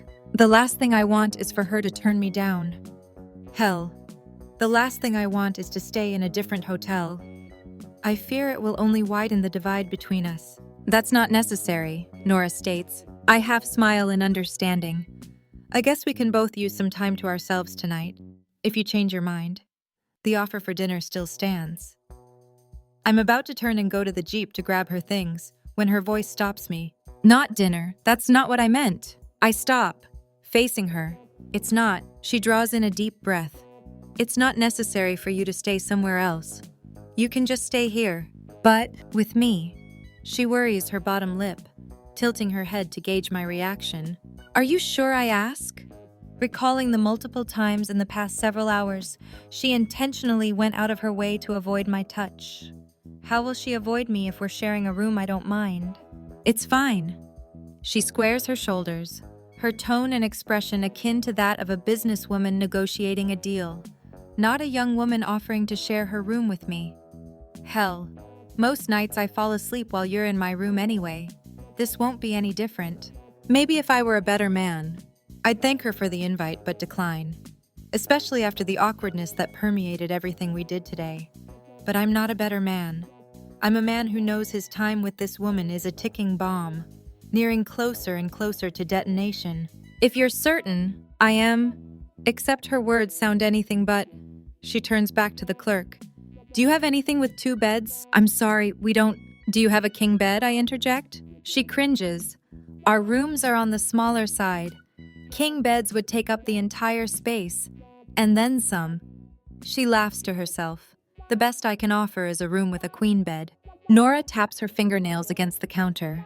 The idea of sharing a room seeming to lose its appeal with the knowledge that not only is there just one queen-sized bed, but that the rooms are too small to accommodate anything bigger. I'm about to voice my original offer of staying elsewhere when she straightens, nodding curtly. Resolved. A queen bed is fine. She reaches into her purse, pulling out her wallet, but I step in front of her. Allow me. I pull my wallet out of my back pocket, placing my credit card on the counter. Or, rather, Anderson North's company card. I made the reservation. I should pay. But you're letting me stay. Doesn't seem fair for you to pay for a room you're now stuck sharing with me. I'm not stuck sharing it, I offered. I didn't have to do that. I know. I placed my finger on her credit card, pushing it back toward her, which is why I should pay, as a token of my gratitude. She glares at me. Then her lips twitch into a hint at a smile. It's the first break in the tension all day. I didn't think I'd miss Nora's smile as much as I have. Sure. We shared a few lighter moments as we continued checking items off her list and spreading the ashes along the way, the midpoint of Route 66 in Adrian, the Vega Motel in Vega, the ghost town in Glen Rio right on the Texas-New Mexico border. But I haven't seen her smile and actually feel it. They've all been forced and stilted, like a smile you'd give an old acquaintance you wished you hadn't run into at the local pub. The authentic smile slowly building on her face fills me with hope that we'll be able to cut through this tension and go back to the way things were before I screwed it all up. Why do I get the feeling that even if I refuse to let you pay, you'll find a way to do so anyway, because you know how persistent I can be? I step toward her, narrowing my gaze. A blush blooms on her cheeks under my stare. When I want something, I don't stop until I get it. She chews on her bottom lip, fighting a grin.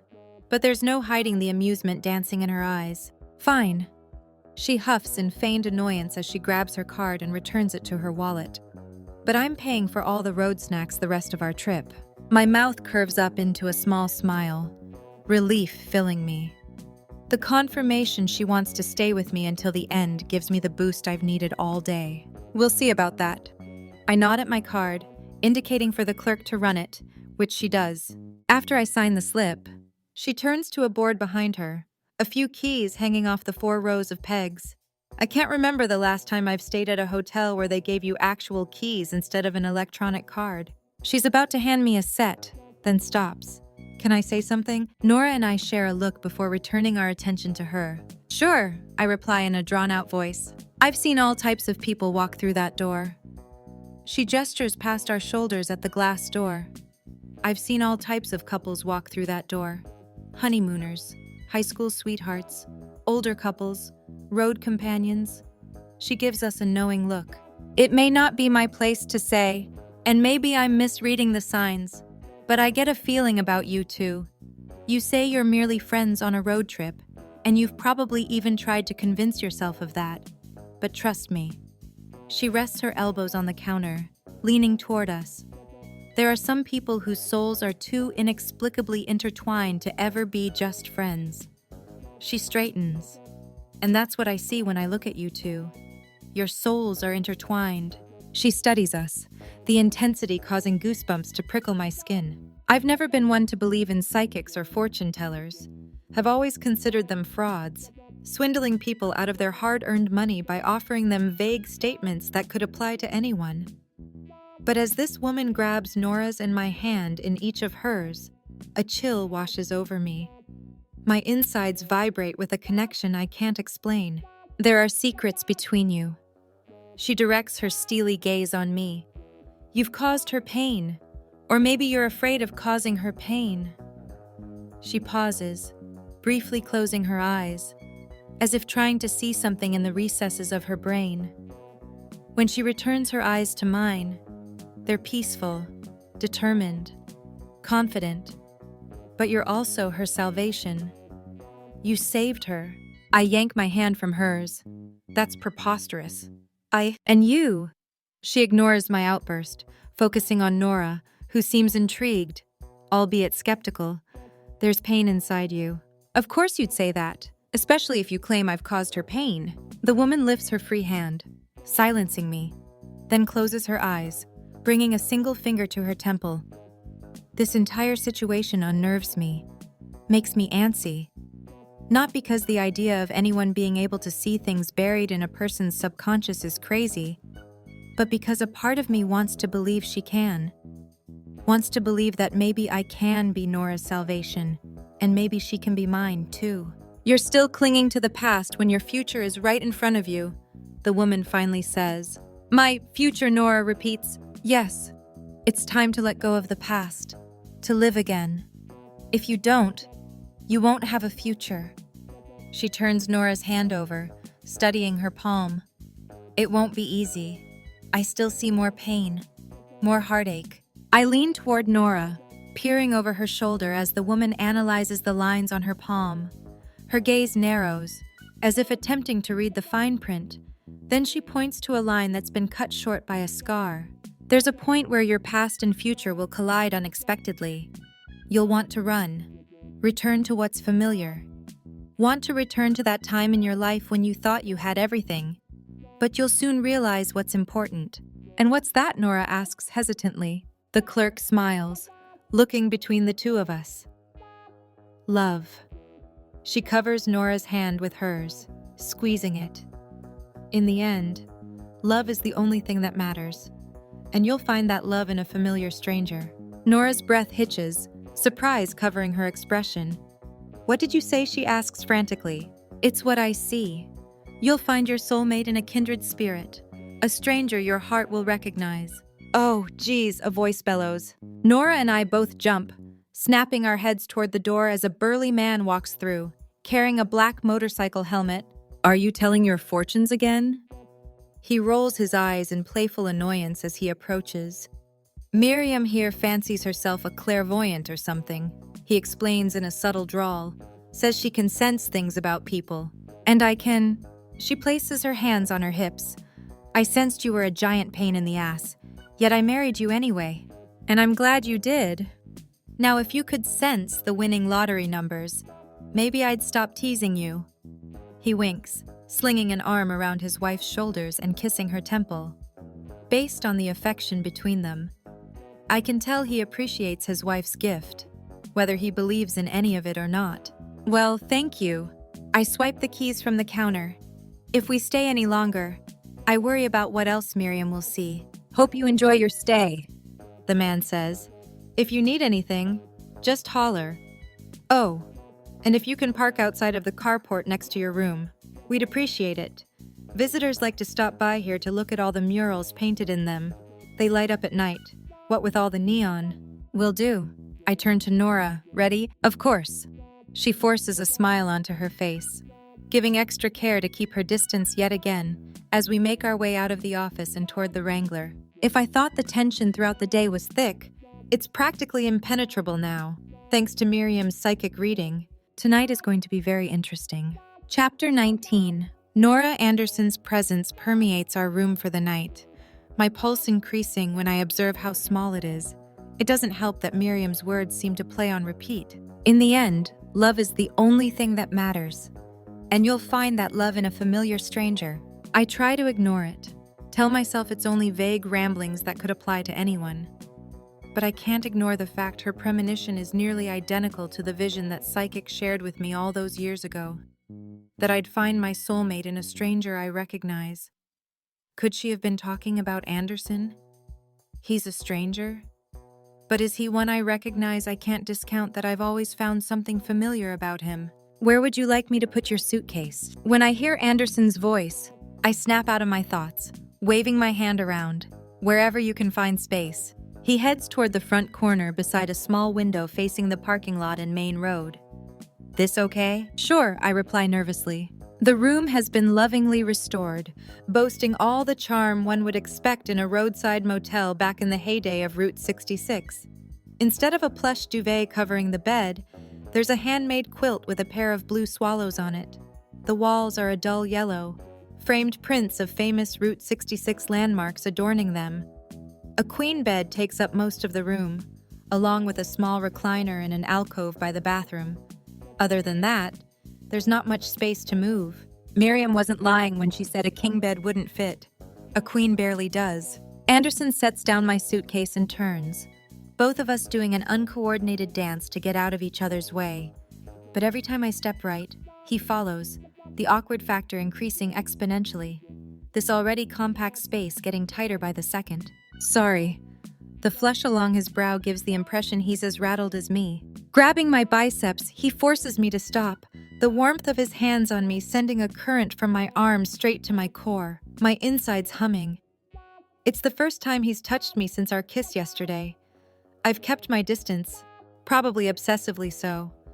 The last thing I wanted was a reminder that even an innocent touch has the ability to light my body on fire. Now I can't avoid it, his flames engulfing me. When his eyes lock on mine, the blue hue darkens, his chest rising and falling in a faster pattern. With an unwavering gaze, he maneuvers our bodies, turning us like two teenagers dancing for the first time. Once he's free from the tight corner by the bed, he drops his hold on me and scoots to the opposite end of the room, anxious to focus on something, anything other than Anderson. I open my suitcase and shift through its contents, finding my toiletry bag and a change of clothes, careful to keep my vibrator hidden. I glance at him. Mind if I use the bathroom first to freshen up? I ask shakily. Not at all. With a nod, I hurry toward the rear of the room, keeping my head lowered until I duck inside the bathroom. Leaning against the door, I take a moment to calm my nerves, blowing out a breath, thankful for the temporary reprieve from Anderson's larger-than-life presence. What was I thinking when I offered for him to stay with me? Apparently, I wasn't. How the hell am I going to keep any distance between us when we're supposed to share a bed that may as well be a twin for all I care? I push off the door and turn on the shower. Like the rest of the room, the bathroom is small, containing only a pedestal sink, toilet, and a shower stall. I wrap my hair in a towel, so I don't have to go through the lengthy process of straightening it, then step under the water, washing the day off me. After a longer than normal shower, mainly so I can avoid Anderson and the way he has me tied in knots, I dry off before pulling on a breezy sundress. Then I apply a hint of makeup and re-secure my strawberry blonde hair that's more blonde than strawberry these days, thanks to the hours spent with the top down on the Wrangler, content with my appearance. I step into the bedroom and make a beeline toward my suitcase, avoiding Anderson's eyes once more, as if not meeting his gaze will make him disappear. Are you all set in there, or? It's all yours, I answer quickly. Thanks. He grabs his own toiletry bag and steps into the bathroom. Only a second or two passes before I hear the shower start. I flop onto the bed, grateful to have a little longer to myself. I'm probably making a bigger deal out of this than necessary. We're two grown adults. Just because we're sharing a room doesn't mean anything. I've fallen asleep beside him in my bed every night this past week. Well, almost every night. Every night except for last night. Still, this is no different, right? God, I hope so. I'm so consumed by unease that I don't notice when the shower turns off. It's not until the door creaks open that I snap out of my thoughts, watching Anderson stroll out of the bathroom, wearing nothing but a towel. For the love of all that's holy, I can't help but stare at the strong pains of his abs, the broad muscles of his shoulders, the surprising tattoo of a compass over his heart. Something vaguely familiar about it. Droplets of water continue to fall from his mussed-up hair that seems to be a cacophony of shades. From dark brown, to auburn, to blonde at the ends. I've never seen anything like it. I doubt I will again. When I manage to lift my eyes to his, I notice he's smirking at me. Sorry, I jump to my feet and head toward the small window. He chuckles. What are you sorry for? Nothing. You just, well, you're in a towel, so I've noticed. His voice is amused. The cocky man I met a week ago returning. And you're not wearing a shirt. Does that bother you? I hear the rustling of clothes followed by the telltale thump of a wet towel dropping to the hardwood floor. All it would take is a slight movement of my head to either side, and I'd catch a glimpse of Anderson in all his glory. Based on our kiss yesterday when he had me pinned against the car and circled his hips against me, I know I won't be disappointed. It's not like I walked out with nothing on at all. I know. What is it? I don't know.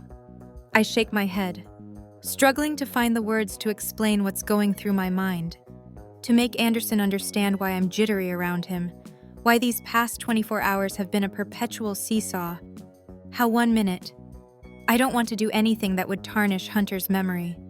Then the next, I'm convinced Hunter would want me to move on, to be happy, to take a risk, and that maybe I should take a risk on Anderson. But didn't I do that? Look how that worked out. Okay, that's it. A hand on my bicep forces me around. I gasp, the sudden movement taking me by surprise. Thankfully, Anderson is now fully clothed in a pair of khakis and a white linen shirt, the rolled-up sleeves revealing his corded forearms. What do you mean He gestures between our two bodies. It's stupid.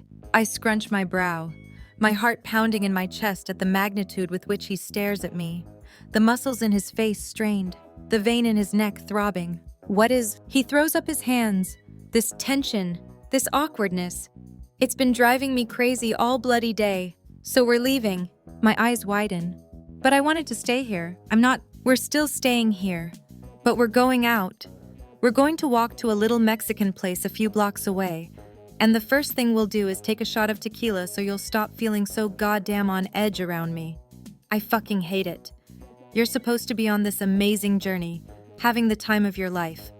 So if I'm interfering with that, I'm glad we ran into each other. I assure him, the words leaving my mouth before I have a chance to stop them. It's true, though.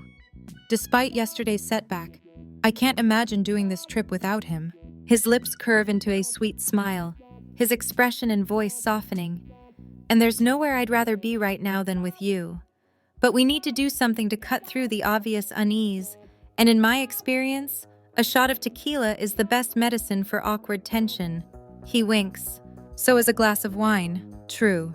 But I think the best thing we can do is get out of this room, not barricade ourselves inside. He extends his hand toward me. So, are you in? I expel a breath.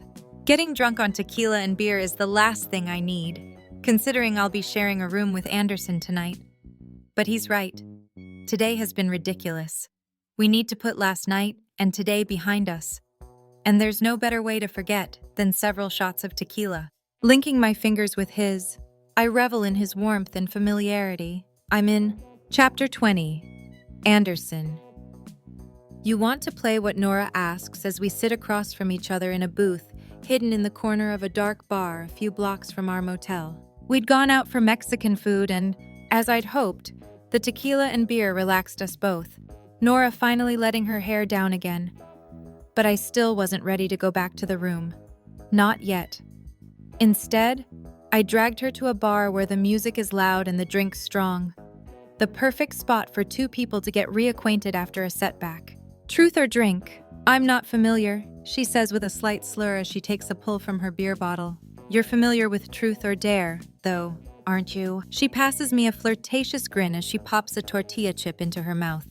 I am. I didn't think they'd play that in jolly old England, she jokes, trying to mimic my accent.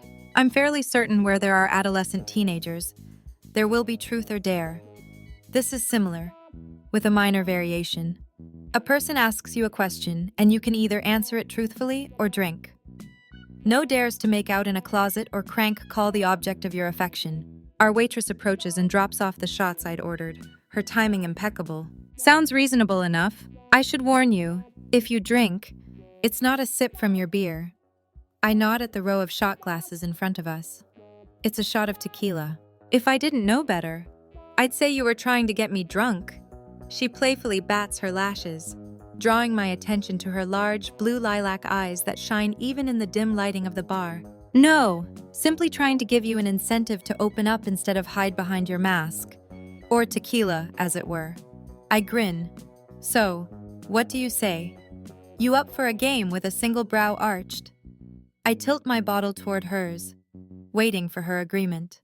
Her gaze flickers between me and the shot glasses as she weighs her options. Then she shrugs, lifting her beer and clinking the bottle against mine. Let the games begin. We each take a sip, sealing the deal, our eyes never straying from each other. As always, ladies first, I gesture toward her. Ask me anything your little heart desires. Her plump lips curve into a charming smirk that causes my pulse to kick up a bit. Are you sure about that? My mind can be a twisted place. Placing my forearms on the table, I lean closer. That's what I'm counting on. Gorgeous. Desire seeps from my words and I pause, admiring her reaction. Her mouth parts, breathing growing more uneven as her cheeks turn pink. Now, ask away. I sit back, watching as she takes a moment to collect herself, expelling a long breath. Then she squares her shoulders, her eyes resolute and steadfast. Okay then.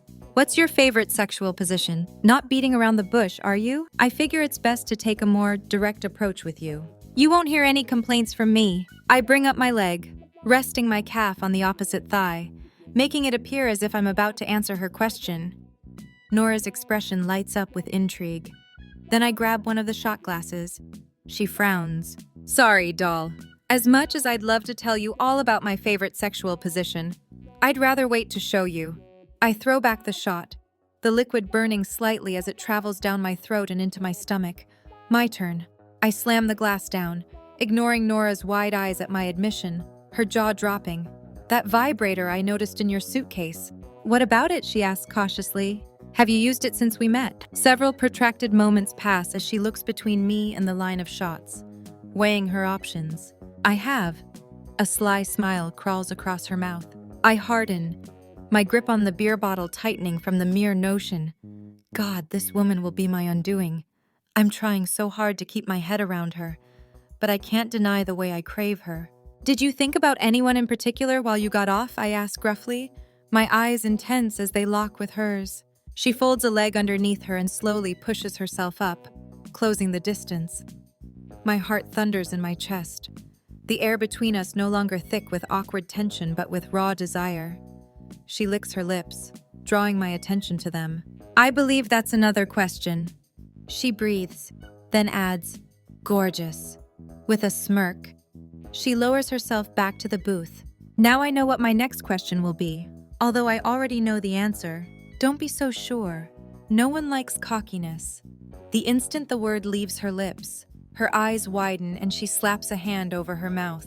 I mean, I'm willing to bet money that you'd quite like my cock, Ines. Her face turning a shade of red that would rival that of the salsa on our table.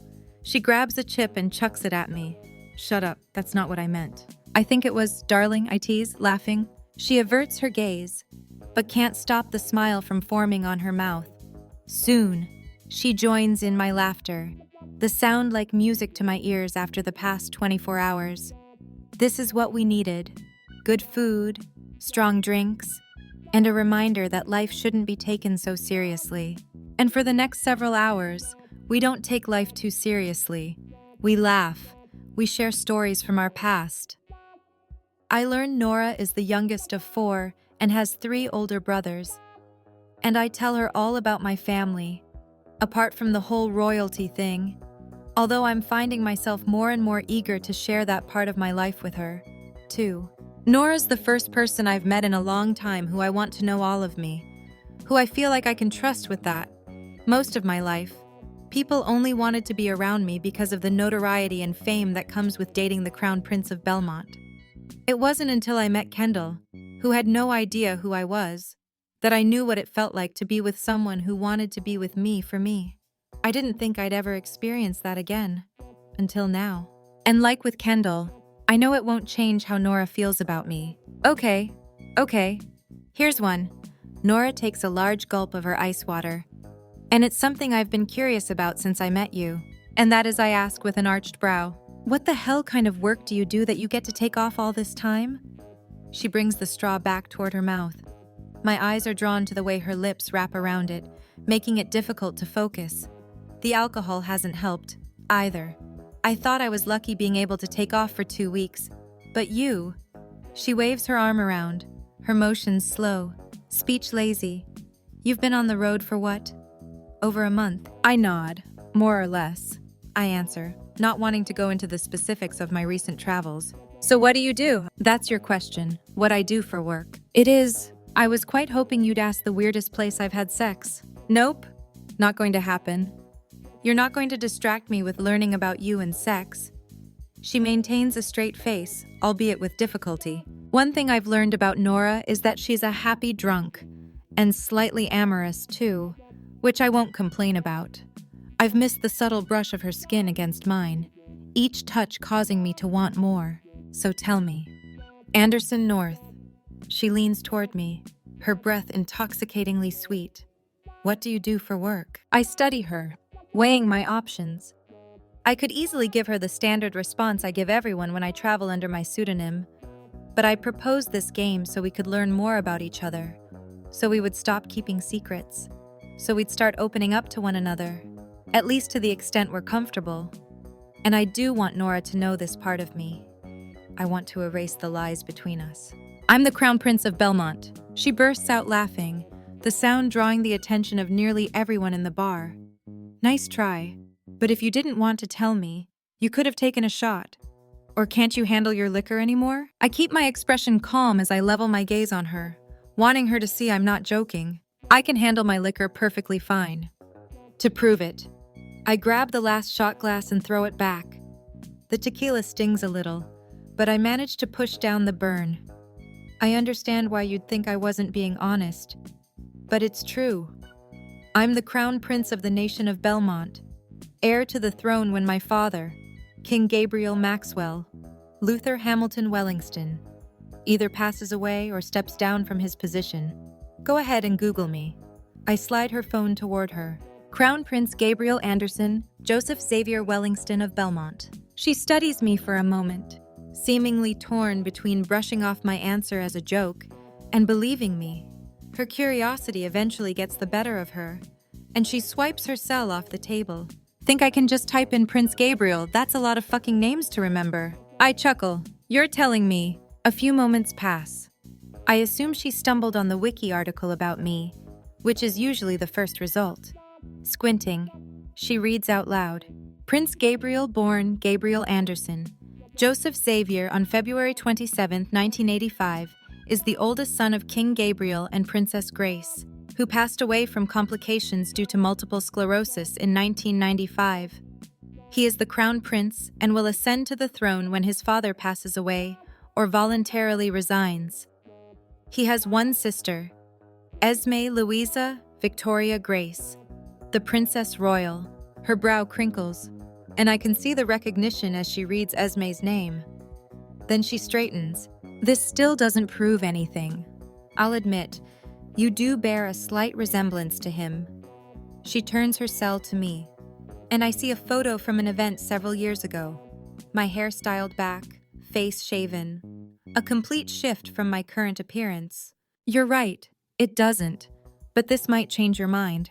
I grab her phone and type a new search term into the browser and click on the first link, handing it back to her.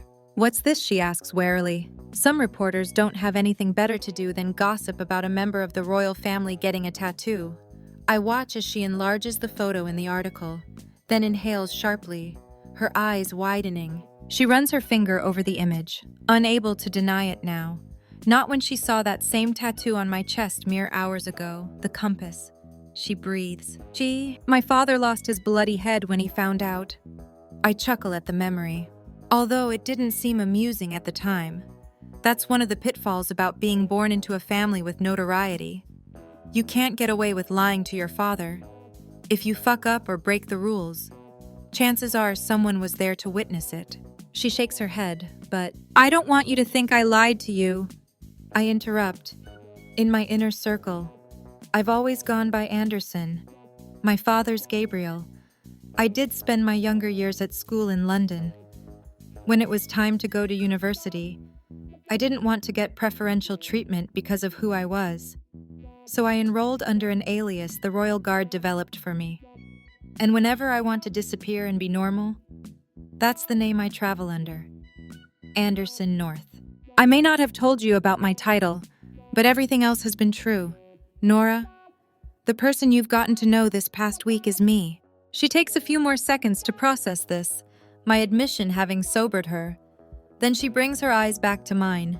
You really are a prince. I really am a prince. She peers out over the dance floor at several of the patrons who have started to dance to the live band. I stare at her, feeling like a man accused of a heinous crime he didn't commit awaiting the verdict. For some reason, I'm desperate for Nora to accept this. When she finally looks at me, I hold my breath, praying she's not about to walk away. Then she bursts into a fit of giggles. What the fuck are you doing here with me then? Tension rolls off my shoulders, and I exhale deeply. That's another question. But I will tell you this.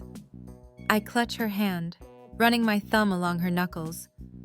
There's no place I'd rather be than in this dive bar with you, even though I'm completely ordinary. That's where you're wrong.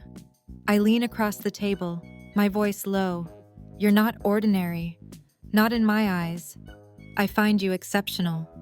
A breath of fresh air in a world that usually only sees me as a way to climb the social ladder.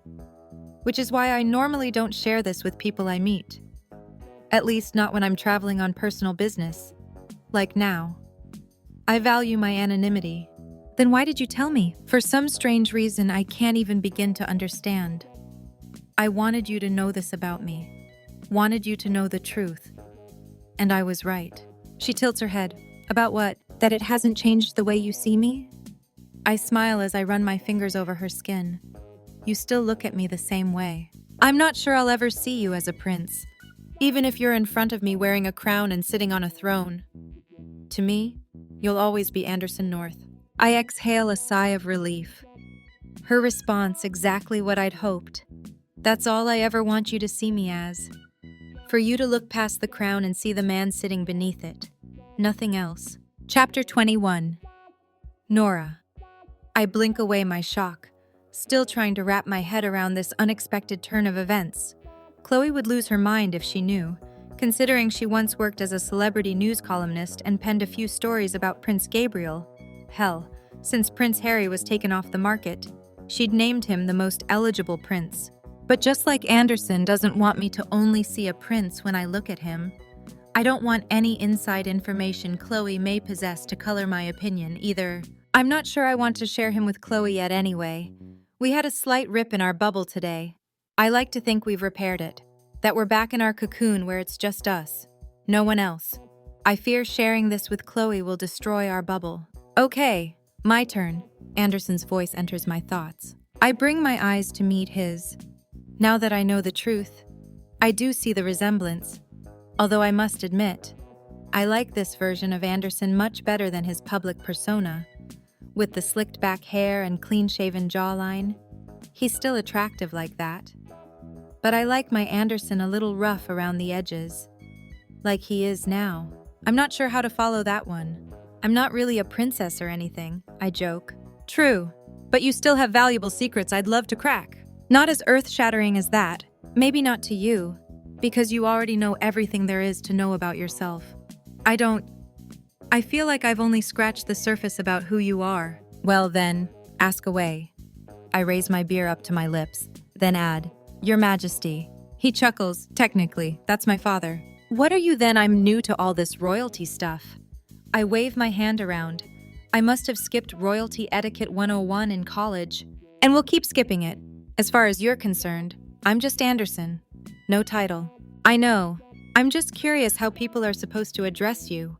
Like when you're at an official event. What do they call you? Your Highness? Or Your Royal Highness? He pauses, then inches toward me, lowering his voice. Can I tell you a secret? His question is barely audible over the sound of the band playing a Tom Petty tune. It brings to mind my first day on Route 66, how I didn't even know Anderson's name. It's remarkable how much can change in a week's time. What's that? I bloody hate it. What? Being addressed as Your Highness? He blows out a relieved sigh. It drives me crazy. When he returns his eyes to mine, there's a lightness about him, as if a giant weight has been lifted. Like the burden that's caused him to keep his distance from me has disappeared, and he can breathe again. Like the truth has set him free. God, it feels good to tell someone that. What else do you hate? My expression dances with excitement. I love learning about this part of him, not because I'm impressed by his notoriety, but because he's finally peeled back the mask and allowed me a glimpse at another layer. The rules! Everything is so structured. He takes a pull from his bottle, then holds it up. Case in point, this beer. What about it? I edge closer, eager to hear what rules his family has about beer. The only rule my mother had about beer was not to drink it before I was 21, which I broke my first day of college. I'm only allowed to drink bottled beer, never draft. Why? Less risk of being poisoned. Same thing goes for wine. I'm only permitted to drink wine that a member of my security detail has witnessed being opened. And this water. He lifts the glass in front of him that he hasn't touched. Forbidden. Then, with a sly smile, he brings it up to his lips and takes a sip. You bad boy, you... Oh, gorgeous. He closes the distance, his azure orbs alight with mischief. You have no idea how bad I can be. Desire, hot and intense, coils inside me. All evidence of the awkward tension that plagued us last night and today has disappeared. In its place is this new level of comfort. Perhaps this is what we should have done from the beginning, but I don't think it would have been as effective. We needed to experience each other's scars before we realized they're simply one part of what makes us, well, us. I could always go online. I'm sure there are some informative articles about that. I'd rather find out on my own, though. That certainly gives me something to look forward to. He winks, then clears his throat. Now that I shared my big secret, it's only right you do the same. Okay, I say in a drawn-out voice. What big secret of mine do you want to know? The ashes, he states without a second of deliberation. Who do they belong to? I freeze, the light atmosphere shifting. He quickly grabs my hands in his. It's okay if it's still too raw. I dart my stare to our linked fingers, a warmth filling me as he affectionately brushes my knuckles with his thumbs. Such a simple gesture, Yet it gives me what I need right now. What I've needed for years but never found. Understanding, hope, comfort. He's shared a huge piece of himself with me. It's time I do the same. My fiancé, I blurt out. Well, former fiancé, I suppose, Hunter. I'm assuming this was several years ago. Correct. You did recently get divorced. Or was that only a story? I shake my head. No, I did just get divorced. I've realized Jeremy was a cover for losing Hunter, though. How do you mean? Hunter passed away about 6 years ago. Met Jeremy 3 years ago. He was supposed to be a no-strings-attached hookup. I guess I have my mother and Jameson to thank for things getting as out of hand as they did. Your mother and Jameson, like the whiskey. I nod, blowing out a laugh. I already told you how my mother's a psychiatrist. Well, she constantly put my life under a microscope. The woman hadn't paid any attention to me in years, but the second I have a dead fiancé, I became her new favorite project. She loved calling me up, telling me everything I was doing wrong, why I was a failure. Jesus, and that's your mother? Yep, she's a fucking piece of work. So when I met Jeremy, I don't know, he was really sweet, and there were quite a few things about him that reminded me of Hunter. I thought I could fake it till I make it, more or less. And the Jameson, I'm not proud of it, but it was St. Patrick's Day in New York. It's a big deal, drinking all day and all night. So Jeremy and I got pretty wasted.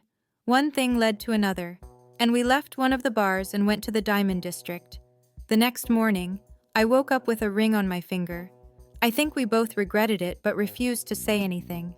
A part of me liked the idea of marrying Jeremy.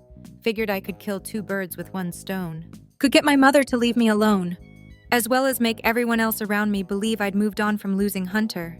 Even if I hadn't, I don't think we ever truly move on after losing a loved one. His gaze flickers with the experience of someone who knows what he's talking about. Someone who understands this level of loss. We simply learn to acclimate to a new normal.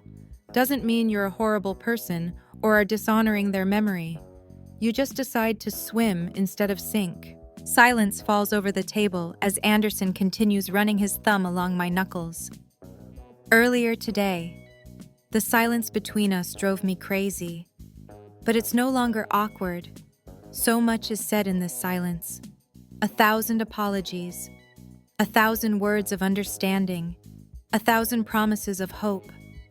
It warms my heart and brings a smile to my face when normally nothing about discussing Hunter's death would make me smile. How did he die? Anderson asks hesitantly. Car accident. I swallow hard. I'm about to tell him I was also in the car, that the baby I'd been carrying for 6 months also died that night. But don't. He only asked about the ashes, so that's all I share. I can now manage the pain of losing Hunter. The pain of losing our baby is a different story. We were about to move out to California. Drive Route 66 and everything. That's why you're spreading his ashes. I nod. After his memorial, his mother gave them to me. Insisted I take the trip. So that's what I'm doing. I lift my beer, gulping down a large swallow, going on one last adventure with my fiancé. Well, Anderson's tone is bright. A change from the solemn air. He raises his beer bottle to me. Here's to one last adventure. Thank you for including me in it. His gaze is awash with sincerity and veneration. I'm truly honored. It's not like I had a choice. I laugh nervously to cut through the tension. My car broke down. No. He shakes his head, licking his lips. You had a choice. So thank you for choosing me. The corners of his mouth quirk up, peace washing over his face in gentle waves. Appreciation and reverence swirling in his profound eyes. No one's looked at me this way in so long, like they can't continue breathing unless I'm in their universe. I can't recall Hunter admiring me this way. The old Nora would beat herself up over the idea of allowing my memories of Hunter to fade. But I'm no longer holding on to them with all my strength, praying they don't slip away. I can appreciate that time in my life for what it was, for what it taught me. I'm finally ready to make new memories, I deserve to make new memories. A loud cheer cuts through the bar as the band plays the familiar opening measures of Chuck Berry's Route 66. I turn from Anderson, watching as dozens of patrons swarm the dance floor, everyone moving to what's obviously akin to this place's national anthem. The energy infusing me. I jump to my feet and grab Anderson's hands, pulling him up with me. "What are you doing?" he asks, eyeing me with curiosity. "What does it look like, making you dance with me?" "Dance? Don't even try to tell me you don't dance.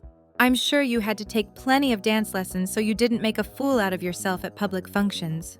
Am I right?" He hints at a devilish grin. "Maybe. Then let's dance." I yank him into the center of the dance floor. What other time will we be able to dance to Route 66 on Route 66? Probably never. Exactly. When in Rome. I move in time with the slow, bluesy beat. When a hand clutches my hip, another sliding up my arm and wrapping around my fingers. I dart my gaze to Anderson, a silent question within. "And I'm sure you took dance lessons for your wedding." "Correct. Why do you think that?" He shrugs. "Just a hunch. But based on what you've told me and what I've figured out for myself, you probably put on quite the show at your wedding to make people believe you were actually in love. And I'm sure that included some carefully orchestrated dance numbers. My lack of response is the only answer he needs. And you probably know how to swing dance." I knew how even before my wedding, my mother insisted I take dance all throughout my childhood and into my teenage years. Perfect. At the downbeat, he squeezes my hand, steering my body with ease. At first, my motions are stiff and disjointed, considering it's been close to a year since I've danced like this. Soon, muscle memory kicks in, and my moves become more fluid and natural. It helps that Anderson's a born leader, in more ways than one. And boy, does he know his way around a dance floor. The more we dance, the more confident I become, the more difficult moves Anderson tries. This isn't a fast song, so I'm able to keep up easily. My motions relaxed. He squeezes my hand again and drops his hold on my hip, twirling me in a spin before yanking my body back into his. Cheers and applause erupt, taking me by surprise. I momentarily falter as my attention strays from Anderson for the first time, noticing that everyone's assembled in a circle on the edge of the floor, enjoying the show we're giving them. "Stay with me, Nora," Anderson murmurs. I return my gaze to him, falling back into step, smiling and tuning out everyone else. At my wedding, I was more nervous about dancing with Jeremy in front of all those people than I was about saying my vows. It was why I forced him to take every dance class I could find. I didn't want to look like I didn't know what I was doing. Didn't want people to look at us dancing and realize how awkward we were together. But with Anderson, even knowing all these people are watching, I'm comfortable. He makes this so effortless, so easy, so uncomplicated. Everything with him seems uncomplicated, like life should be. The song ends, and the audience cheers for the band, as well as our impromptu performance. Anderson steps away from me, keeping my hand clasped in his, nodding in acknowledgement at the crowd. My cheeks heat, but Anderson acts as if the attention is nothing. To him, it probably is nothing. What's a few dozen people clapping for you when he's used to hundreds, even thousands? When the band starts a slower number, I break from his hold and head back to our table, but only make it a few steps before Anderson grabs my elbow and pulls me into his hard, firm body. I jerk my gaze up to his, the sudden motion catching me off guard. "Where are you going?" A grin teases on his mouth. "I thought, we're not done yet," he croons, his tone dripping with sin and seduction. All I can do is nod and drape my free arm over his shoulder. Everything about this moment rendering me mute as Fading Into You plays around us. The title of this song is more than appropriate, because right now, I'm fading into this man, into his body, his heart, his soul. It's consuming and electrifying. I sway with the rhythm Anderson sets. This time, there's no complex footwork to concentrate on. There's no respectful distance separating our bodies. There's no light-hearted atmosphere. There's just this intense connection sizzling to life. I toy with a few of the curls that fall past his collar, and he briefly closes his eyes. His grip on me tightens, his jaw clenching, nostrils flaring. He can deny it all he wants, but his body doesn't lie. I felt it yesterday, and I feel it now. He wants me. I'm desperate to ask him why he pushed me away yesterday, if it was because of the secret he was keeping. But I don't want to ruin this moment. Don't want anything to come between one of the most erotic things I've experienced in all my 30 years. Something I didn't think possible fully dressed, but even a flimsy sundress can't prevent Anderson from stripping me bare. As his eyes sear into mine, that's precisely what he does. He strips me bare, obliterates every single one of my fears and trepidations, makes me only see what matters, makes me only see him. His hands go to my face and he cups my cheeks. We stop swaying to the music, tuning out the world. In this moment, nothing else exists. There is no past, and the future is out of our control. There's only the present, only us, only this unyielding craving that I'm done fighting, that I hope he's done fighting too. My breathing increases with every inch he erases. His fingers dig into my hair, his grip on me tightening as his lips descend toward mine, barely a whisper away. But that breath between us may as well be a football field. It's still not close enough. Desperation courses through me, making me blind to anything other than having this man capture me, claim me, consume me. But as much as I need to feel him, I won't make the final move. Not again.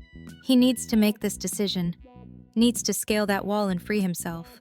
A growl rips from his throat, his lips poised over mine. I exhale, bracing myself for his kiss.